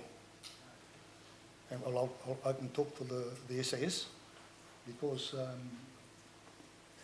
as for the Navy and as for the Air Force, I'm sure, there's processes before people deploy, and we're coming back in Te Ao Māori. And then, as well, and as I understand, certainly through this modern media, they said, "Oh, Kevin, are you coming down to be welcomed home?" I said, "What?" But what they're doing is they're revisiting that process, that protocol. I think we've heard it spoken about before. And certainly it was the Special Forces welcome home to Te Rongo Marae Ro o ngā Hau e Whā. That was a couple of months ago. Do you have any further thoughts about application in operational settings as opposed to, I was going to say, and it would be wrong to say, ceremonial situations such as coming home en masse to the Army Marae, say, or being sent off from? How about when you're actually out in the field? Are there situations there? I was better speak to the boss about that one. Yeah, certainly there were, if I could say, strategies being worked out so that you just didn't end up coming home, getting your should I say, your leave notice and amount of pay. I'll be quite honest, I'm not quite sure how far that has progressed, but certainly when I left, that was, should I say, being considered. From whence we left, from whence we come home.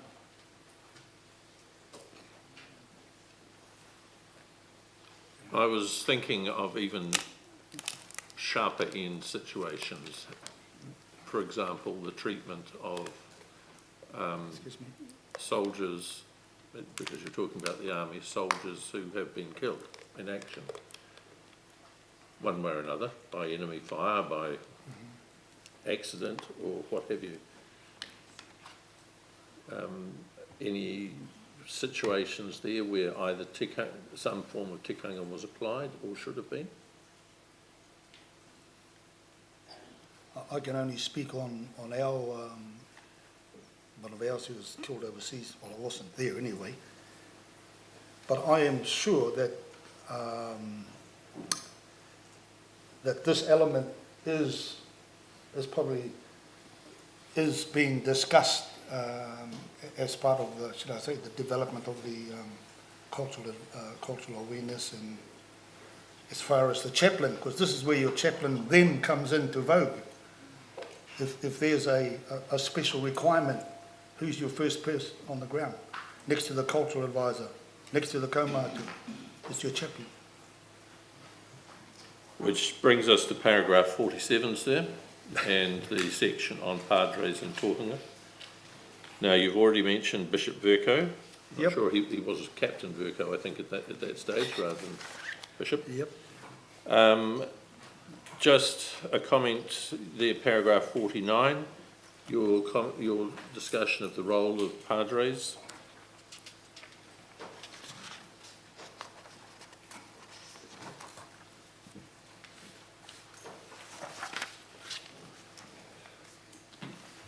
Can I just divert? Can I just read something? With due respect, I go back to the chaplains of the Māori Battalion, Reverend W. Rangi, Tolaga Bay, Reverend N, I guess that's Ned Wanoa Te Kaha, and of course I think well known to all of us, Reverend Canon Wee. And just to remember, Monty, you and I will sing his waiata at the end, eh? And of course, Manu Bennett, Fielding. So with due respect, we go back to, should I say, our whakapapa, as far as the Kaikarakia or the Minita are concerned. And those were the Māori chaplains for 28 Mara Battalion. And of course, very interesting for us in the north is the Harawira.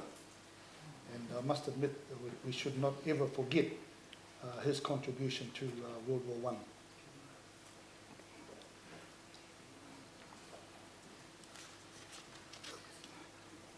I. In paragraph, can you read, please, paragraphs 49 and 50? Sure.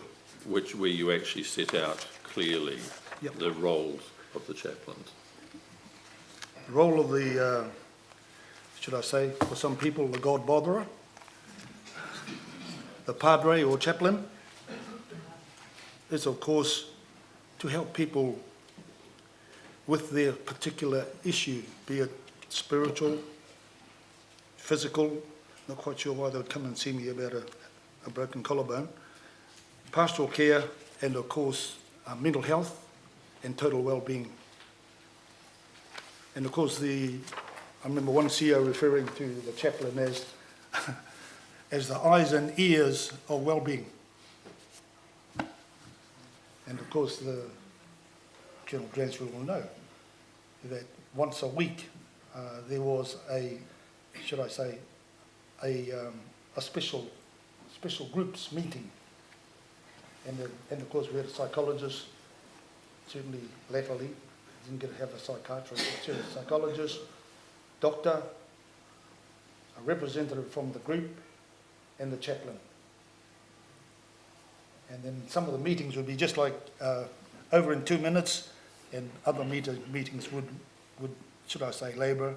And of course, the key people are the doctor, and of course the chaplain. That's if that particular person, should I say, decides to go and visit the chaplain. We provide for the respective needs regardless of faith. We do our best to meet the person's spiritual need, and if required, we will try and coordinate a person from our soldiers' faith to come and visit the individual. I'll just quote 50. Being a chaplain is important as you form a bond with soldiers, all staff, and I warm to this. I share this story with you. It comes from a British chaplain who was here in New Zealand on exchange, and he spoke about his service in Afghanistan. He had little to do with the soldiers when he was first deployed, but as events occurred, such as rocket attacks, he slowly became more integral to the unit. It took them some time to accept who he was, but over time the relationship was built and was strong, and I thought this was really encouraging. Would you like to say anything more about the chaplains, the Māori chaplains, and their work, especially the extent to which they enhanced the, I don't know, development or acceptance of Te Ao Māori in the Defence Force? We're aware of these real big names, Māori Yes. Marsden, Wee Huata, Yep. Bishop Vercoe, Yep. Bishop Bennett and so on. Yep. Just their role as Māori leaders, perhaps, in the armed forces.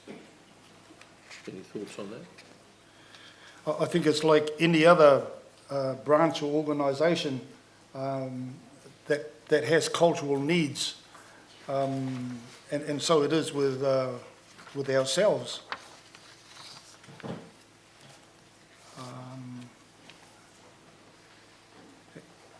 And for me personally, the role of the chaplain is servant leadership, regardless of your ethnicity. But in terms of providing a wairuatanga, if we're going to speak about our reo and our tikanga,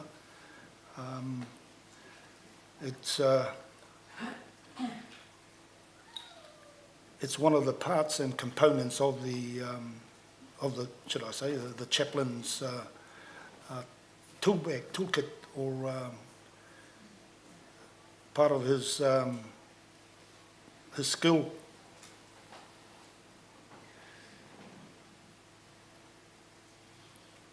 Can I take you now to the conclusion, paragraph 57? Yep. And can you read those? Can you read those first four paragraphs, please? Tēnā no tātou aroha mai. As I began with our whakatauki mo te mono whangaroa, and so I will close in this vein. Despite the size of Whangaroa, we have a strong little veterans network in Whangaroa, I think has been displayed today. Whangaroa has a strong history of military service people. We lost 37 during World War I, didn't come home. We lost 30 during World War II. We lost 1 in Malaya. And that's a huge contribution and sacrifice for any community. The Whangaroa RSA, well, I'm going to make a pun for this, William. It's our centenary celebration, Anzac Day next year, and you're all invited.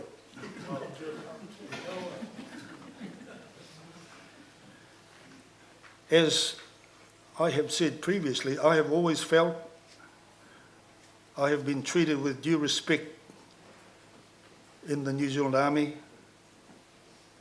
and I know that's not the case for everybody. That's my journey. I wasn't affected by Agent Orange, but some of my brothers were.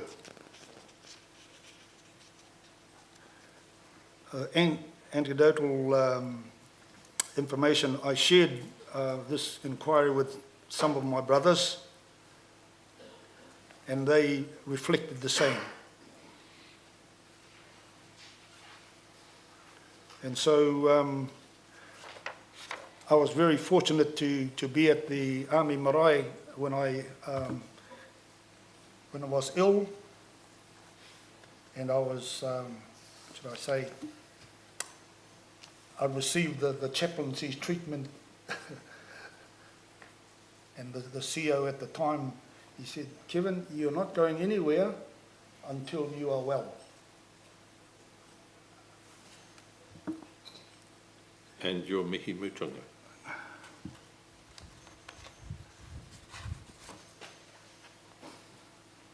To conclude with, I want to share with the tribunal a few words that have been gifted to me from Wihuata. I was at the Officer Cadet School, and they presented a carving of the whare to the Officer Cadet School. And then I took it on myself. Matawi, can you please translate this quote from Helen Keller? "Life is a daring adventure or nothing." And in about that much time, he said, "He oranga ko te wā, he wero a hakoa kore noiho."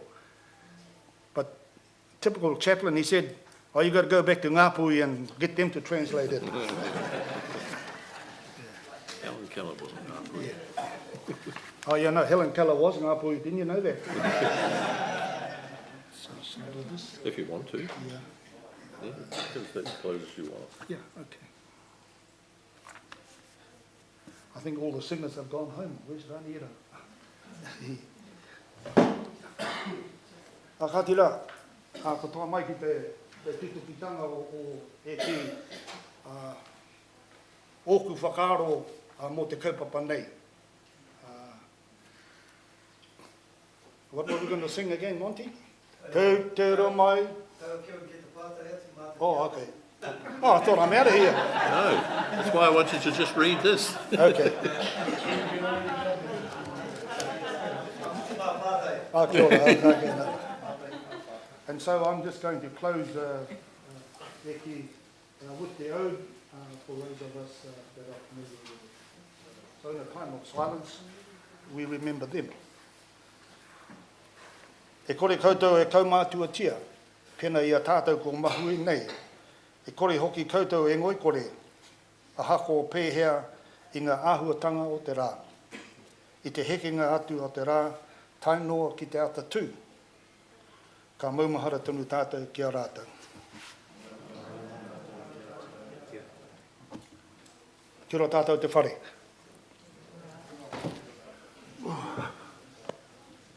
Thank you, Mr. Hirawini, and no, your labours are not over, they're just beginning. And our friends from the Crown are going to have some questions for you. Yeah. Can you hear that? Kia ora, Mr. Hirawini.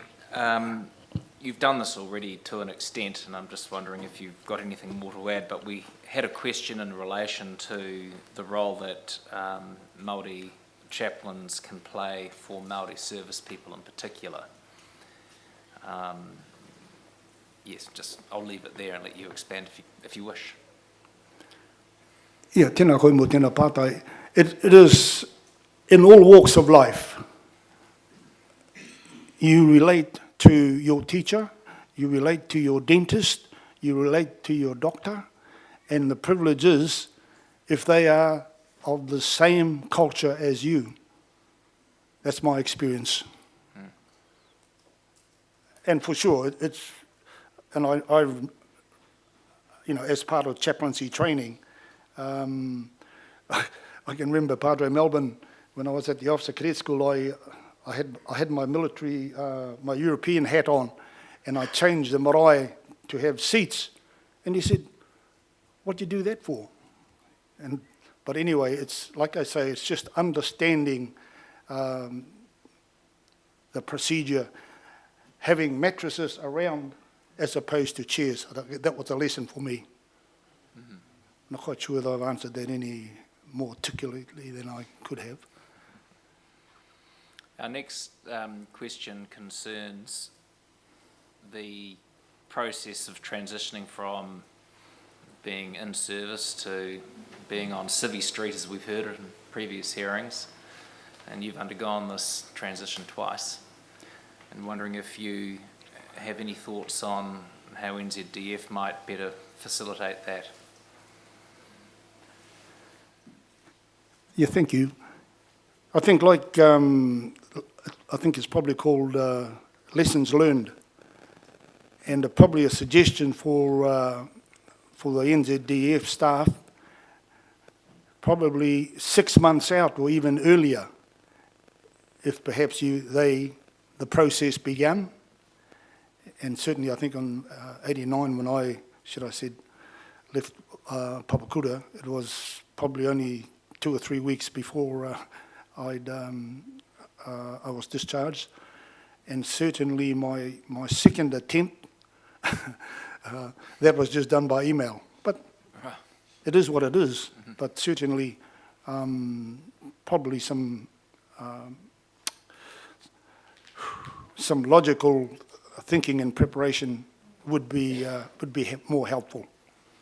Do you envisage like a program? Yes. Yeah. All right. The final area that we'd wish to get your views on, if you care to share them, concerns the potential for NZDF and Veterans Affairs to collaborate with civilian agencies such as the RSA, which you'll be familiar with, but also other civilian agencies, health delivery providers. Do you have any thoughts on how those collaborations might be approached and implemented?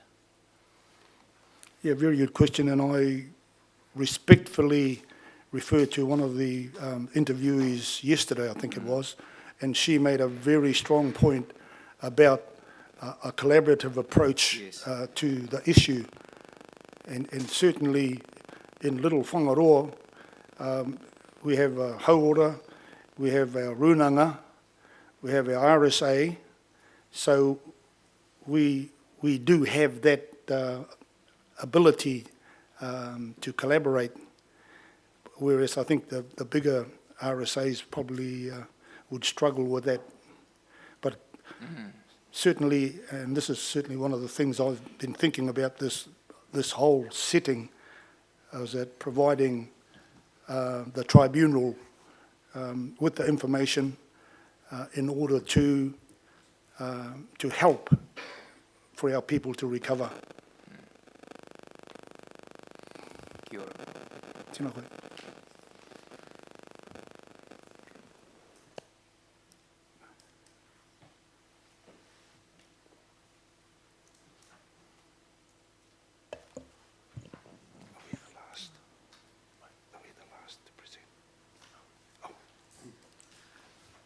Tēnā koe, Mr. Hiruini.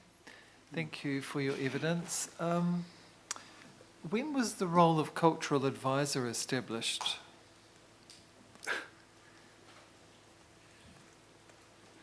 I just from memory, it was certainly 2016 I left, and it would have been established quite some time before that, I think.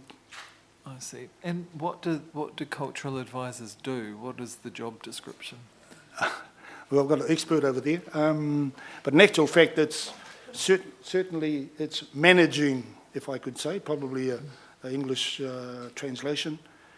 It's caring for the management and the organisation of the marae. And if there's any cultural aspect which the commander needs advice on, you're his go-to person. I see. But it's focused on the marae mostly? Yes, it's focused on the marae concept, yeah. Thank you. And do you know how many cultural advisors there are in the army? I'll have to refer to my colleagues who... I've been away for 10 years. How many cultural advisors we got? Well, how many were there when you were there in 2014 to 2016? Each camp had one, yes, at least. And then, like I say, in terms of the Navy, the Air Force, and each of our camps had a cultural advisor. I see. Thank you.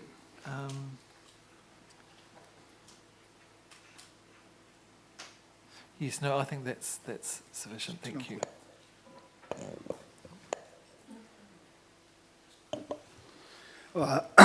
Tēnā koe, Kevin.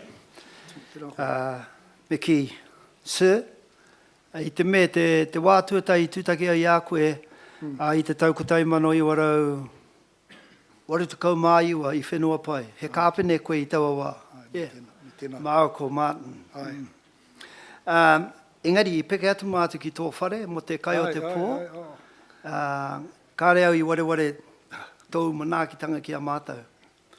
But I do think that in me knowing something about you, because I pātai atu mātou koe tēnei kāpene Hiruini, and the training officers at the time gave us some background to you, and I think it's well underplayed in this brief as to who you actually are and what your military career consists of.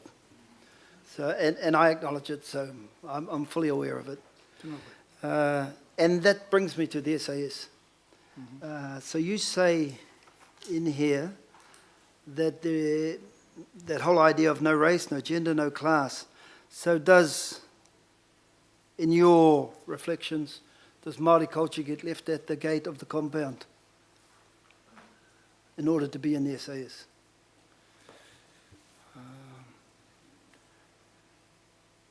To be fair, in our respective groups, there would be, certainly in my time, there was Fijians, there were Samoans, and we treated each one the same.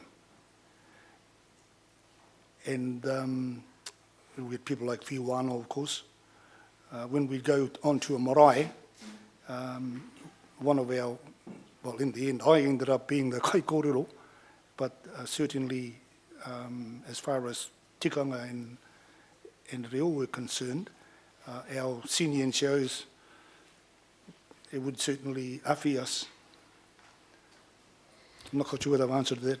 So, so there is a place for culture within the unit. Oh yeah, yeah, and I guess the I suppose it's just one of those situations where we don't talk too much. We just get on and do what we've got to do, respecting, should I say, each other's diversity. Oh no, there is a place there, like we've got our carvings as you go into the unit. We've got our korowai for the CO. And yeah, if there's a requirement for a tikanga hui, they will facilitate it.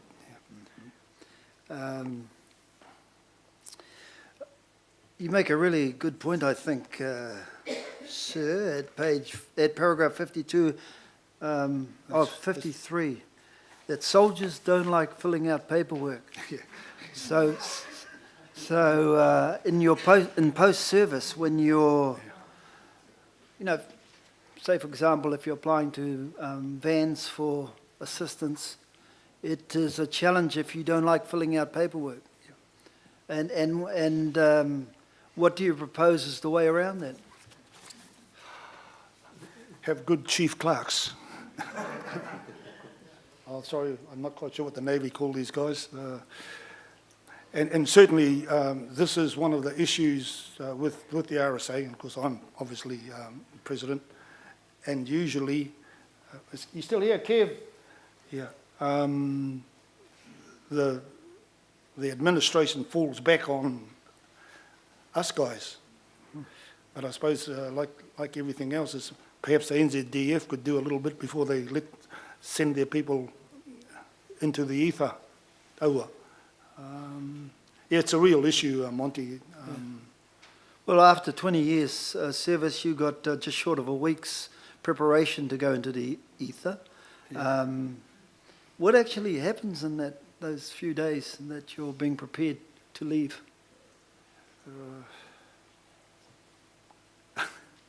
That's a good question. But I suppose the guys are just focused on the task at hand. Because I suspect some of the boys wouldn't get that many days prep for leaving. You know, you said almost a week is what you got. But I imagine for, you know, guys who haven't been there 5 or 6 years and they decided to get out, there wouldn't be that much preparation for them to transition. Were you aware of that when you were there? No, I wasn't. I just signed the dotted line, and as Roger King says, well, see you later.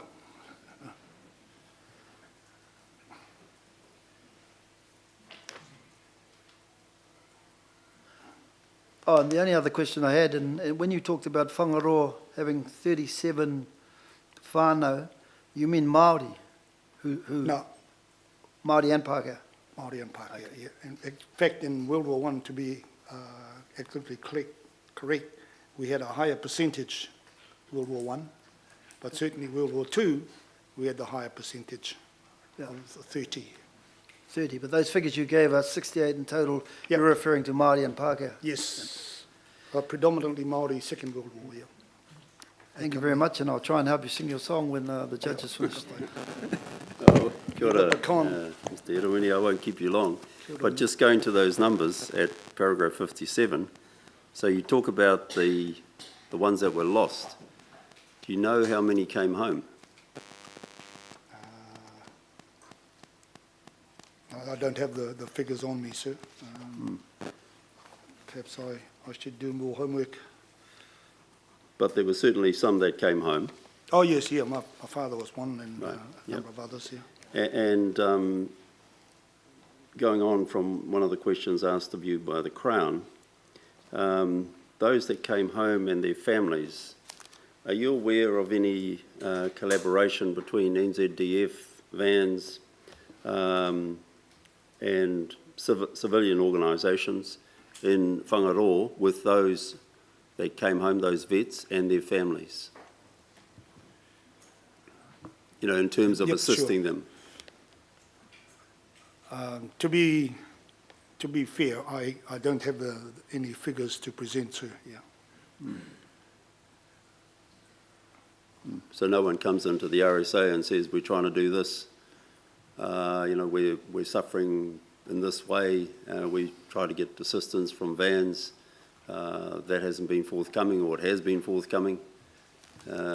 Yep. So you don't hear those sorts of stories in the RSA? Yes, we do. Our RSA is open on Fridays. Usually I'm there as one of the welfare officers. And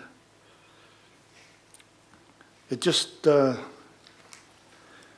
seems to be perhaps a follow-on from our forebears in terms of people are quite shy to come to the RSA. But in terms of, because like I say, I'm one of the welfare officers, and so I get out and about, and I know who our veterans are, and we try and help them as best we can. All right, no, thank you. I have nothing else, but thank you very much for your evidence. Tēnā koe. And you and Monty can do your song now.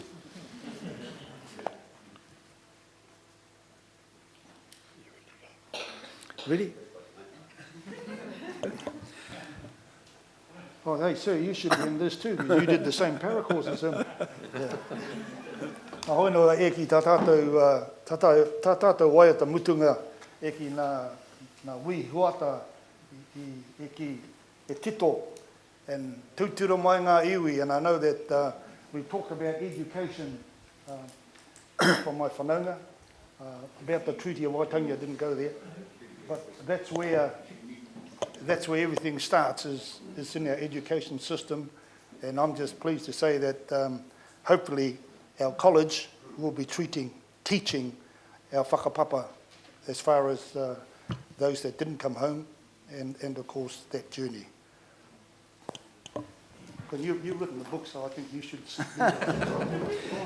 Tūtira mai ngā iwi, tātou tātou e. Mama ki te taha. Tūtira mai ngā iwi, tātou tātou e. Whai a te maramatanga, me te aroha e ngā iwi. Kia katapatahi, kia kotahi rā, tātou tātou e. Tātou tātou e. Pūritia ki a mau. Kia ora. Kia ora.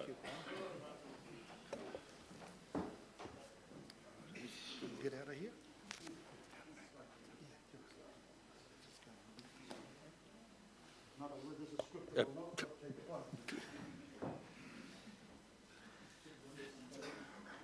So that concludes the evidence in this hearing for Y1312.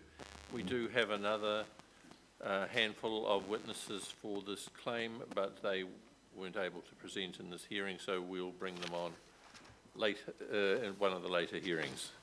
All right, no, thank you. Well, we'll break now for afternoon tea and resume again at about 20 to 4. Thank you.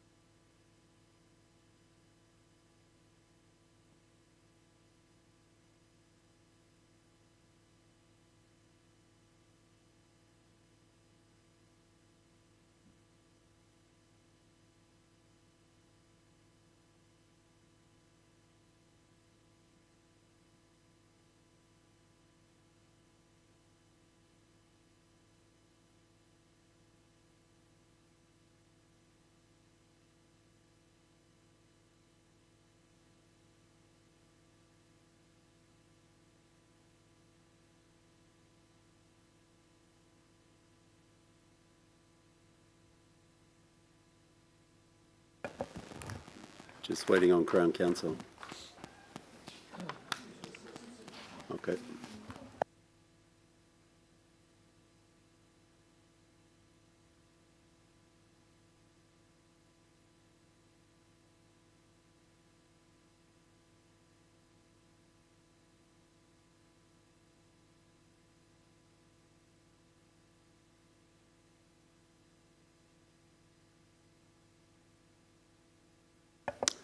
Kia ora, Mr. Law.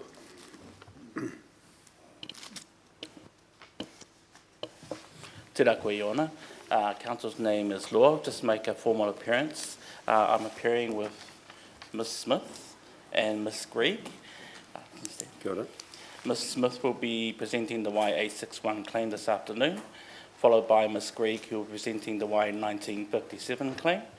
And tomorrow morning we'll be joined by Mr. Crawford, who will be presenting the Y1477 claim, sir. Cool. Thank you. Thank you. Just leave it up.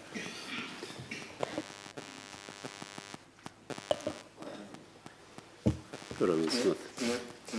Ko tēnei te mihi kia koe te kai whakawā, tēnā koe.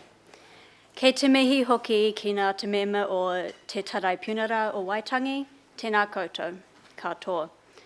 Ka huri ke te ropu o ngā roia, tēnā koutou.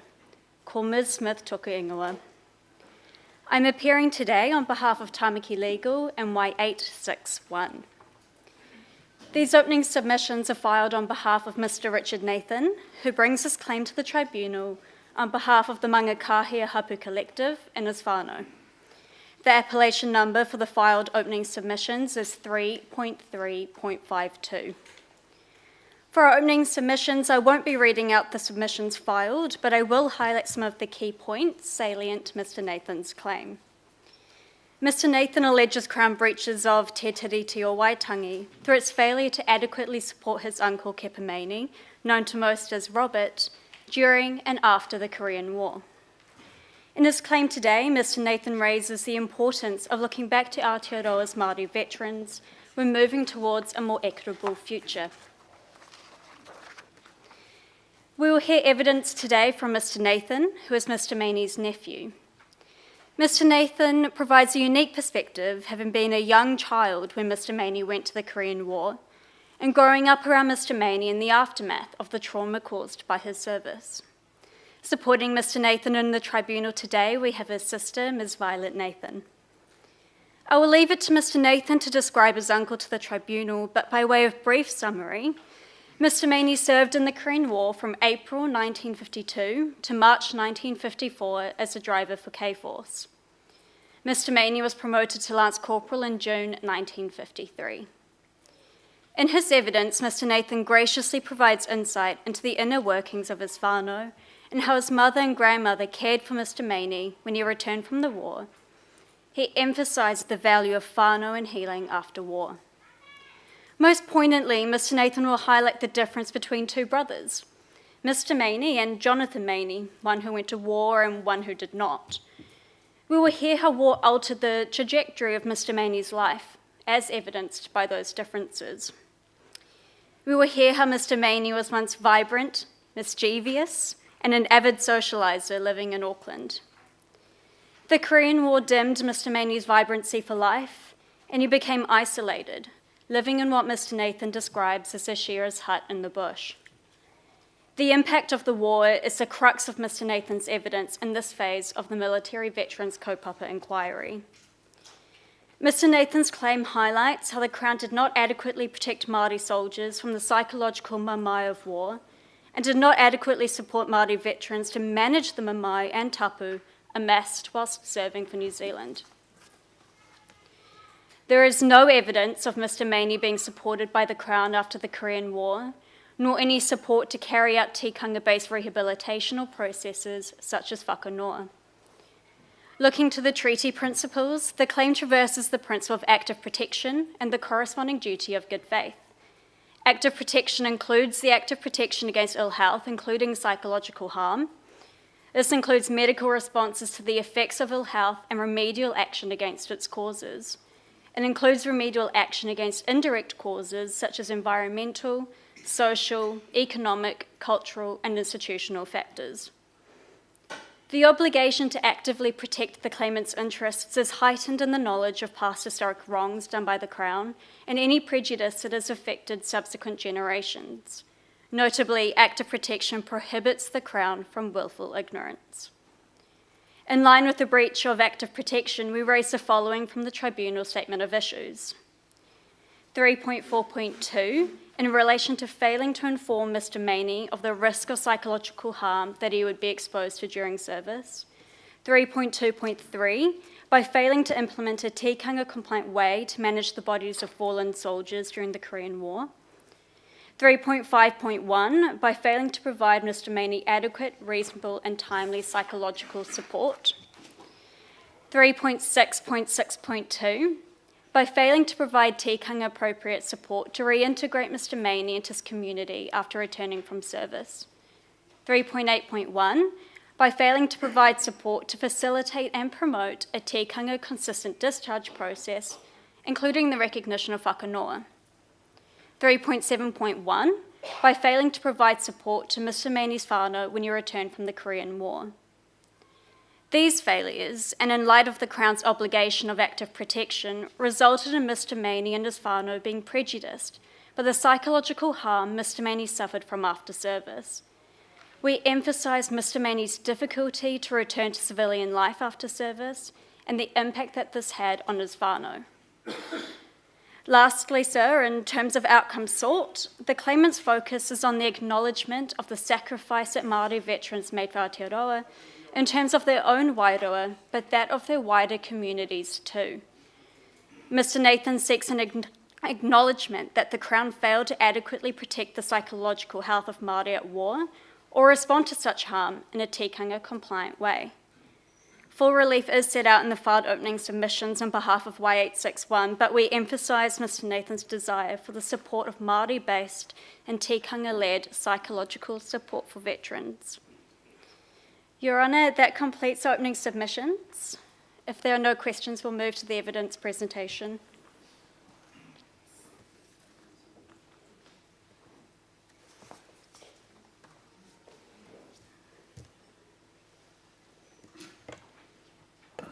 Tēnā koe. Tēnā koe. Well, tēnā koutou, actually. Thank you for this. Just for those who weren't here earlier, I do have a cold, but I've taken a COVID test and it's not COVID, so you don't need to worry about that. Just about number D, failing to provide tikanga appropriate support to reintegrate Mr. Maney into his community after returning from service. What are you relying on to suggest that the Crown knew that it needed to do that at the time that Mr. Maney was released from his service? Is it one of the reports that were heard at the first hearing, or what are you relying on for that? In terms of the Treaty Principle of Active Protection, in our view, to protect Mr. Maney's wairoa and his mental well-being, that would include reintegrating him successfully back into civilian life after his service.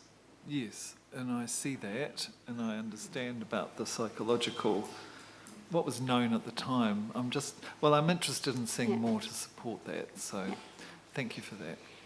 Mr.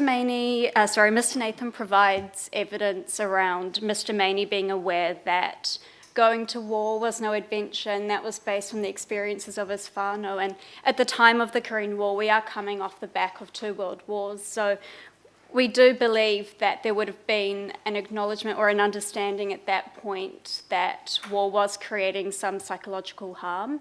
So that is what we're relying on here. Yes, and I don't think anyone would contest that. Thank you. Bye. Thank you. If we just have a moment to set up.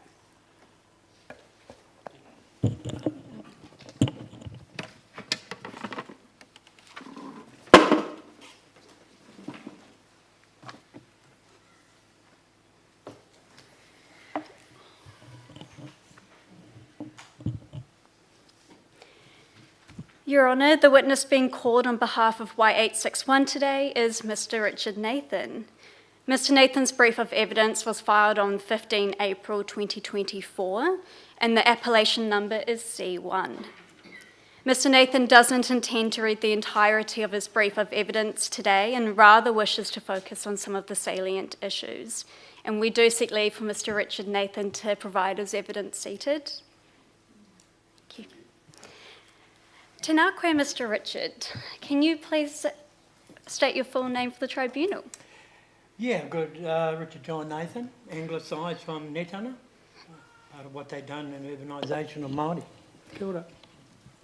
And can you please confirm that the brief in front of you, dated 15 April 2024, is yours? Yes. And can you please confirm that your brief of evidence is true and accurate to the best of your knowledge? Yes. Thank you, Mr. Nathan. Can you please introduce yourself to the tribunal? You can refer to paragraphs 1 to 5 of your written brief of evidence. I was born in 1951. I am a Māori, a member of Ngāpuhi. I am retired and have spent some time working overseas, including American Samoa. I came home to my whenua in 1970 and later become involved with the Waitangi Tribunal and land issues representing the Y861. I'd just like to acknowledge the other claimants with me is Sir Graham Latimer, J-Force, and Heke Nuku Mai, Busby, navigator, that predates Admiralty law. Kia ora. Both my grandparents, Gilbert Maney, and my great-grandfather, Richard Maney, served in World War I at the same time. My evidence in this stage of the military veterans kaupapa inquiry will draw on the experiences of my uncle, Robert Kipper Maney, after his service with the K-Force in Korea. His service number is 204480. Looking at paragraph 6 onwards of your brief of evidence, could you please tell the tribunal a bit about Mr. Maney? Robert Kipper Maney is my uncle on my mother's side. I call him Uncle Bob, so that's how I'll refer to him in my evidence. Uncle Bob was born in Ngāpa on the 19th of January 1929, but was living in Auckland at the time he enlisted with the army.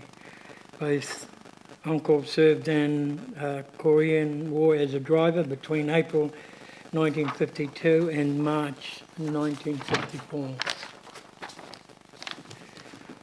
My uncle was my hero when I was growing up. He was my hero simply because he was my uncle. My mother was his only sister. He was a strong man and existed in my space, and he loved my mother, which made me idolise him even more. My uncle had 2 children. Can you please tell us what Mr. Maney was like before he served in the Korean War? You can refer to paragraphs 14 to 18 if you'd like a reference. Like all Māori prior to enlisting, just prior to his enlistment, Uncle Bob was working as a showman.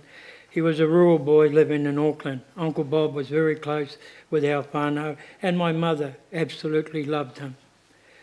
I was a young child when Uncle Bob went to war, and I have heard stories about my uncle and seen photographs of him before the war. If I were to describe my uncle at the time, he was happy-go-lucky. With a big grin, he was extremely athletic. He rode bikes and horses and played tennis. He'd get all dressed up for the local dances. I've seen photographs of him before the war, and he has a grinning ear to ear. You can tell that he was a real genuine, had real genuine emotions. He looked like the life of the party. My uncle was young, free and happy before the war. Can you please share with the tribunal your insights on why Mr. Maney would have chosen to serve? Again, if you'd like a reference point, you can look to paragraphs 21 to 25.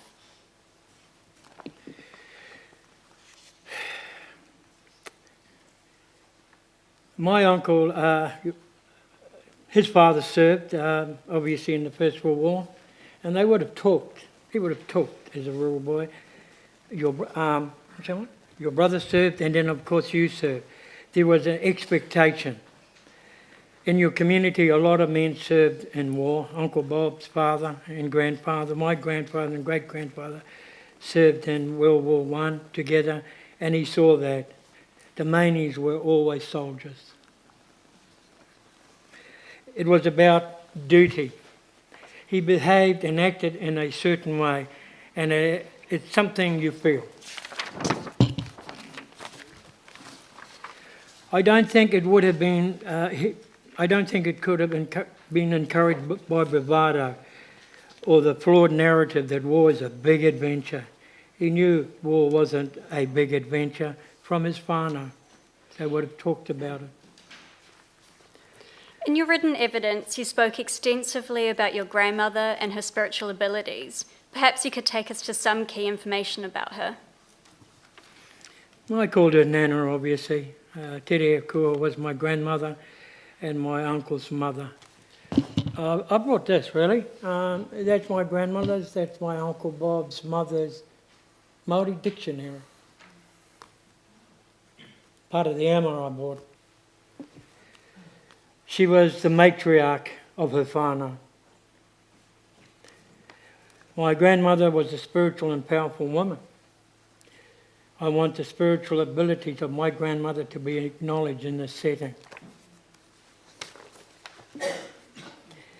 My mother explained to me that my grandmother had carried me across the river, Mangakahia, Pakotai, when I was a child, after there was a death in the valley, because of her belief about kihuas, the gods that could jump on you.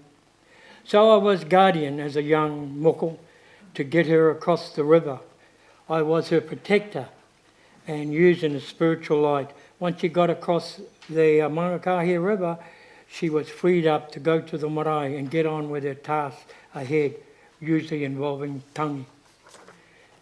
Do you think a woman who was inspired to do that for a kaupapa wouldn't have been able to give her son some kind of spiritual guidance and protection? Although I was a young boy and do not know exactly what conversations my grandmother and uncle had before he went to war, I am sure that there would have been a discussion and ritual around this. My grandmother, the matriarch, would never have surrendered her son to war without kaupapa. Thank you, Mr. Nathan. Can you please provide some details around Mr. Maney's service? You can refer to paragraphs 40 to 42 of your written evidence. My uncle completed basic training and corps training in Papakura, and they were both 6-week stints. Slide 7. His call-up notice is on the screen. His basic training started on the 18th of April 1952, 2 days after he was required to report to military camp at Papakura. He only had 2 weeks between his basic training ending on the 28th of May 1952 and corps training started on the 12th of June 1952. Slide B. Uncle Bob embarked for Korea on the 16th of August 1952. As you can see, everything happened quite quickly. He was part of the RNZA SC, and as you can see on screen, was promoted to Lance Corporal on the 22nd of June 1953.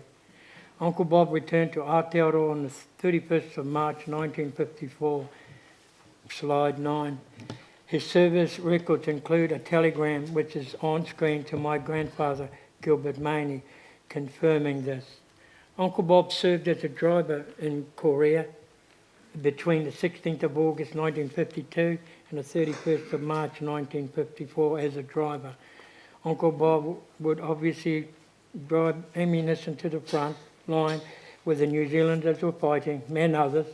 Part of his role as a driver was to drop off the ammunition for those fighting, and if any soldiers had been killed, died, he also collected their bodies and transported them back. As far as I am aware, he never actively fought in the Korean War. In your brief, you speak about tikanga and warfare. Can you share that with the tribunal? You can refer to paragraphs 43 to 46 of your brief of evidence. It is unnatural for a young man to see dead bodies of their fellow soldiers.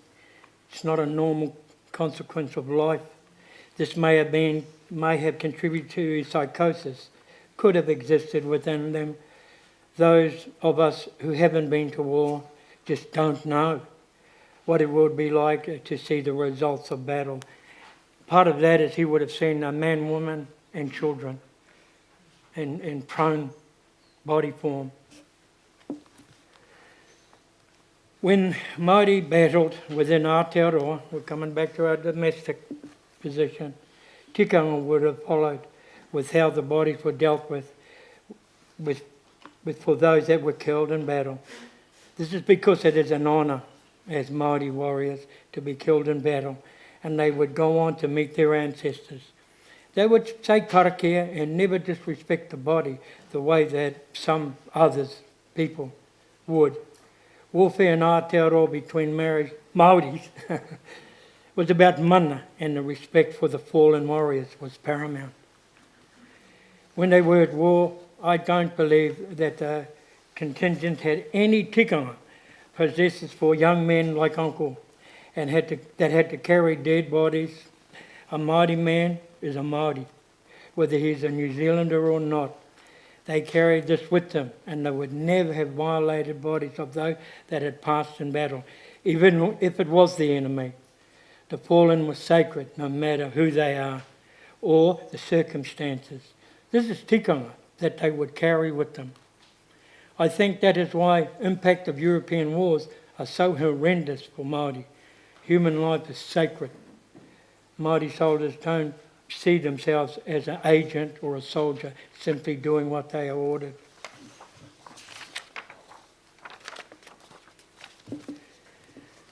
So I don't think Uncle Bob was proud to have been at war. He didn't want to remember it. After coming back from the war, some soldiers would wear memorabilia. Not my uncle. He did go to a reunion or two, as I remember him buying the alcohol for it. I think that the shame, the pain of war is why he kept to himself and went rural when he came home. He didn't go out to pubs and socialise. Sure, he would have a drink with some alcohol in a shearing shed and with whānau, but not in public places, and generally not with other veterans. They never stayed together beyond the reunions that I mentioned. I don't remember him ever being part of a returned serviceman group. He just seemed to try and block out memories, which I think was to block out the trauma. Looking to the impact of the war, can you share with the tribunal what Mr. Maney was like after the war? Please refer to your key points between paragraphs 53 and 76 of your written evidence.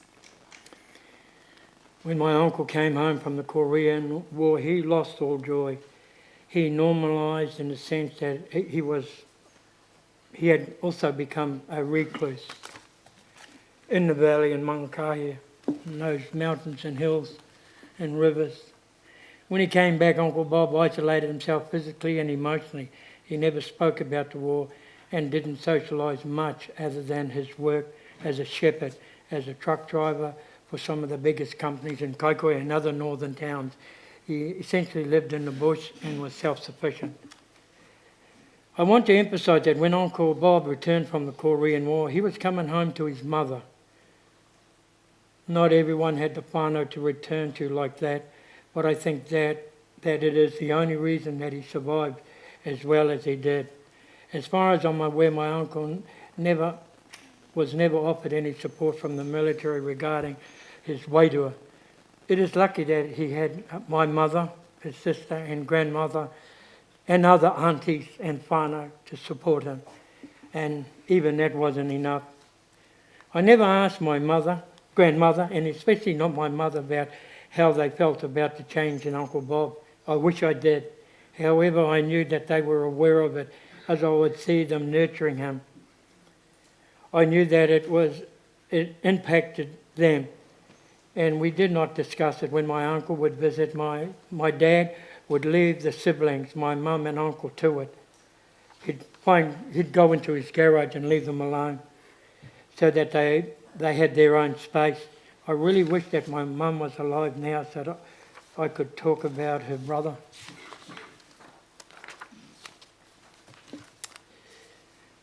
Us kids took Uncle Bob for what the situation was and who he was. We knew that he'd been to war, and we didn't question that. We knew that veterans were usually quiet men, and my uncle was no exception. My Uncle Bob brought a blue embroidered kimono for his mother from Japan. He travelled from Japan on his way to Aotearoa from Korea. When my grandmother passed away, she passed it on to my mother, my grandmother wrapped her treasure whakapapa books in the kimono. My mother later passed the whakapapa books to me, still wrapped in the kimono. I returned the kimono to her as it was a taonga for her. Even with the society he came home to, I never heard him laugh. Laughing is a genuine human emotion, but in all my life I never heard him audibly laugh after the war. He did grunt. He did smile in a small way, but his smile that I saw was very different to his smile that I've seen from photographs before the war. I've been considering if I think that Uncle Bob had PTSD. In truth, he was so reclusive and private that I couldn't tell what was going on in his mind. I could never have known what he was thinking or feeling.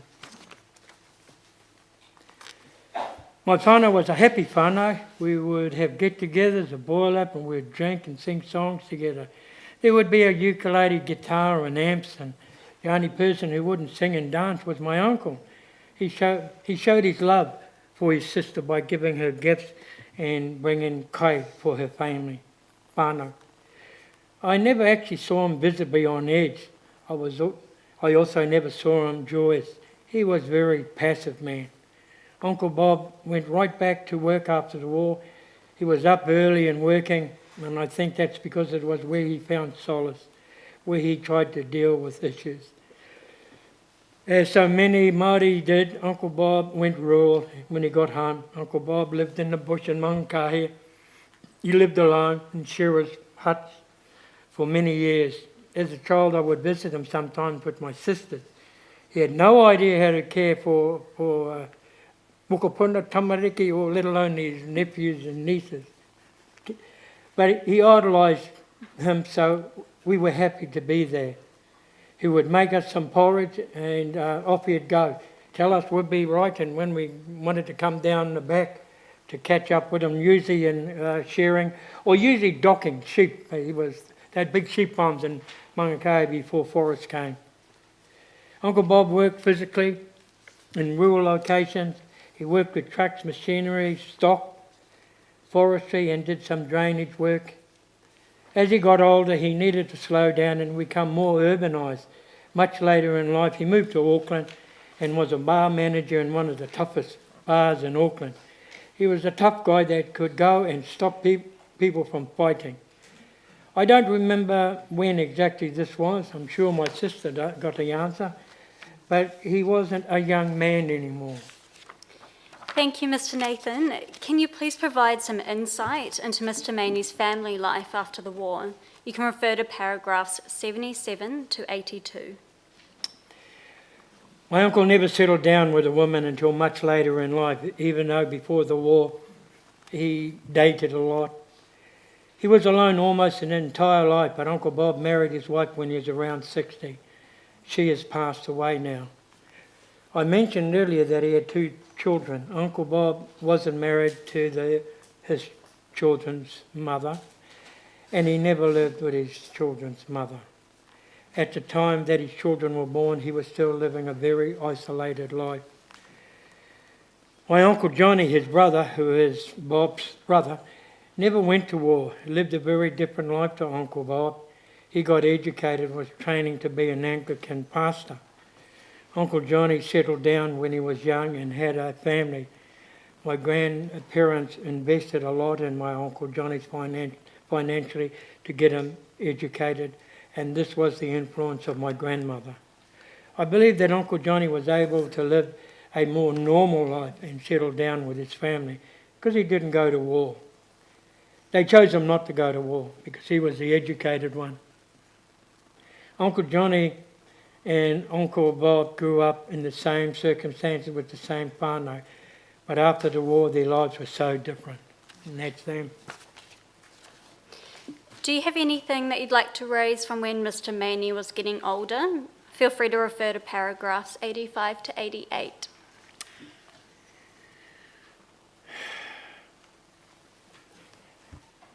That's a really important taonga there, because it denotes who my Uncle Bob truly was. That's the bloodline he came from. The man sitting down is Heke Tarangi. In Mangakahia, he's renowned. His grandfather is that man standing next to him, their brother-in-laws. They're well known in Mangakahia.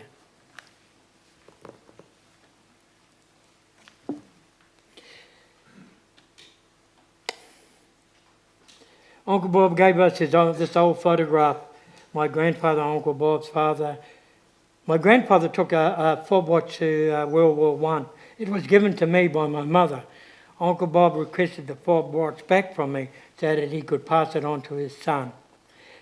I understood that even though they had never been close, my uncle wanted to maintain the legacy of a fob watch being passed down from father to son. My uncle was such a giver and didn't usually ask or ever for anything, so I knew that it was important to him. That fob watch went to the First World War and kept my grandfather alive. I had visited Uncle Bob in Auckland with my mum, and he had a photograph of our ancestor that's being shown now, that's on the screen. It was a really beautiful photograph of my great-grandfather, Uncle Bob. Eventually called my mum and asked her to come and collect the photograph as it is a taonga and to hang it in a house that's closer to where the ancestors are buried.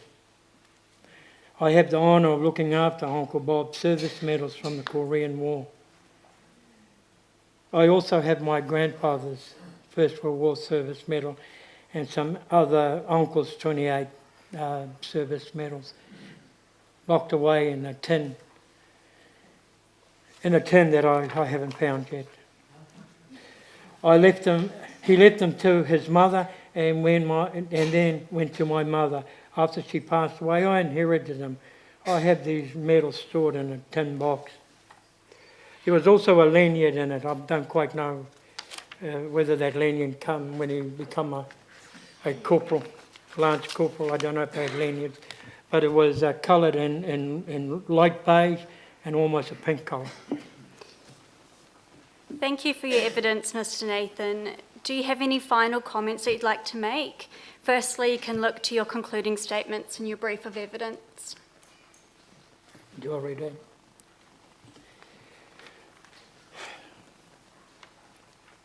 So many men in our community were veterans living in the shadows of war, and obviously they came back to the shadows of the Tupuna Mountains. You can see when a man has been to war. I was a child when my uncle went to war. I never had the opportunity to get to know my uncle as an adult without the momai that the Korean War caused. I feel like I lost the opportunity of a good role model. If Uncle Bob had been better supported after the Korean War, I think he may have integrated back into life easier and not suffer for so long living an isolated life. Something that I do think is taken into consideration, is not taken into consideration enough, is the spiritual layers and emotion that are imbued in the Māori soldier. The support system for a Māori veteran is really their whānau, so the Crown should provide support to facilitate veterans to be with their whānau, which would include support with travel and all sorts of costs. Māori men went to fight for democracy, liberty, freedom and justice. In my world, the very least the Crown could do for them is to care for them, for their service, and to be aware of their needs that include their value systems without influence influences our culture, which influence our culture behaviour.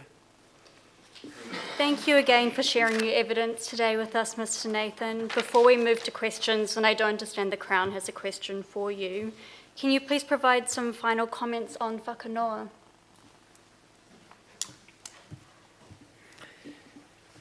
Ooh.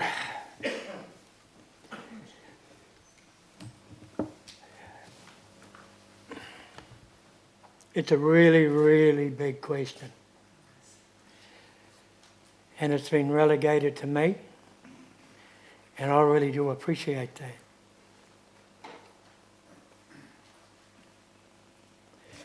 Obviously, I can read the dictionary version of whakanoa.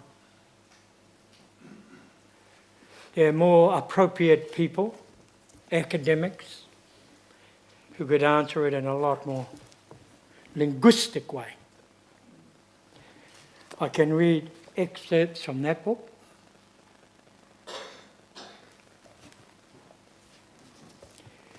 But instead, I'll challenge this tribunal with this book.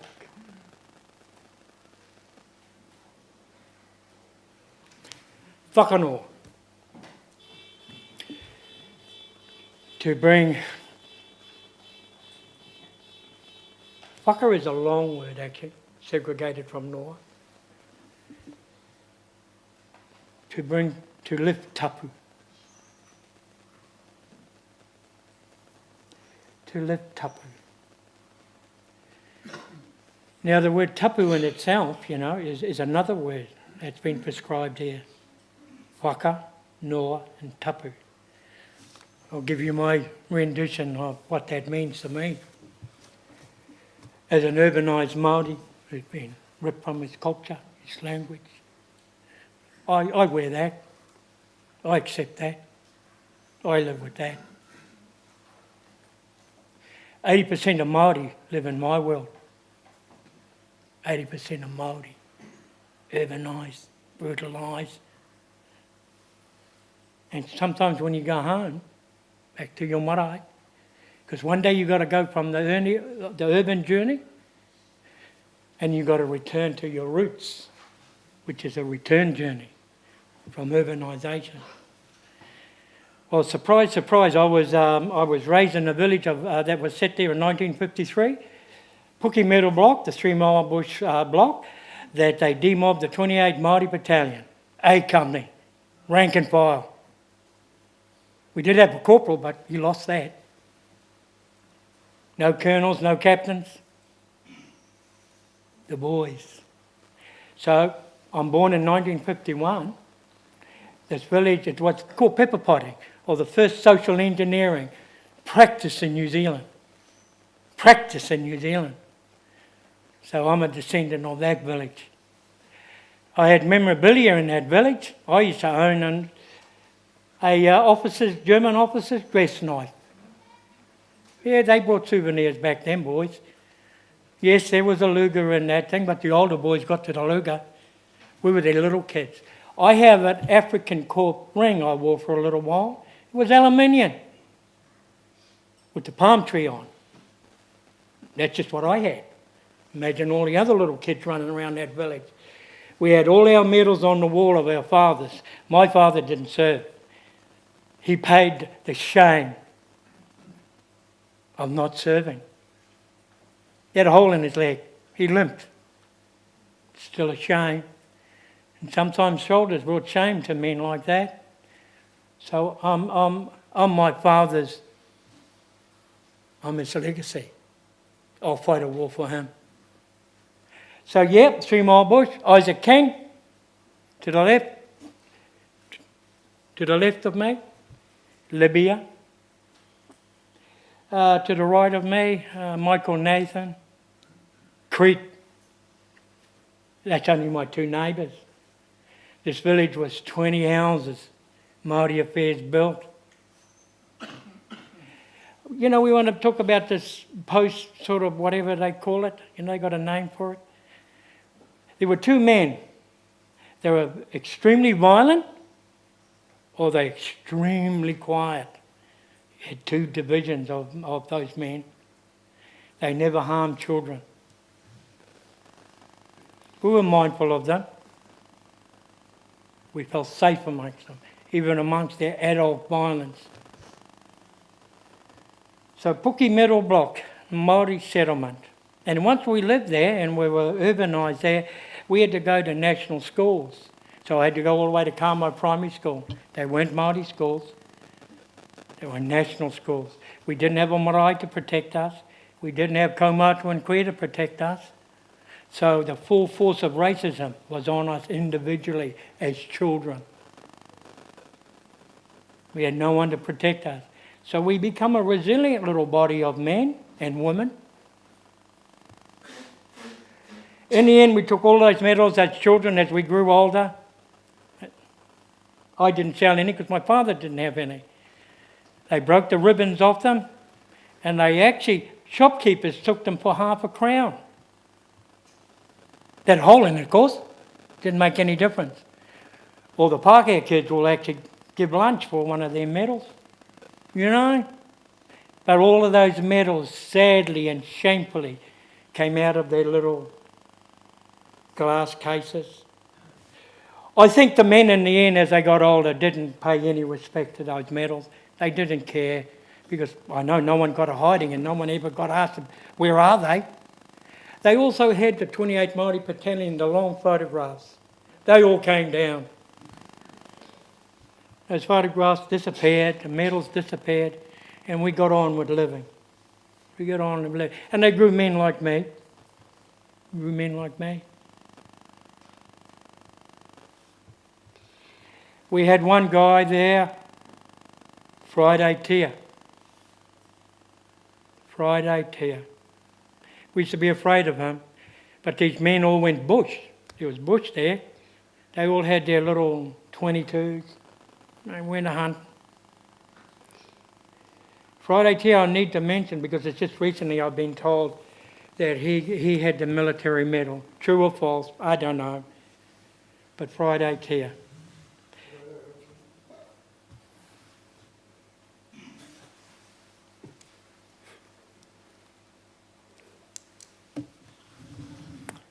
There's a signal. Whakanoa, okay? I'll go to the distinction. To me, a lot of people make the mistake of figuring out what tapu is. Now, we see a lot of men, taongas. We've seen pictures from classical way back eras where a rangatira is tapu and he can't feed himself. He's got his hand behind his back and you see these images and there's some wahine feeding him food in his mouth. Now, from out of the Mangakahia, he isn't tapu per se, his hands are. It's his hands. So whakanoa is what are you going to do about bringing peace to hands? Well, even in the military, all hands on deck, poof. Hands are the most relevant portion of a Māori's body. It's the one that pulls the trigger, pulls the pin, throws the grenade, digs the foxhole, and nurtures and holds his loved one and the baby. These things are very, very significant in my culture. Now, when I was in Waihuru, at the Veterans hearing, I think 2018, where all the Vietnam veteran boys come, 861 was in there. I was the guy that filmed that. Now, we were in camp for about 2 or 3 days. I think it was a 2-day hearing. Now, I heard some conversations, whether it's on the record or off the record, about exactly what I'm talking about. The tapu of the hands. Now, what they were talking, they wanted to make a memorial garden. So it's not marae-based, it's kaupapa, but a memorial garden where there was going to be a pounamu touchstone in the middle of that garden that all the whānau could walk to. So they'd take their boys who'd been to war and they'd walk them as whānau and through this garden of healing, and he'd go and lay his hand on that touchstone, pounamu, and release him from the god of war and to return him back to his whānau. Now, I don't know whether that ever made the records, but I sat in a conversation with some people who actually were responsible for the marae in Waihuru, And this was the talk that I heard. So there is the hands, there is whakanoa, there is the touchstone, there is peace and harmony. Let us go back to our mothers, our whānau, our haukainga, our hapu. Release us, Mr. Military Man, to go in peace, to reconnect to my people. Kia ora. Thank you, Mr. Nathan. We can turn to the Crown's question if you haven't answered that already.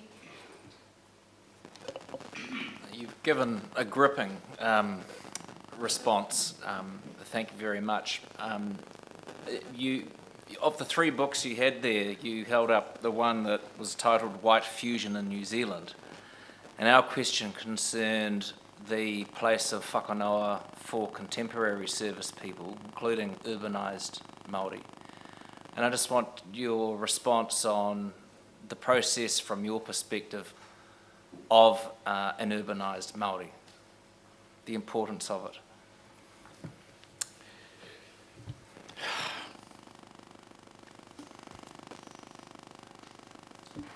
Can I stand? Certainly.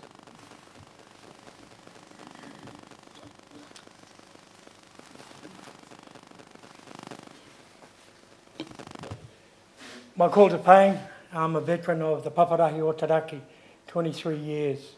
23 years of filming, 27 weeks in Security Stage 1.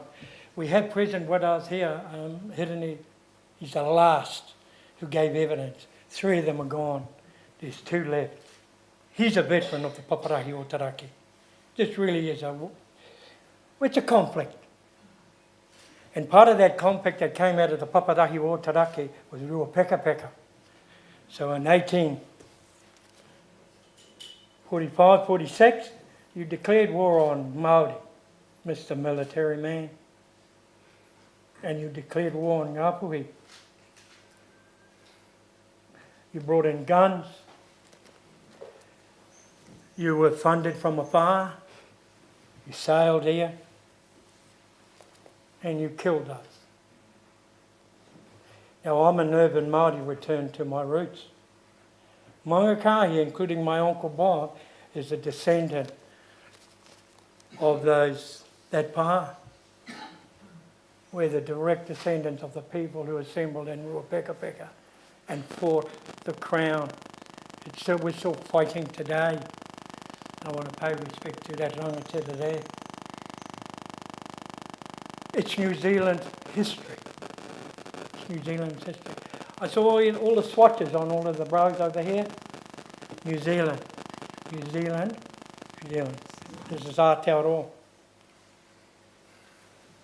I told Mr. Monty in a hui that in 1949, the 1st of January, we were not New Zealanders till that date. We were British subjects until the New Zealand Citizen Act of 1949. Prior to that, we were nothing but, whatever a subject is meant to be. When my uncle went and fought, he fought as a Māori boy, a Māori citizen. We've got to get some of these dynamics right.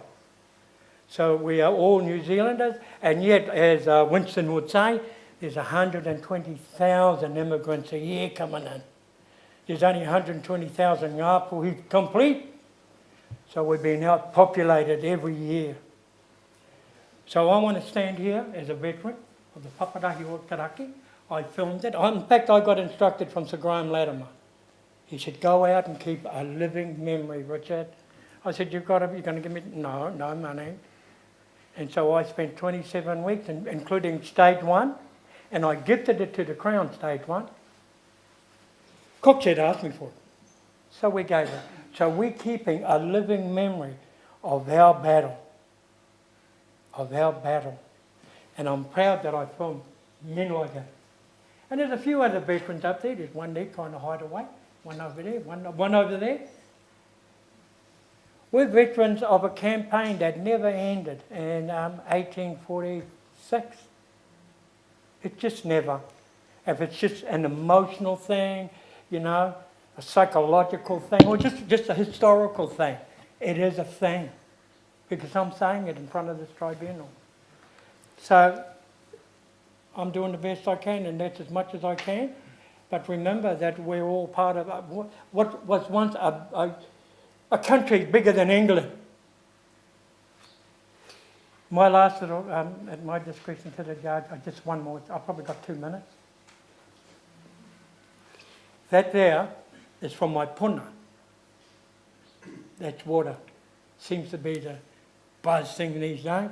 That's water from my puna. It's called karukaru. Karukaru. Now, karukaru, to me, it means to look to the sky, look to the heavens. That name was brought here 800 years ago by my navigator. So I predate all of this. 800 years ago. So we predate Admiralty law. My tupuna found his way here and discovered it. Hui Tarangi Order is his name.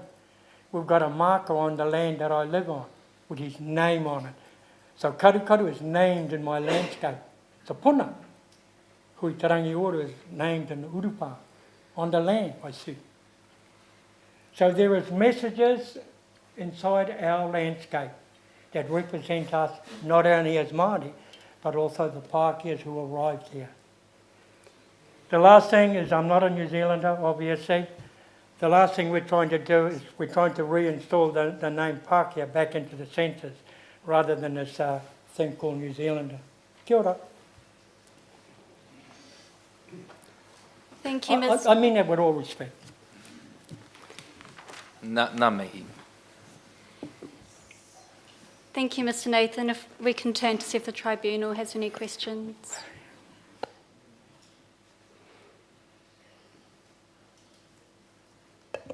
Tēnā koe, Mr. Nathan. I don't have any questions, but thank you very much for your evidence and for sharing the story of your uncle with us, which was very moving. Thank you.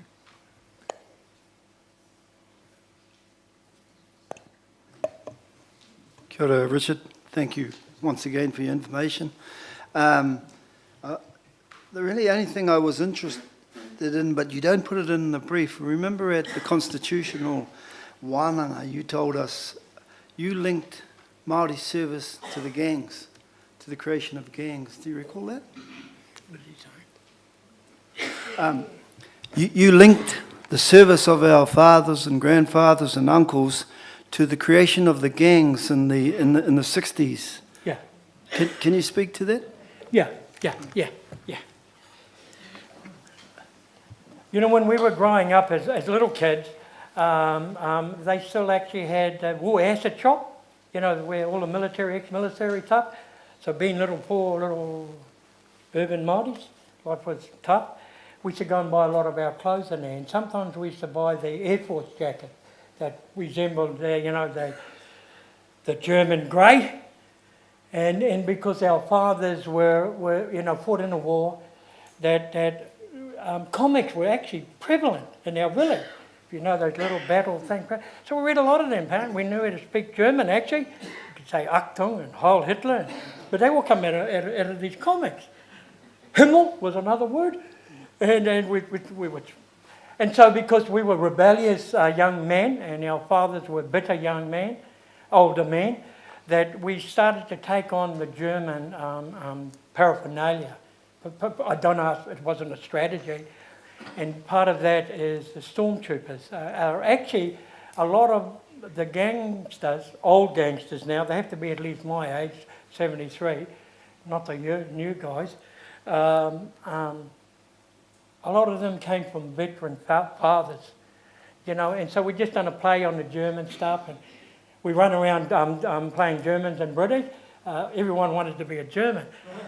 And the reason why they wanted to be a better German, because you could make a better Schmeiser gun. You had the Sten gun, and then you had the German one. And we used to take battens off fences, which would run down the Pākehā fence and pull it back and cut that handle off and cut. They said, "You're a British, you've got to put your magazine that way." And I want to be a German. So, you know, it's social behaviour of young children. So they would have been, especially when they started moving our fathers. Our fathers were part of the state-owned enterprise, okay? We built this country. Our fathers my father was a bulldozer driver and a grader driver. the best beta driver Whangarei ever had. But they were all had gainfully employed. So they state-owned enterprise, road, rail, forest, and goodness knows what. How did they think the infrastructure of this country was built? Because they brought our fathers in to become the indentured labourers. Just on the fringe of the city, not too close, not close enough to catch a bus, you had to walk. So it was part of the social engineering, that they were all of the muscle of this country. And my father, most of those roads up there and subdivisions were built by a lot of Māoris. They used to use our fathers, and they used gang method because they all had work, they had foremen and work gangs. So before there were gangsters, there were work gangs. Forestry gangs, road gangs, rail gangs, huts. And surprise, surprise, all of the sergeants or the foremen were European guys, and a lot of times South African. Okay? So this is your government's social engineering, and remember it. So we're all part of the fabric of what actually built this country. And then when there was no work for us because they needed skilled things, they privatised by the time my generation came, we cut loose and went to Auckland. I was part of trade training. So, you know, I got dragged off by the Catholic Church and the state. Believe it or not, I was a window dresser in Farmers Trading Company. Yes. I was good at that, apparently. I was going to be either a farmer on a farm in Poto, a Māori farm, and I'd done 1 month on the farm. I hitchhiked out, left my bags, and I never went back. So trade training was really applicable. She's tapping me. I'm having, in all respect and the national interest, I give my story. And we appreciate it. Thank you, Mr. Nathan. Good, I have no questions. Thank you. That concludes the evidence for Y861 today. Tēnā koe, Your Honour. Just apologies. Mr. Thompson from Phoenix Law. If I could just seek leave to ask a very quick question of clarification for the witness before he steps down. Is he aware of it? Not at this point, no, Your Honour. But they put it in writing. Okay, will do. Thank you, Your Honour.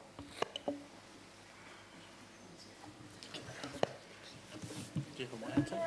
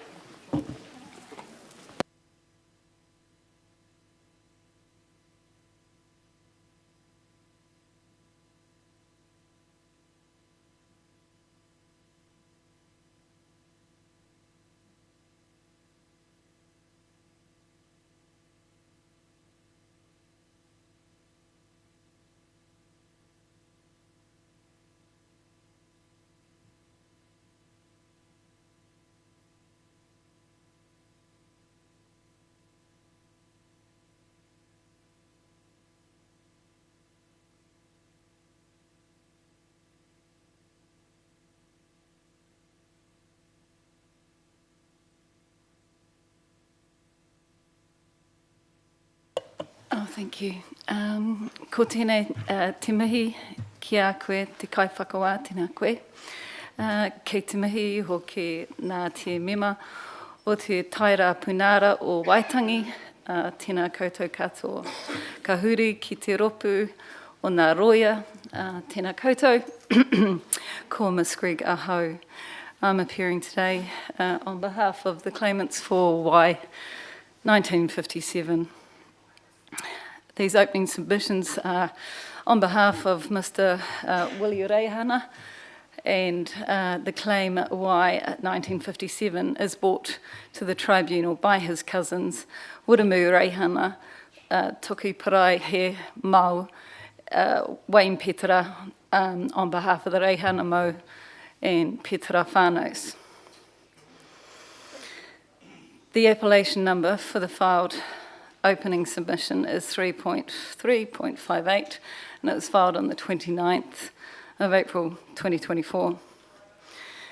Your Honours, I seek leave to take the submissions as read, and on that basis, for this opening, I will focus on a few key points that are poignant to Mr. Reihana and his submission, rather than traverse the entire opening. Thank you. Just a moment, Ms. Greg. Anything arising from the submissions? No, I thought you were going to take them as read.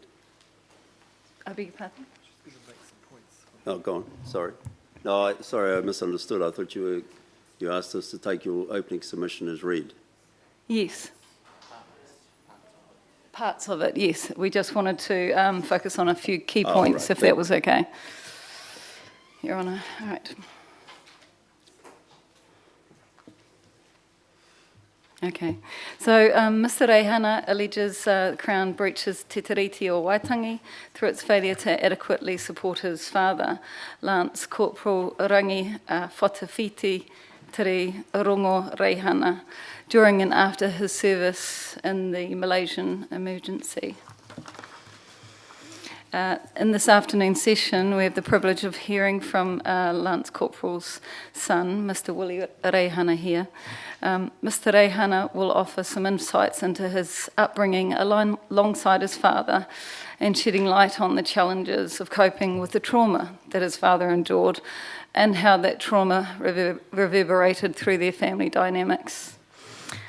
Mr. Reihana's kōrero will talk of his father's return from service and of the profound impact his undiagnosed and untreated trauma had on him and his wider whānau. He will provide insights into how this trauma has permeated through the generations, affecting not only himself, but also his own children. And he will talk of how he recovered from that trauma of his childhood and his hopes to end the cycle of trauma. Mr. Reihana's claim centres on the Crown's failure to adequately prepare or shield Māori soldiers from the emotional and mental pain of war, as well as its insufficient support for Māori veterans in coping with psychological burdens that they carry back from their service at the time. Mr. Reihana's evidence also raises a lack of support for whānau of soldiers who suffered from PTSD, and he shares his experience of how trauma becomes intergenerational when left untreated. Mr. Reihana's perspective is distinctive, and that is due to his personal journey of recovery from his childhood trauma and the experience and understanding that he has gained from his volunteer work, where he supports individuals grappling with issues such as trauma, alcoholism, addiction, and violence. Sir, if it would please the tribunal, my friend Ms. Smith discussed principles of active protection and partnership, which my submission basically replicates. May I suggest we adopt that submission for the treaty principles.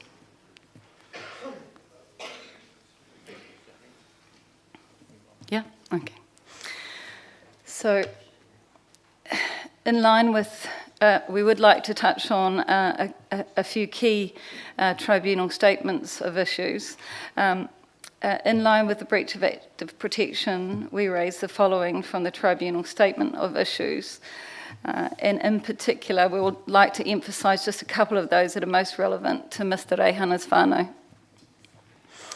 3.4.2, which we say in relation to failing to provide adequate steps to prepare Lance Corporal Reihana from the risk of psychological trauma or harm that he would be exposed to during service.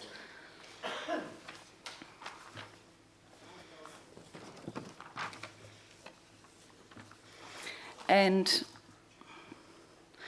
3.7.4.6, which is, we say, was a failing to provide adequate support for whānau of Lance Corporal Reihana, in particular for the domestic abuse, substance abuse and mental illness. So those are the two key TSOIs that we'd like to focus on. And in light of the Crown's obligation of active protection, these failures resulted in Lance Corporal Reihana and his whānau being prejudiced by the physical harm suffered from his service. In respect of relief, full relief is set out in the filed opening submissions. However, we'd just like to mention some key focuses for Mr. Reihana. The claimant's focus is on the acknowledgement that the Crown failed to actively protect Lance Corporal Reihana from the psychological danger of war service, and an acknowledgement that they did not provide adequate support to the persons who returned with that taumaha. The claimant also makes a plea to the Crown to extend mental health counselling and rehabilitative support for descendants of service persons who suffered from psychological trauma post-service. And in conclusion, Your Honour, that completes our opening submissions.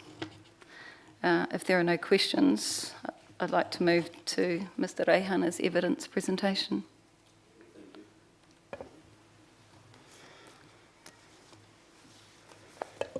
Thank you for that, and you can answer this in writing if you'd prefer. But so the Crown's alleged failure to provide spiritual ceremonies such as whakanoa, was it the Crown's obligation to provide those ceremonies, or to ensure that there was access to them, or that once those people got home, their home people would provide them? Or are you suggesting that the Crown that there should have been a marae earlier and that kind of? I'm just not quite sure what that bit means. So, I mean, sir, every culture has its own cleansing processes, whether you're Irish or English or Māori.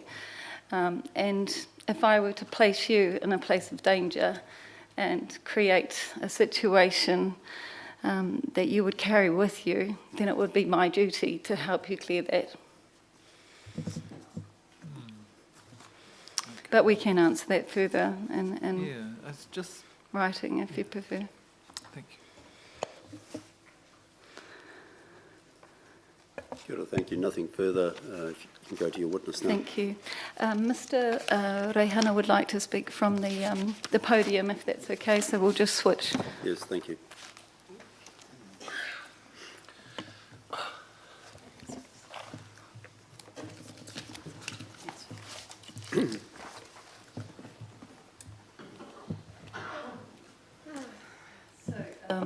Thank you, Your Honour. The witness being called on behalf of Y1957 is Mr. Willie Reihana.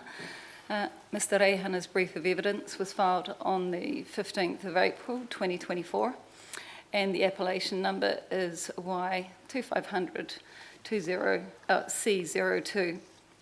Mr. Reihana would prefer to focus on key points in his brief of evidence today, rather than read his entire brief, and on that basis we seek leave for his evidence to be taken as read.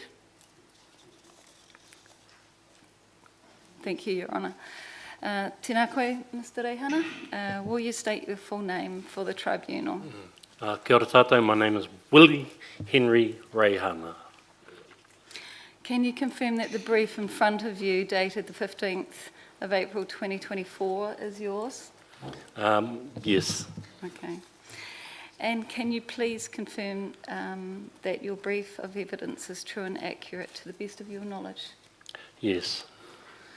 Thank you, Mr. Reihana. So would you please introduce yourself to the tribunal, and you could refer to the paragraphs 1 to 8 of your brief to assist with that introduction. Tēnā koutou katoa I runga te tribunara, kia koutou nā kai whakawā me nā kai tautoko ki ngā tangata katoa I Wainganui a tātou. E mihi maha ki ngā ringoera mō tātou kai, engari he ki mai toku puku mō tērā. Kāre he roa aku kōrero, engari tēnei te kaupapa o mātou I te kōrero o toku pāpa. Engari, ko wai au, ki te taha o toku pāpa, rangi whatatiri rongo reihana, ko tēringa rawa ko parihaka, nā marae, o Ngāti Tautahi, Ngāti Hine Mutu, nā hapu, ki kai kohe, ki te taha o toku māma, ala apiata, ko ora māho I rawa ko Waitangi, nā marae, ko Ngāti Kawa, me Ngāti Rāhiri, nā hapu. Ko ahau, ko Uremu Reihana. Tēnā koe.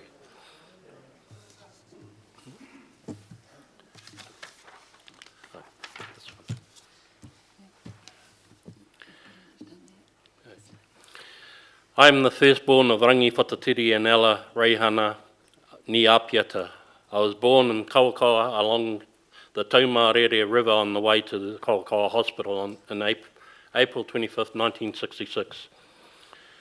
I have 5 siblings and at the age of 57 I am blessed with 5 children of my own. After a tough beginning in life I am now settled in Te Puke, where I've dedicated myself as a volunteer in drug and alcohol field for the past 20 years. This mahi has led me to serve with Te Otahina Manakitanga Trust in Rotorua with their residential program. I've worked as a community mental health worker in Makitu. Additionally, I was a director for Hokianga Retreat in Mangamuka, a drug and alcohol residential program. Currently, I'm aligned with Narcotics Anonymous of the Bay of Plenty region. In addition to this is my most important mahi, which is working to be the best version of myself for my kids and my grandchildren.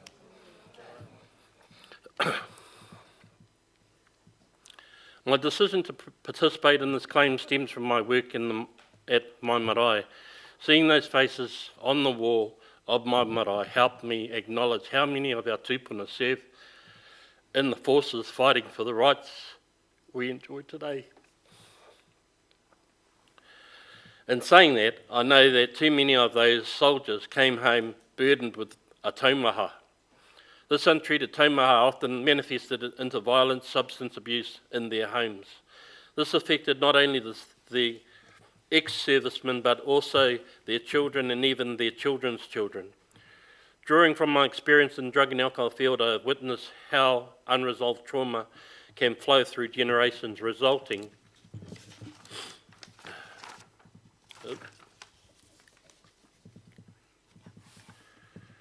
in profound dysfunction in whānau.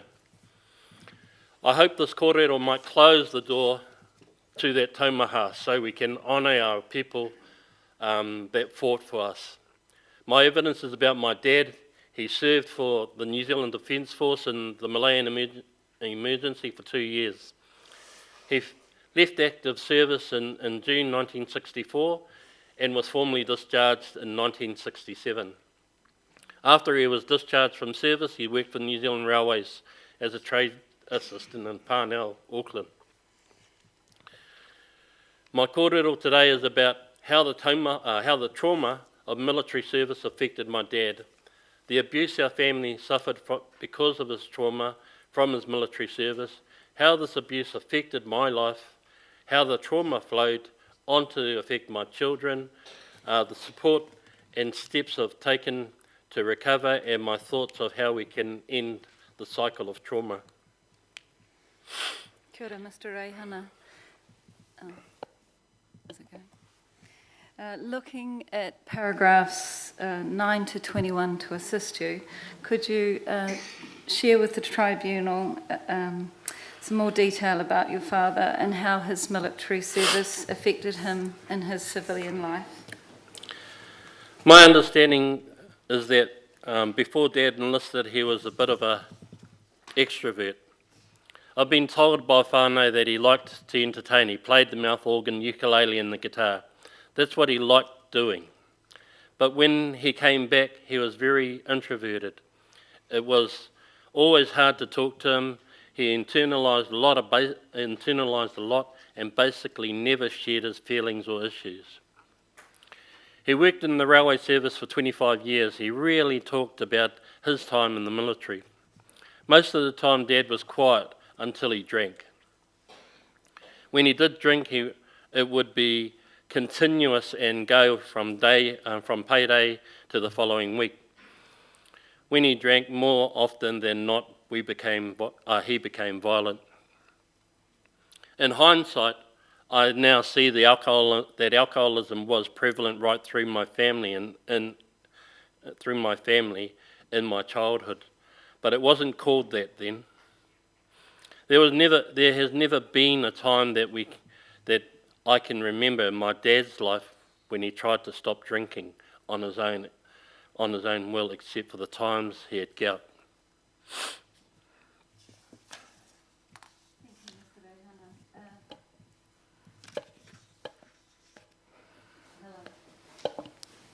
Kia ora. Can you discuss how your father's trauma affected you and your siblings? And if you need to, you can refer to paragraphs 10 to 25 to assist you. Trauma is a difficult diagnosis, and it's really hard to sort of fathom what that actually looks like. Trauma can be a breakup of a relationship or a goldfish dying in your presence. But in my dad's case, it's really hard to understand how trauma had impacted on him. During my childhood, my dad and I hardly talked. We didn't have a normal son-father relationship. He is quite violent, so the basis of my relationship with him was fear. So the first thing that I thought when he was around was more like, uh-oh, here comes Dad. In terms of my experiences with him, it wasn't like we would chat over tea. There just wasn't opportunity to have a day-to-day conversation with him. When it came to anything to do with military service, there was just silence. My dad stored his semi-automatic 22 up in the kitchen cupboard with ammunition in it at all times. He used this gun to show me how to do stuff.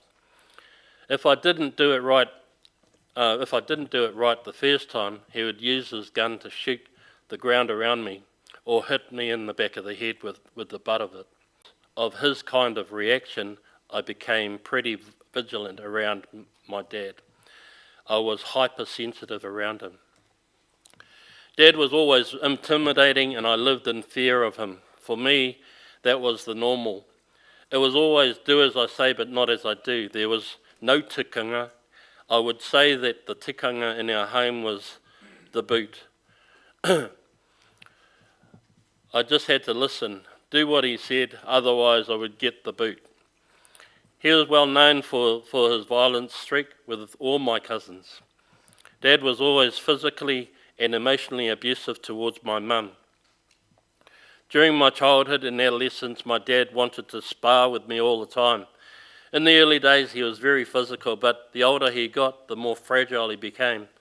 I got to the point one day where I think I must have been around 18 years old, where I had enough of his sparring size, cracked him and gave him a hiding. That was when he said, "You're not my son anymore." And I replied, "That's fine with me." I didn't have a relationship with my dad for almost 20 years after that. This was difficult because my siblings turned on me because it must have seemed like I deserted them. Some of my other whānau have claimed that Dad molested them. I suspect that that is why they kept away from us. I don't know what happened. I feel that there hasn't been closure for these whānau and they continue to exhibit signs of PTSD in their lives today.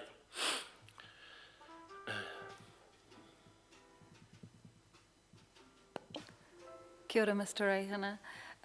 In your introduction, you have already touched on how you believed men returned from their service with a taumaha.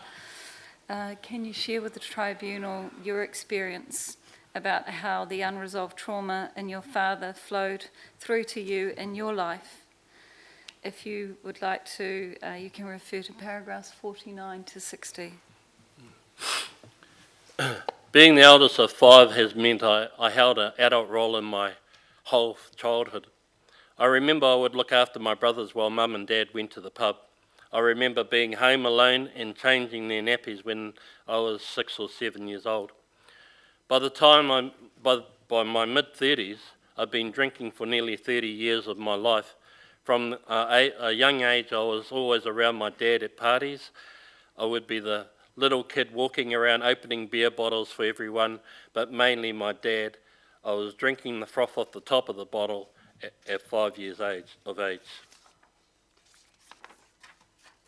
Once I hit 13, I started mucking around with F2 contact glue. Then me and my mates got into smoking pot and then slowly gravitated to speed crystals, acid, and then homebag. Between the ages of 15 and 20, I took all the pills you can think of, such as Uromines and Rohypnols. Because those were the drugs of the day, I was sourcing them from breaking into the chemists. For a lot of my youth, I would break into liquor stores and steal booze with my cousins. However, when I was 20, one of my cousins shot someone in the face for $36. I think he did it 16 years for that. It was something that I didn't want to have anything to do with. Throughout my 20s, I was still drinking, taking drugs, and going to jail. I came to the crossroads when I was 33 years old. I was selling crack, speed, acid, pot, everything under the sun, in the name of supporting my family. But I was actually just supporting my habit. During these years, I was in and out of jail for petty crimes and short-term imprisonments. By the time I hit 33, I came to a crossroad in my life. I was in front of a judge for a drink driving offence, and at that stage, the judge was indicating a prison term. To get a softer decision from the judge, I decided to embellish my story and told him that I was going to AA meetings. I eventually went to an AA meeting. I was just pretending I wanted to quit, but really I thought I could do it for a few months and then get back on it. Quite a lot has happened since that first AA meeting, and not what I planned or expected when I first went along. I didn't know anything about alcoholism until I admitted I was an alcoholic. The fact that they were focusing on obsession and on compulsion and obsession with alcohol made me realise that there's more to it than just drinking. My wife once said to me, "You're becoming exactly like your old man." It was like a penny dropped. In that instance, I started realising that what flowed in me came from him. At the time, I had no idea that my addictions and behaviour could possibly be linked to my dad, and vice versa to me, for me to be linked to him.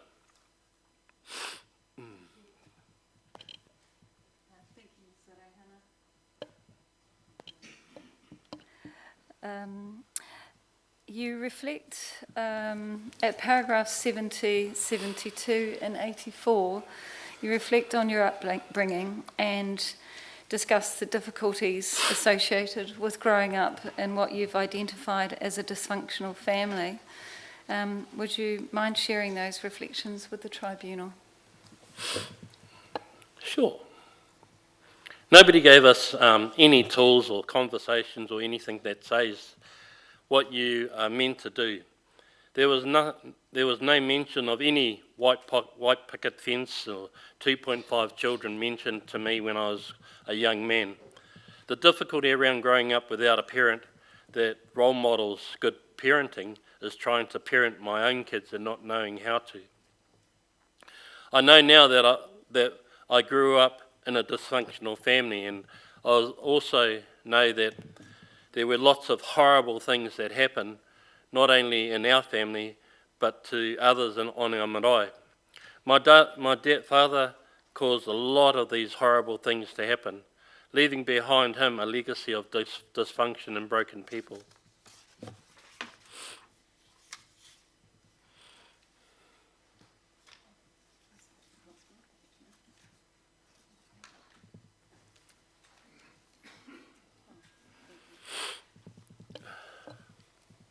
Mr. Reihana, no, that's not right. Right, sorry about that. You also discussed in your introduction intergenerational trauma. Can you share with the tribunal how that trauma that your father experienced has flowed through to your children's life? And to assist you, you may wish to refer to paragraphs 72, 73 and 74 of your brief. I have 5 kids, 3 from my first marriage and 1 from my second, and 1 son whose mother won't acknowledge me as her son's father. Like I said before, the difficulty around growing up without a parent that role modelled good parenting is trying to be a parent and not knowing how to. This has affected my children. For my oldest son from my first marriage, I wasn't very fatherly. I'd done the Incredible Years program, but I didn't have much of an impact on me back then. I just did it because I wanted to stay in that relationship with my son's mother. But I was too much of a ratbag. And like my dad, the drugs and women and alcohol were more attractive than my wife, kids, and a stable environment. My youngest son from my second marriage had been stood down from school because he was becoming more and more violent. The teachers were getting worried about other students, worried for property, worried for themselves. So they stood him down, and the situation motivated me to search for options to address the problem. After attending a parenting program for myself, my son attended a grief program. We have been able to turn the situation around at school for my son. His attitude is turned around 100%. He is now approaching his teenage years, and even though he is doing well, it is so hard to drag him away from his devices. He's presenting with obsessive compulsive behaviour, which is the same as what I have. Because I've never received praise and encouragement from my father, I really struggled to do that for my own kids. It was almost against my own personal belief. Complimenting people when I was a kid just wasn't done. This is something I had to overcome, and I've taught myself to praise my own kids so they won't end up like my dad or the old me before I went into recovery. Kia ora, Mr. Reihana. Can you share your story of recovery from that trauma with the tribunal? And if you need assistance, you can refer to your brief of evidence, paragraphs 61 to 74. I've had a lot of intensive counselling to understand the connection between my dad and I. Over the past 20 years, I've spent a lot of time trying to rewrite scripts in my head around what I thought about him. Because I felt so angry towards him, I swore to myself that I'll never be like him, yet I was. For the first 30-odd years of my life, I'd been going about my life without reflecting on my actions and thoughts. But when I went into recovery, I had to reflect. I had started to identify things about my dad that began to make sense, such as my dad showing signs of alcoholism and that he didn't talk very much, but he talked a lot when he was inebriated, and that he was quite violent. I started to recognise these traits, the alcoholism, the introversion, the social distraction, distancing, the violence as characteristics of untreated trauma. I joined AA in 1999, and that was the precursor to all the other counselling and programs that I've been privileged to have done.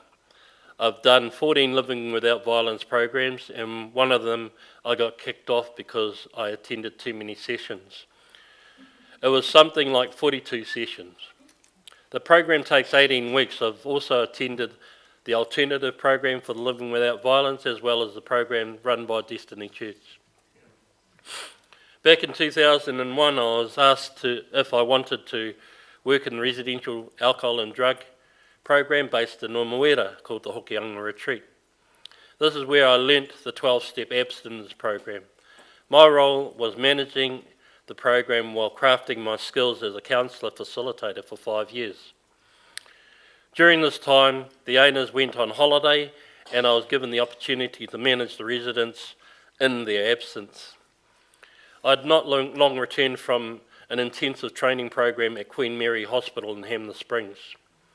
From that, I implemented all the things I learnt from Queen Mary, including setting up a community support house in Kaikohe. The clients attending this program came from the court system between Warkworth and Kaitaia.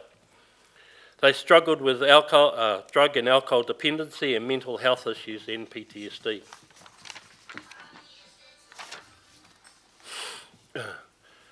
I did the parenting program from Incredible years ago, and this helped me overcome my own conditioning from my father.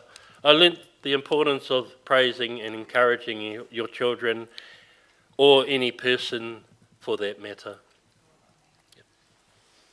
Kia ora, Mr. Reihana. And lastly, you said that you wanted to discuss ways in which you see how it may be possible to end that trauma. And paragraphs 84 through to 96 of your brief should assist you if you need to reference this.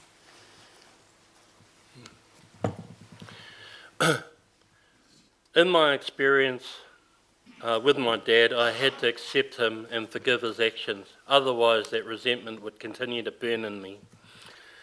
I put an end to the trauma and anger I held about him before he died. So forgiveness and reconciliation is key to ending the cycle of trauma.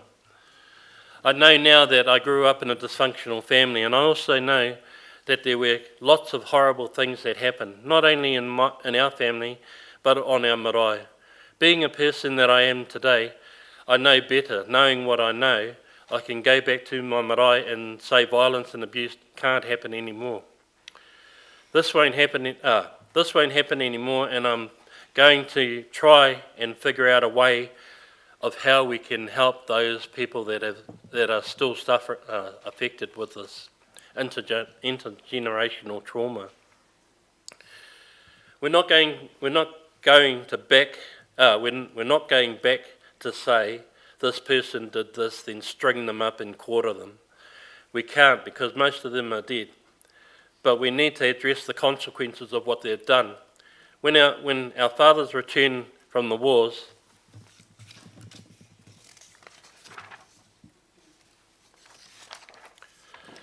they were different men. The fallout from that still needs to be dealt with. That's really where I'm sitting in terms of that. It's just really focused on trying to bring closure for lots of families within my marae. It is about addressing that elephant in the room and providing a safe place with the right support so people can talk about it. I know that some of my whānau don't want to talk about it, but that's the only solution to help them regain their mana. Not addressing the elephant is stopping us all from moving forward. My brother Jeffrey says that it's all about hono no wairua. It's about the wairua flowing, and the wairua hasn't been able to flow because of these things that stop us. It was only in July 2022 that I started seeing or noticing all the people on my marae walls who were in uniform. There's no other way that I can acknowledge these people. So I was like, I'm going to start looking at researching all these people who served overseas that come from our marae. Not long after that, I started doing that. I started seeing a different picture. The picture I saw was our veterans came home, and as I saw it in my own family children were molested and abused physically. And although I acknowledge the men who went overseas and fought for the freedom that we have today, I want to acknowledge the trauma that came back with them, and that wasn't addressed or rehabilitated. The trauma flowed through and affected their children, and it carries on. I see it in my whānau, or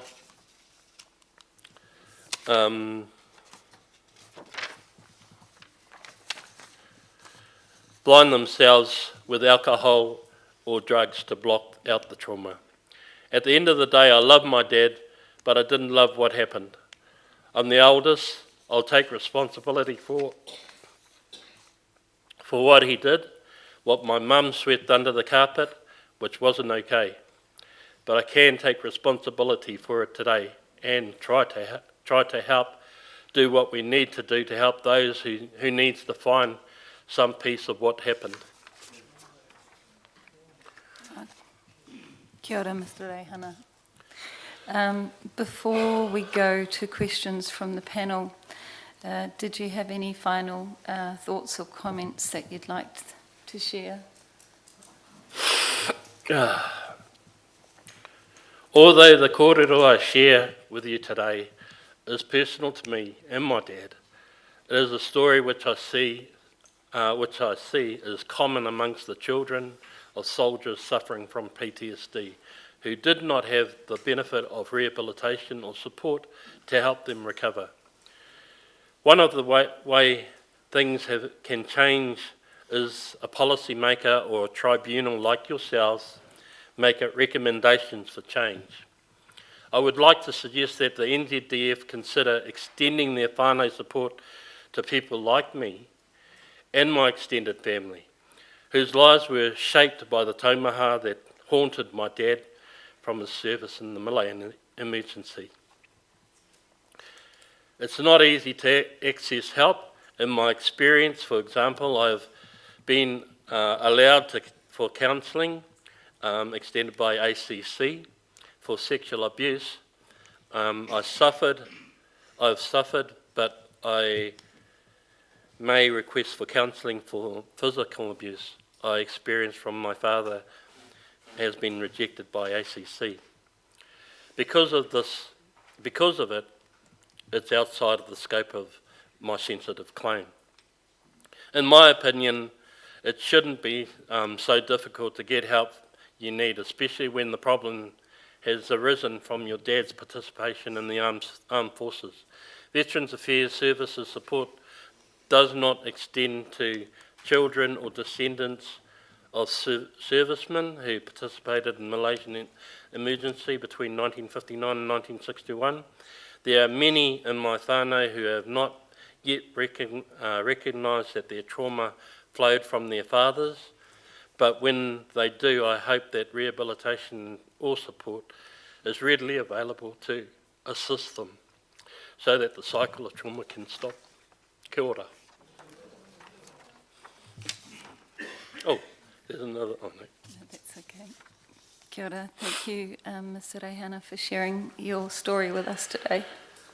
Mr. Reihana, please stay where you are, and we turn to the tribunal and to see if they have any questions for you.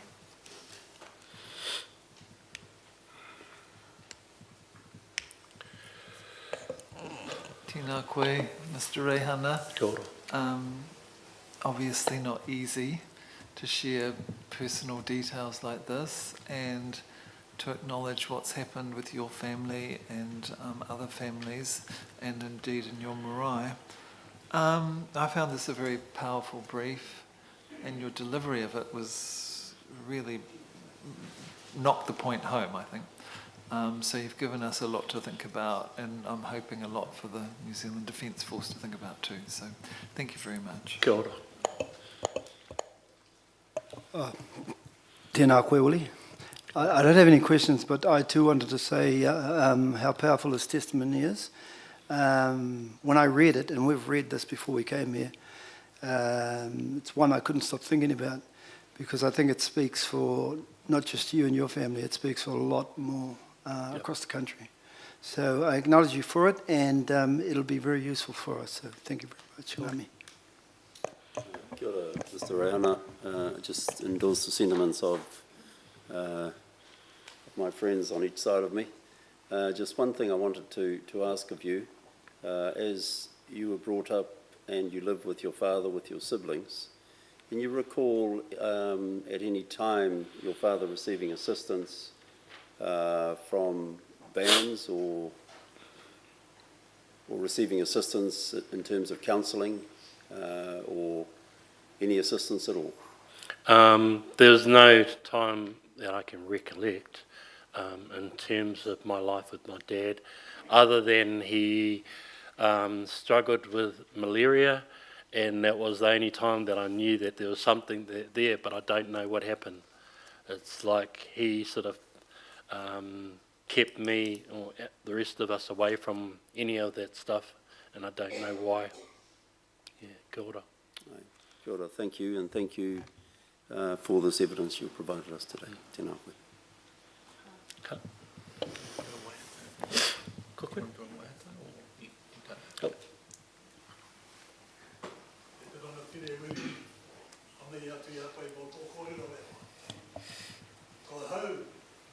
Myself and my son are in the alcohol and mental health field too. I'm part of a team in Ngāwha. We work with our cousins and our nephews, and Ngāwha the same way. Kia ora. Hearing your kōrero, bro, I can identify with what you're saying. So I want to sing this one that you heard. You know it too, I think.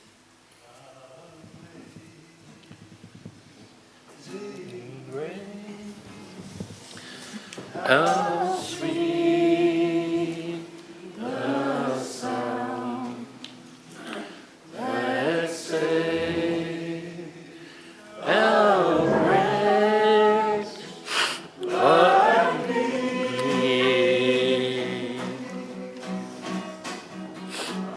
I once was lost, but now I'm found. Was blind, but now I see.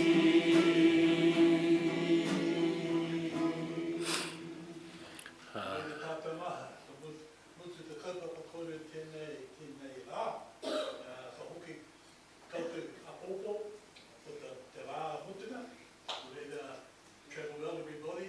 Once again, acknowledge you really would. I like to have a yarn with you before you leave too, bro. Really? Tēnei wā tāta mā karengi haka mutunga, kia kau, kia tātou katoa, Te whai o tātou areki a Eukaraiti, kāroa te atua, te whiwhi ngā tahi, he waira tapu, āke, ki ake, amini. So that was good enough?